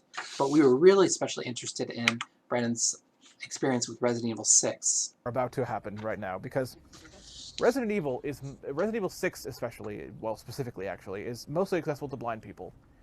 And I'm bringing this back for those who don't know. It's mostly accessible because of an accident. Because it was not made accessible to blind people. No. One design choice the developer made is what makes this game mostly accessible. That design choice is this. Yes, the PDA/map.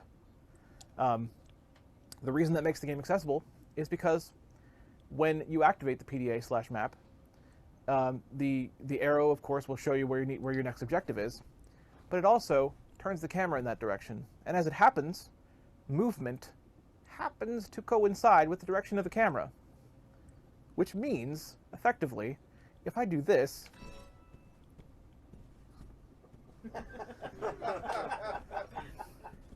we're walking towards our objective.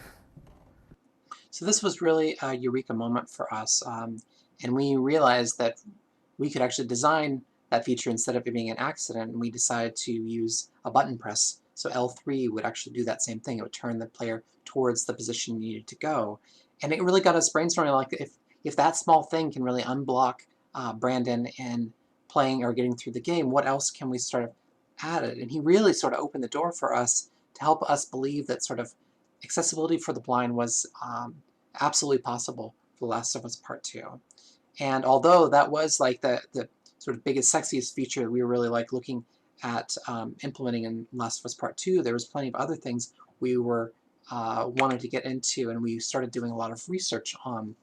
And the website here, GameAccessibilityGuidelines.com, was extremely helpful for us looking sort of to see what is the breadth of features that we really need to support. And it's great in the sense that it really breaks down various features in how difficult they are to implement and how needed the features are. So we started making sort of a laundry list of things that we felt really needed to sort of figure out. So, and also we had heard from players, so there was this thief vision mode that you could unlock in Uncharted 4 after you beat the game. It was sort of like a fun visual filter that you could sort of turn on for the heck of it. And but the players that found it realized that this was actually really helpful for people with low vision and cognitive disability to be able to play our game much more effectively. And so we thought we could maybe take this and turn it into a more fully full feature. So, and with that, I'm going to turn it over to Matthew as we talk about starting to plan things. So in the fall of 2017, we were still in pre-production for The Last of Us Part 2, and we knew we had some ambitious goals for accessibility, and that we needed to get buy-in from some of the other departments at Naughty Dog. Every department has a production plan for what features and tech they plan to implement, and we wanted to get accessibility on their list. For instance, we would need buy-in from the UI team. We wanted to implement HUD scaling and new subtitle options. We would need buy-in from the programming team and the UI team to implement remappable controls. We would need to get buy-in from the audio team, the programming team, and the localization team if we wanted to do text-to-speech. We would need buy-in from the rendering team to implement high contrast mode. And we would also need, holistically, buy-in from QA to be able to test all these features and to be able to be testing for barriers for players with disabilities. We were very lucky, very fortunate that throughout the project we had Sam Schafel as a dedicated accessibility tester, and he also provided production assistance for the QA feature set, for the accessibility feature set.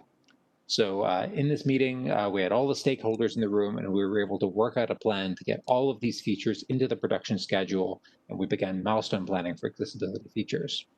And that leads us to the first of the key takeaways in this talk. This one is common wisdom in the accessibility world, but it bears repeating because it's so critical. Features only get more expensive the later in production they're added.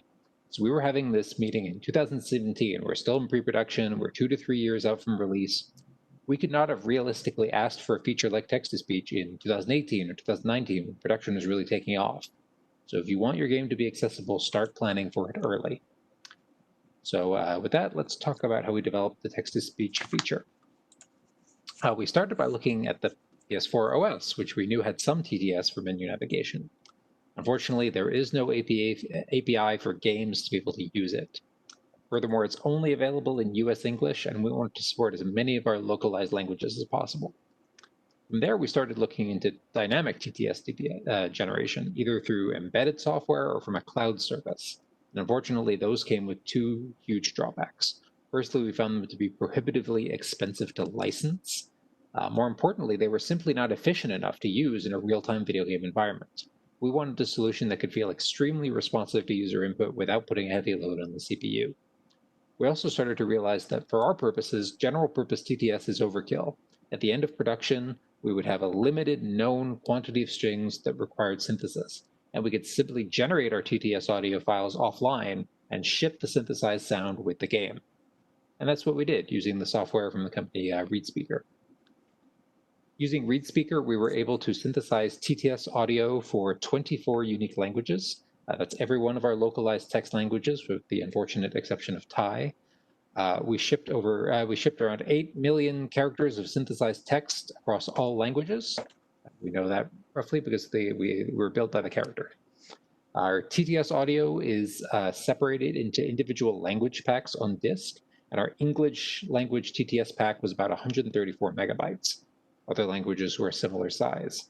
It might surprise you to hear such a low number, but this is because TTS audio can be saved at a lower fidelity compared to the rest of our game audio.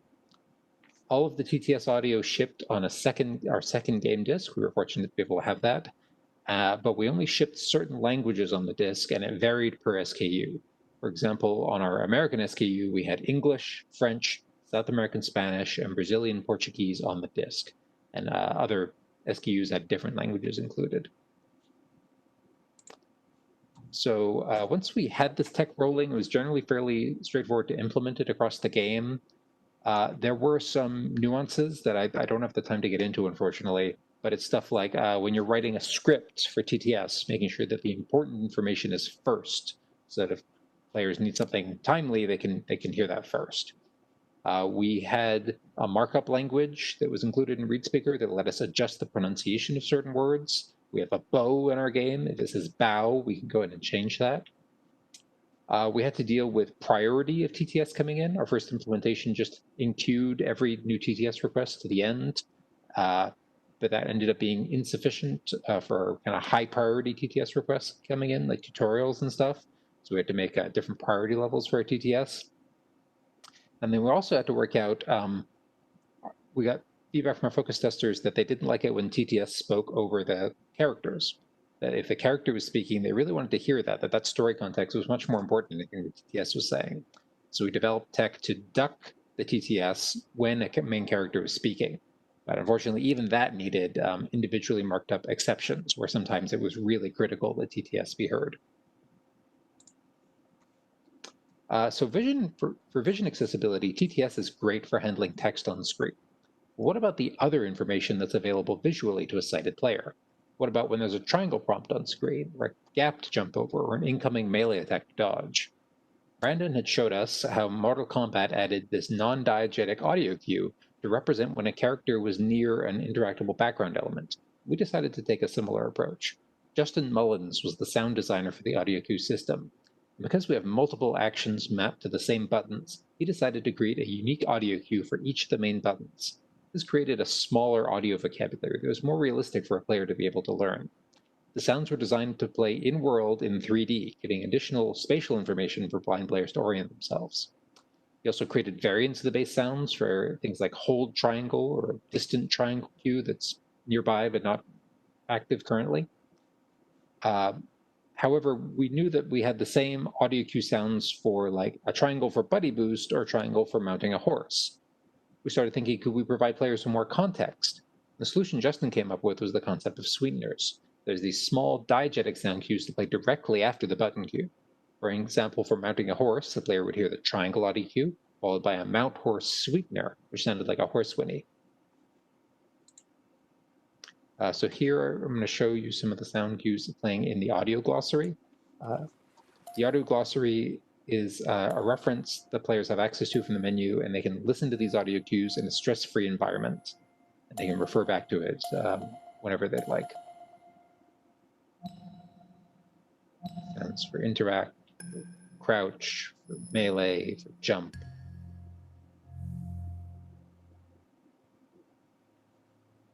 Oh yeah, this is interact cues in action in one of our early prototypes.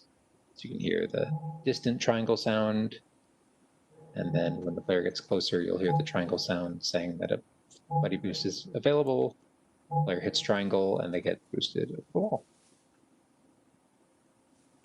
So I'm going to talk about high contrast mode, one of the big things that we made for Last of Us Part 2. So we started, as I was saying before, with sort of thief vision in Uncharted 4. But this was just kind of a starting point. We really wanted to see, like, players might have found this helpful, but we needed to break it down and figure out why and how we could sort of improve on it. So this is sort of an early video of us with our high contrast mode in. We've got our characters. Ellie is starting to render in blue, but we weren't sure what to do with buddy characters yet. We've desaturated the world, but it's not very readable, so we need to sort of work on that. And so it's still not to quite the level of Uncharted 4 Thief mode. We wanted to make it better, but we weren't really sure how to exactly tune it until we found these goggles. We bought sort of a whole set from the website Low Vision Simulators, and it really, each sort of set of goggles simulates a different type of visual condition, and it covers a range of things like tunnel vision, central scotoma. I chose the goggles that simulated a visual acuity of 2400 and decided sort of that was a good bar for us to try to hit. So if I could wear those goggles and be able to play watching this mode, that basically we would sort of, that was sort of the bar we're going to set. So I kept that goggles on my desk the rest of production, and I know that Maria Capel, our UI designer, also kept that so that she could understand, make sure our text sizes were large enough. And I sat down with Dongsub Wu, who was the technical artist who created the high contrast mode, and we worked together to tune it so that I could play with these goggles. So you can see, like, after our E3 demo in 2018, we worked using the environment there because it was our most finished environment to try to, like, figure out, okay, how can this mode let us see in the very difficult sort of dark spaces like this? We need to be able to see our enemies, so you can see how they're highlighted in red. We're outlining gameplay objects with the silhouette and stuff like that, and sort of the farther things are away, the less important they are, so they get darker. we found that for like foliage, we could use mip mapping to sort of make them appear more blocky, and so there was less of this sort of like noise, as you can see. That's kind of how this looked until we sort of started blurring things out. But it really sort of made it apparent that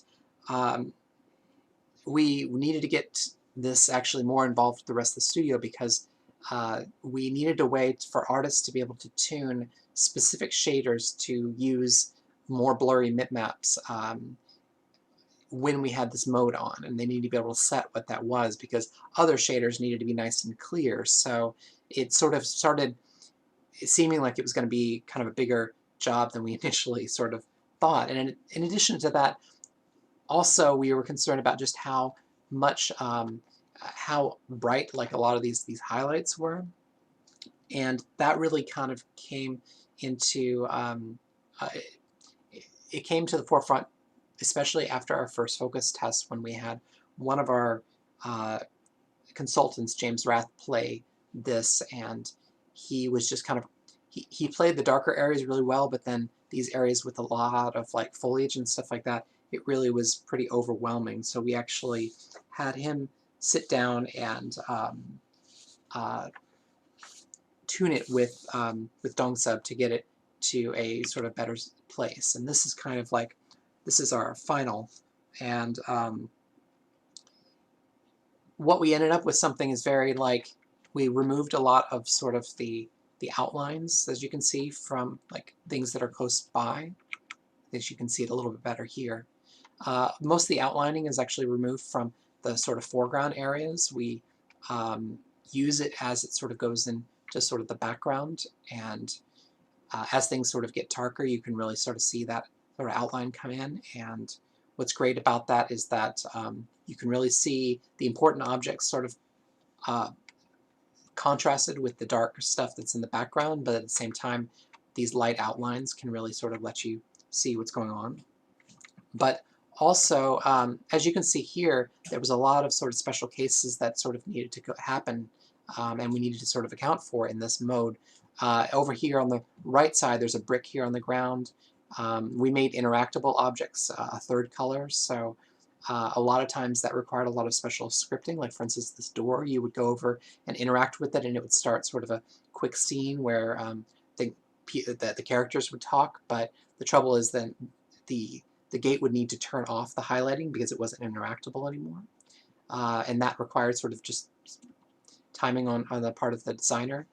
These tripwires over here are not actually characters, so they needed to be read as well because they were threats, so those had to be sort of special case as well. We found that this this mode really did have a lot of sort of special casing throughout the game, and it actually made it, even though the mode itself was actually pretty production inexpensive, actually getting it working across the whole game was pretty difficult to do, which is the same as this next feature that Matthew's going to talk about, I think.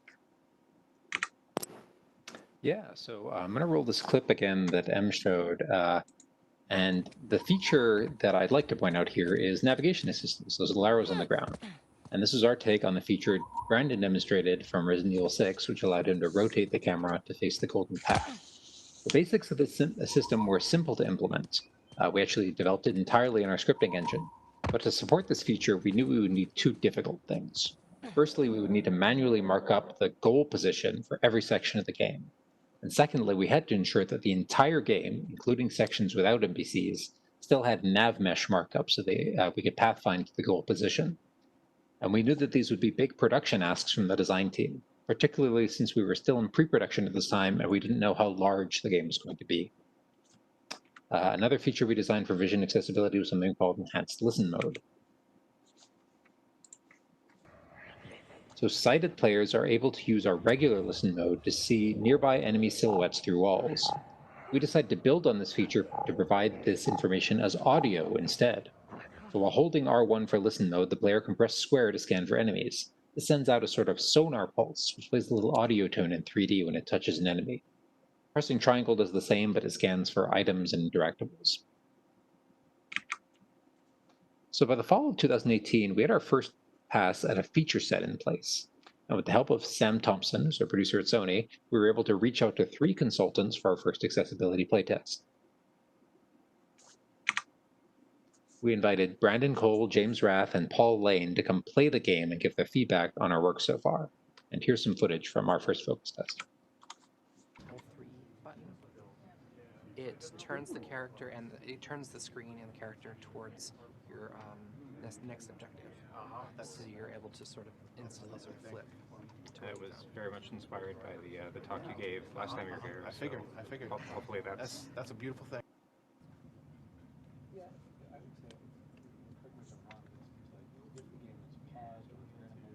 What? In like 10 hours, isn't that? Yeah, sometimes where the text size can be larger. The size of the icons, I don't have a complaint about. Yeah, like these icons, I think are fine. If there's any wiggle room for it to be a little bigger, it doesn't. Oh, nice.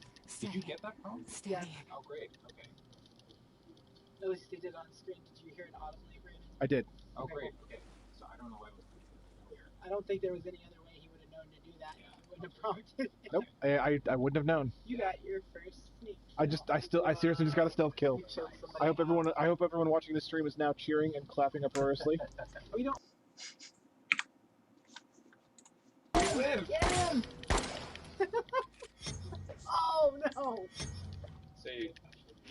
Nice. He's like, I'll hit you back.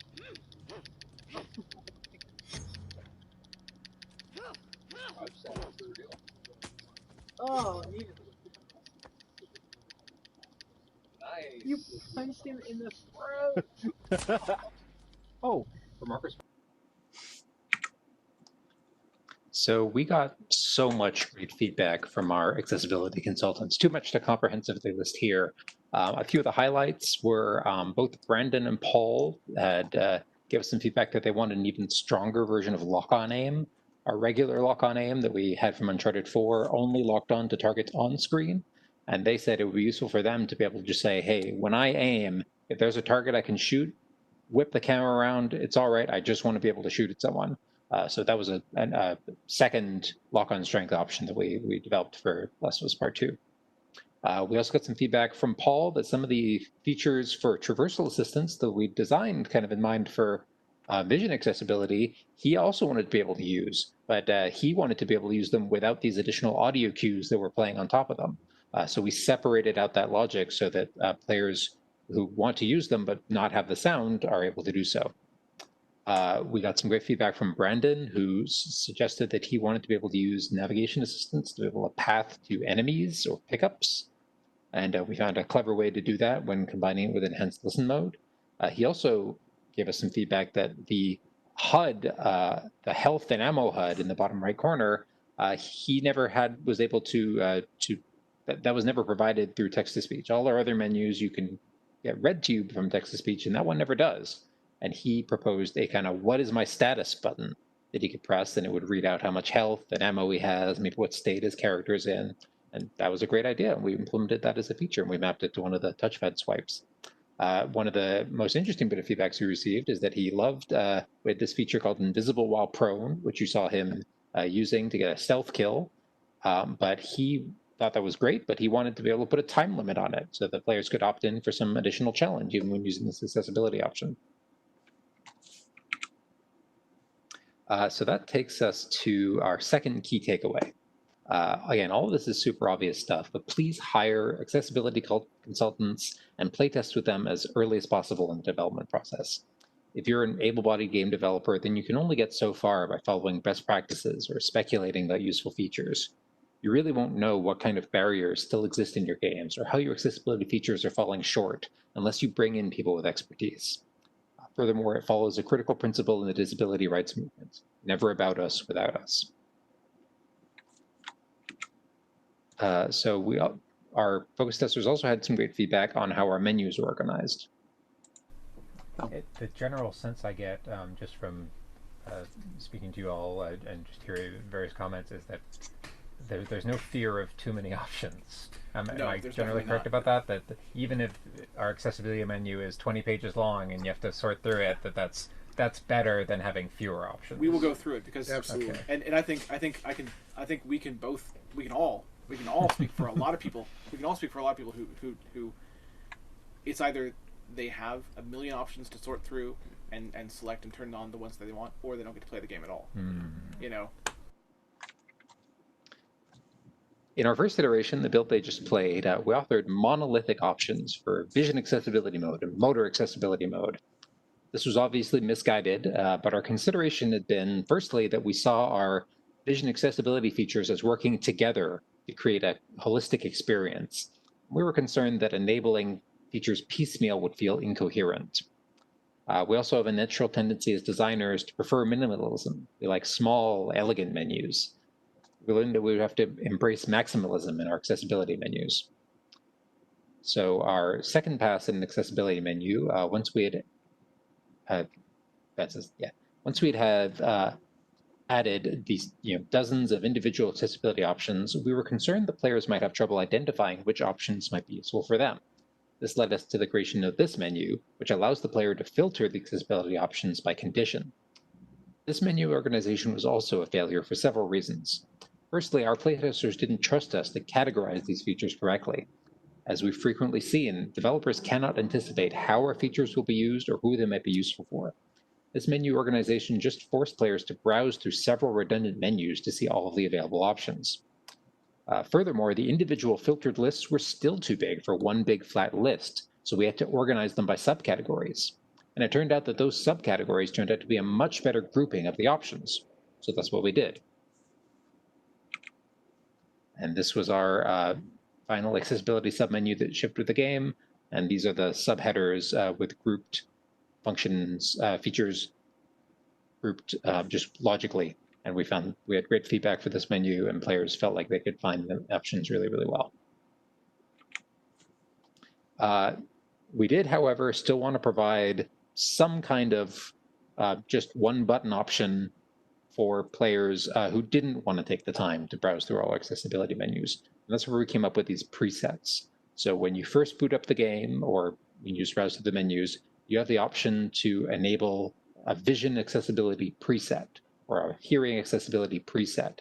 And if you turn that on, that will enable the kind of chef's choice selection of options that we think are useful for those players. But of course, after doing that, players can always go in and tweak the individual options as they see fit.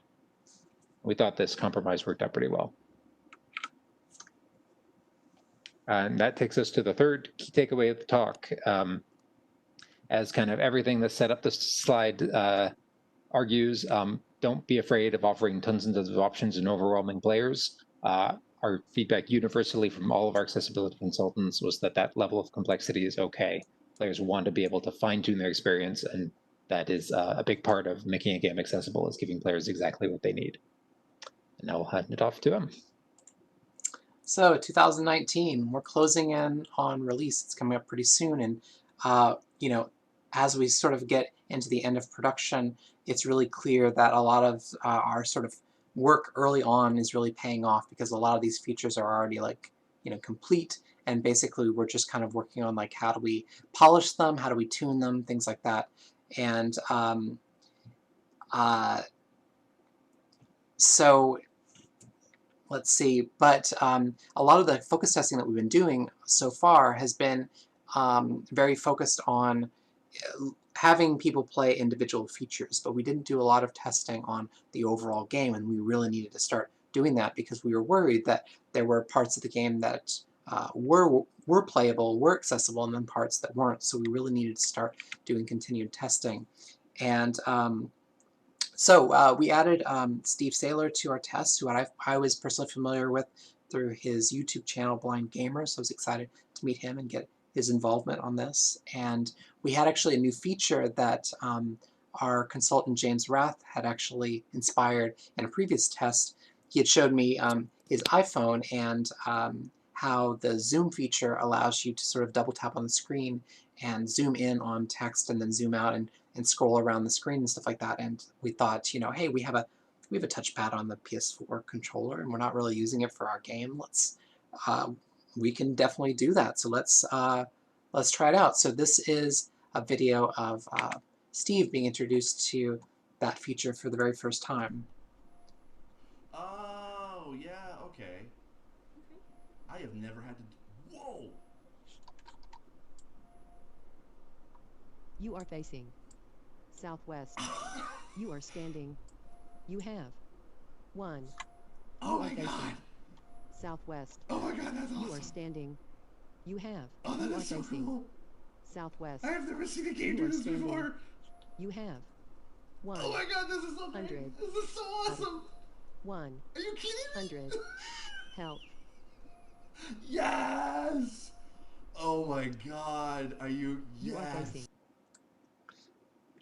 So it was pretty successful, and it was really important to us to make sure that in the screen magnification you could zoom in on things like the D-pad menu, on the crafting menu, things like that. This is our final version of the feature. That way you could sort of read text even if we couldn't make the text large enough for players. And unfortunately, it does just sort of zoom in on the screen. It doesn't actually make things more clear or anything like that, but it does make it a lot bigger on the screen, so players like Steve don't need to sort of like lean over and be really, really close to the screen. But maybe in the future we'd like to improve on that sort of feature. Another thing that really sort of got on our radar is the issue of motion sickness. Now, a lot of our focus testers actually, from early on in Last of Us Part 2, complained of some motion sickness, and so we were working on this feature, or working on this problem just in general. We got a letter from a player back in 2018 mentioning how motion sickness was really bad for them in a lot of games, and they found that in God of War, they had some tweaks where you could turn down the camera shake and the ambient camera sway, and that really opened up the game for them and allowed them to be able to play the game. So we definitely added that to the list of stuff we wanted to do, along with things like adjusting the camera distance and the field of view. A lot of players experience motion sickness based on the really, really close third-person kind of camera, and so we wanted to let players, within reason, I guess, tweak that sort of effect. We also have this dolly zoom effect and full screen effects that are all like visual effects that happen in post that happen at different times through the game in context, and but certain players were really affected greatly by that. And then lastly, adding a persistent center dot option so that you could have something to focus on in the center of the screen. The real trouble, though, with motion sickness is that it really is, the cause of it is so different from a lot of people. So as much as we really tried to finesse the game itself and fix cameras and camera shake and things like that to work better for all players, we knew that we had to have some of these features for players to be able to tweak things for themselves.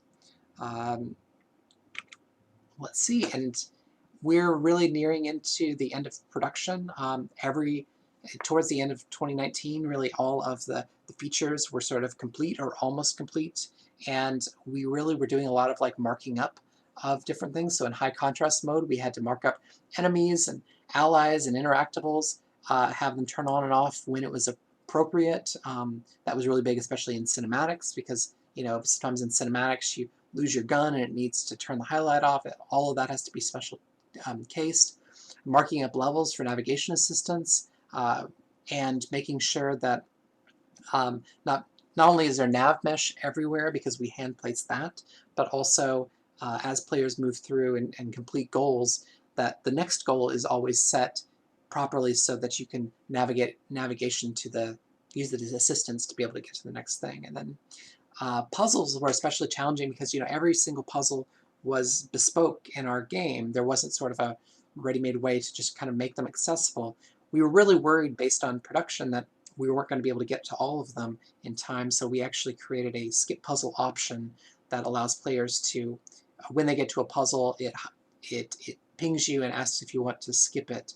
And we left that in the game, even though eventually we were able to actually make our game accessible for all of our puzzles to the standard that we were hoping to. So, but that was definitely a big challenge. And, you know, beyond that, there was just plenty of edge cases all over the place, and of course collectibles. So yeah, and then we came to 2020, the worst year ever, but we shipped the game, and we're really proud of what we did. We were really worried for a long time that, you know, was this game going to be fully accessible for a blind player to be able to play from start to finish, and we were really confident by the time we released that we had that working. And we really got to, once we got to Gold Master, we really got to work with our marketing department on how we could sort of get the word out there. And so we started doing interviews and getting sort of early releases to players and advocates. For Uncharted 4, we didn't really do any PR about accessibility issues until like several weeks after the game release, and felt like it really got lost in the shuffle. And we really don't want players to that either want or need these features to find out about them like weeks or months later. We really want players to know about them beforehand so they can judge for themselves if the game is going to be a good purchase for them. So we really wanted to get that out there. We did a blog post outlining all 60 of the options, but you know, it sort of, I think a lot of people were really excited about it, but it didn't get much further about that until Steve Saylor actually shared his really emotional video. I'll play a little bit of that. Oh, there we go. There's so much here. This is why I do what I do.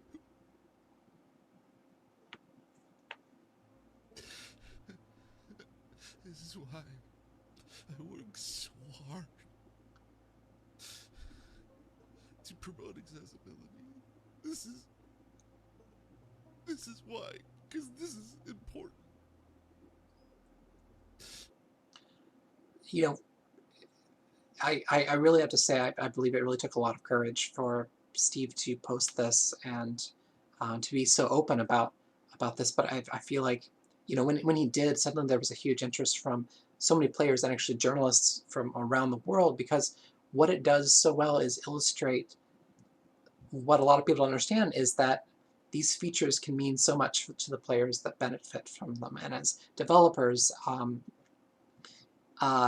it really helps us to understand, like, I mean, this is what it is to not exclude people with our design choices. And, you know, we really believe games are for everyone.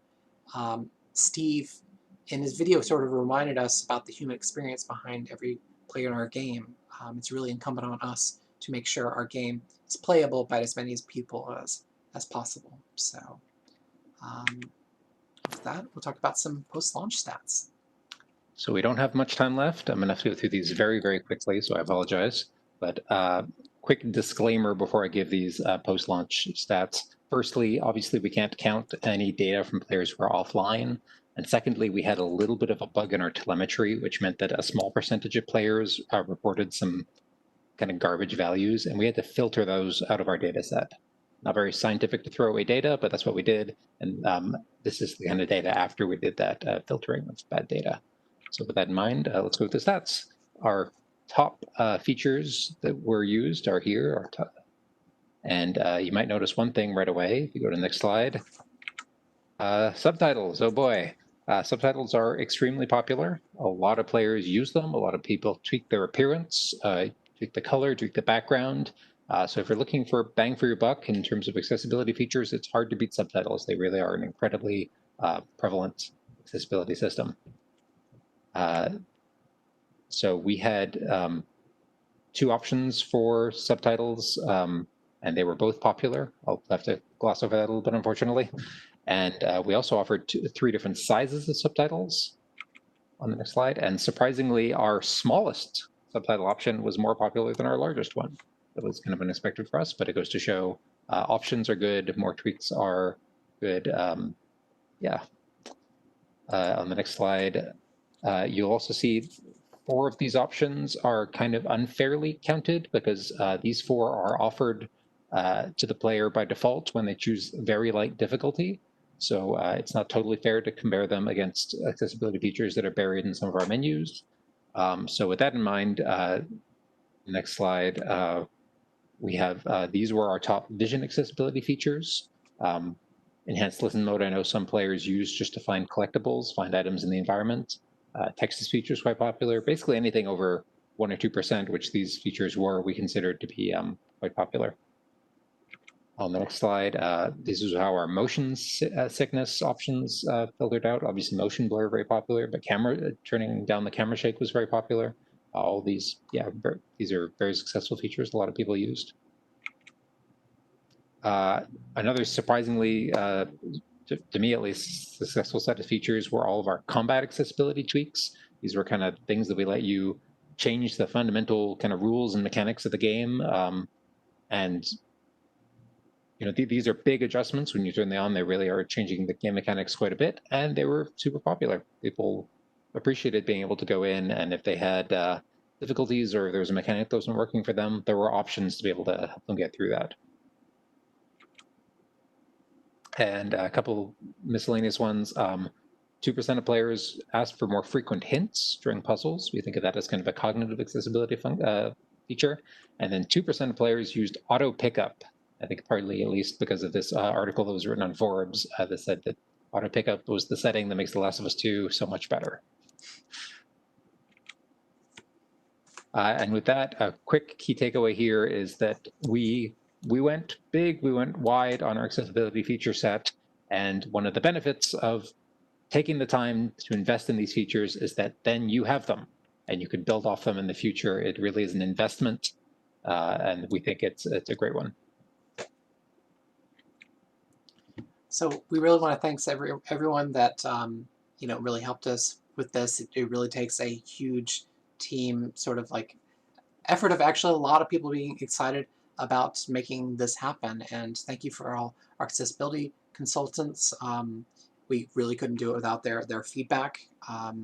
Thank you to our Worldwide Studios QA accessibility testers and user experience research team. Thanks for Sam Thompson and of course everyone at Naughty Dog. Sam Schafel actually was often said that he believed that every single person at Naughty Dog fixed a bug that was related to accessibility at one time during production. So thank you to everyone. And of course, GaConf organizers for hosting our talk. And all to you. Thanks so much, everyone. Yeah. Bye.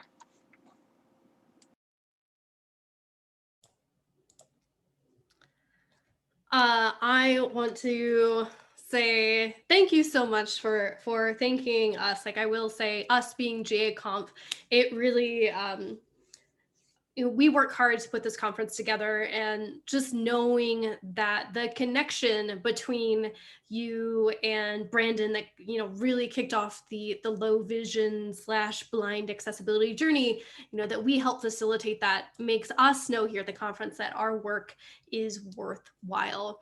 And there was so much great information during this talk. I absolutely love how it was described, the iterative nature of the work that was happening, that it made it more useful over time and even resulted in splitting features into separate options. And I think we can all be excited for seeing Brandon's stealth kill that he got, his first one ever. And I think at the same time as the talk continued, it talked about recognizing when things didn't work and changing, like the menu. And I think one thing that we can all agree on is Steve's reactions are priceless, from his excitement, his facials, his voice, even when he's not crying. As they said, it really helps showcase the human experience of what's happening behind games. And I absolutely love sharing that telemetry. I thought the subtitle information specifically was great. And now it's this time that I'm going to be passing over control to our closing word speaker for the day. I'm incredibly excited to bring on someone from Microsoft. Yes, our very own Jenny Leigh Fury. So welcome. I'm going to hand it off to you. I was going to say game on, but it's which you should know I'm not just saying because it's GaConf. Those who know me know it's what I say.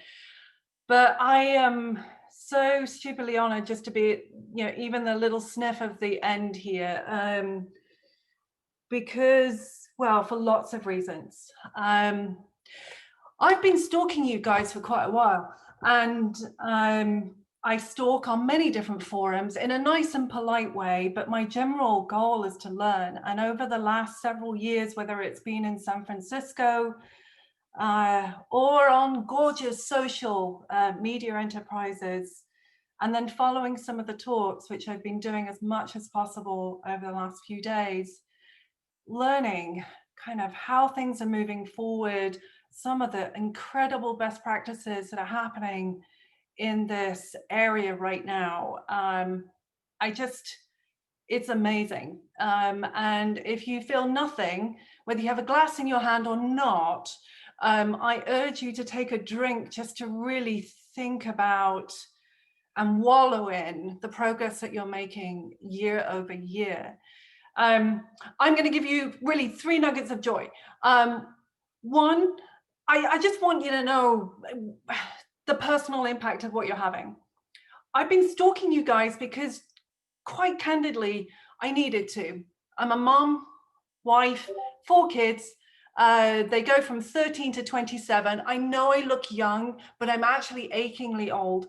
And a couple of them, they entered teenagehood and told us that they were going in their rooms to game. And my husband and I looked at one another and went, what do you mean you don't want to interact with us as your parents anymore? And we thought that was horribly rude. And then we realized that we did exactly the same thing as kids. And we said, well, you can't beat them, join them. And we got back into gaming ourselves. Now, I would never profess to be anywhere near anyone who's part of this capability at all. I will continue to keep my accounts rather hidden. But I will say that for 2 kids with autism, sensory, ADD, ADHD, I am deaf, profoundly deaf. I cannot hear you. You sound great. Mental health, we've got the cornucopia of disability in my house. And the work that you're doing has quite literally changed our lives. And I know I'm not going to give you a bloody sappy moment. That I leave that to experts. But you have to know that the amount that you feel is the tip of the iceberg of what the impact you're having. So let me just get that one. The other one is I did want to talk a little bit about the placement in history. And just looking at kind of just give you some sense of overall arc. I came to Microsoft 15 years ago to work on Hotmail. And if you still have a Hotmail, I deem you as cool. I wasn't open about my disability then. I stalked the deaf. You've seen that stalking is a theme in my life, but I stalked for quite a while before going full time. And I would say really switching from sideline to full time in accessibility 8 to 9 years ago, maybe 10. 5 years ago, I became CAO. And one of the things that we did here to think about accessibility holistically was really start to frame it as part of the business. And this is where I put up a slide because I actually think it's really important. And the slide that I want to share really talks to, and that's not coming up, but that will come up. You guys can see me, right? I can't see you, so it works fine. But there was a model that we put in place. We called it the evolution model. And it was all about measuring year-over-year progress of accessibility. And we put it in, we combined a model from Carnegie Mellon, from Level Access, which is one of those amazing consultancy firms on accessibility, broadly, generally speaking, used to be called SSBAR. And then we combined it with 65 members of the accessibility leadership team, the ALT, and their just wicked knowledge, just pulling it together to combine kind of what it would look like across a whole bunch of dimensions. And we built criteria for 1, 2, 3, 4, and 5. Now, those dimensions range from vision, strategy, engagement, having the top level gig, the financial investment, the development cycle, the sales and marketing, training, support, procurement, people. I'll tell you there's more that we look at. This is the public version. We also look at other things that matter to us as a company as well. And I'll stop sharing because I think there's more that's online on it. But the key point is that what we've been able to do over 5 years is model what growth and maturity looks like when it comes to accessibility. What I'm seeing with gaming is every single nugget of gold that is driving this forward. And why am I telling you stuff that you're probably like, yeah, we know we're moving forward? Because I think it's important to call out. This is hard work. In fact, Tara, your speech earlier, I think really resonated with me and probably with every accessor. What did you call them? Accessibility buddies. Don't ask deaf people to say words like that. But I think it resonates with all of us. But there are some key things that I think are really important in this that I just want to validate. In everything and every model, when it comes to accessibility, the most important thing is to hire and have people. That's come up over and over as I've been going through the speeches from GaConf. Have people, have their experience, have their knowledge, have their wizardry and wonder infused and invested into development as early as you can. And if you don't know what the right thing is to do, hire a person with a disability. That's a generalized rule. And then drive towards a standard where standards don't exist. Create the standard. Partner to build the standard. Compliance is actually a really good thing. And it's incredibly important to have a goal line that incrementally drives you forward. And I see that happening in so many of the games coming out. I cannot believe, by the way, the number of options in The Last of Us. There's new bars and standards being built into everything that you're doing. Once you've got to the standard, though, aim higher. And go above the standard. Create the next bar, because actually the standards will always be woefully behind what is possible and capable with technology. Technology moves quicker than any standard ever could. And so keep shoving that fiercely over, but be aware of the biggest risk that we all have, which is regression. Regression is real, and it can happen if we don't really work to make things scalable and durable. And that matters because this is a heck of a long journey. Once you've aimed for higher, innovate. In fact, you should be innovating all the way through. That's the key principle of inclusive design. And what you're building holistically is a journey, an ecosystem, but a journey, and a journey takes a while. The journey that we've been at Microsoft has taken 20 years, and depth on gaming, at least 6 or 7, if not a lot more. It incrementally gets easier in some places, and then there's 1 step back and 2 steps forward that happens. It happens in spurts. But I think how we recognize where we are on that journey can actually help the long term and the durability of it. Why am I saying all this? Because you are leading the future of one of the most important spaces with gaming and the whole of the industry. My experience this year with 2020, with all of the beautiful, glorious gorgeousness that comes with a pandemic, let alone everything else that's heavy that's come with it, and the momentous year that it's been for disability with the 30th anniversary of the ADA, with the 10th anniversary of the Disability Equality Act, if anyone is up in the UK, with so many historical areas driving for equality, independence, for access. I want to be able to compete with my daughter. I'm deaf, she's autistic. We're not at a level playing field yet. She will probably always beat me. But I really don't think that accessibility should be anything but an equalizer for us to get there. It may take longer than you think to get to the goal that you have, but I would say aim high, keep it high, keep things like GaConf, just the conversations going after this conference, the collaborations moving, because collectively you can accelerate that gig. And in the meantime, support one another in the beautiful way that I see you do, whether it's on Discord or in social media. Celebrate every single win, support those that are coming up the pipe, and help them, because ultimately they're the ones that are going to lead the next chapter, because we've got to breed that as we go forward.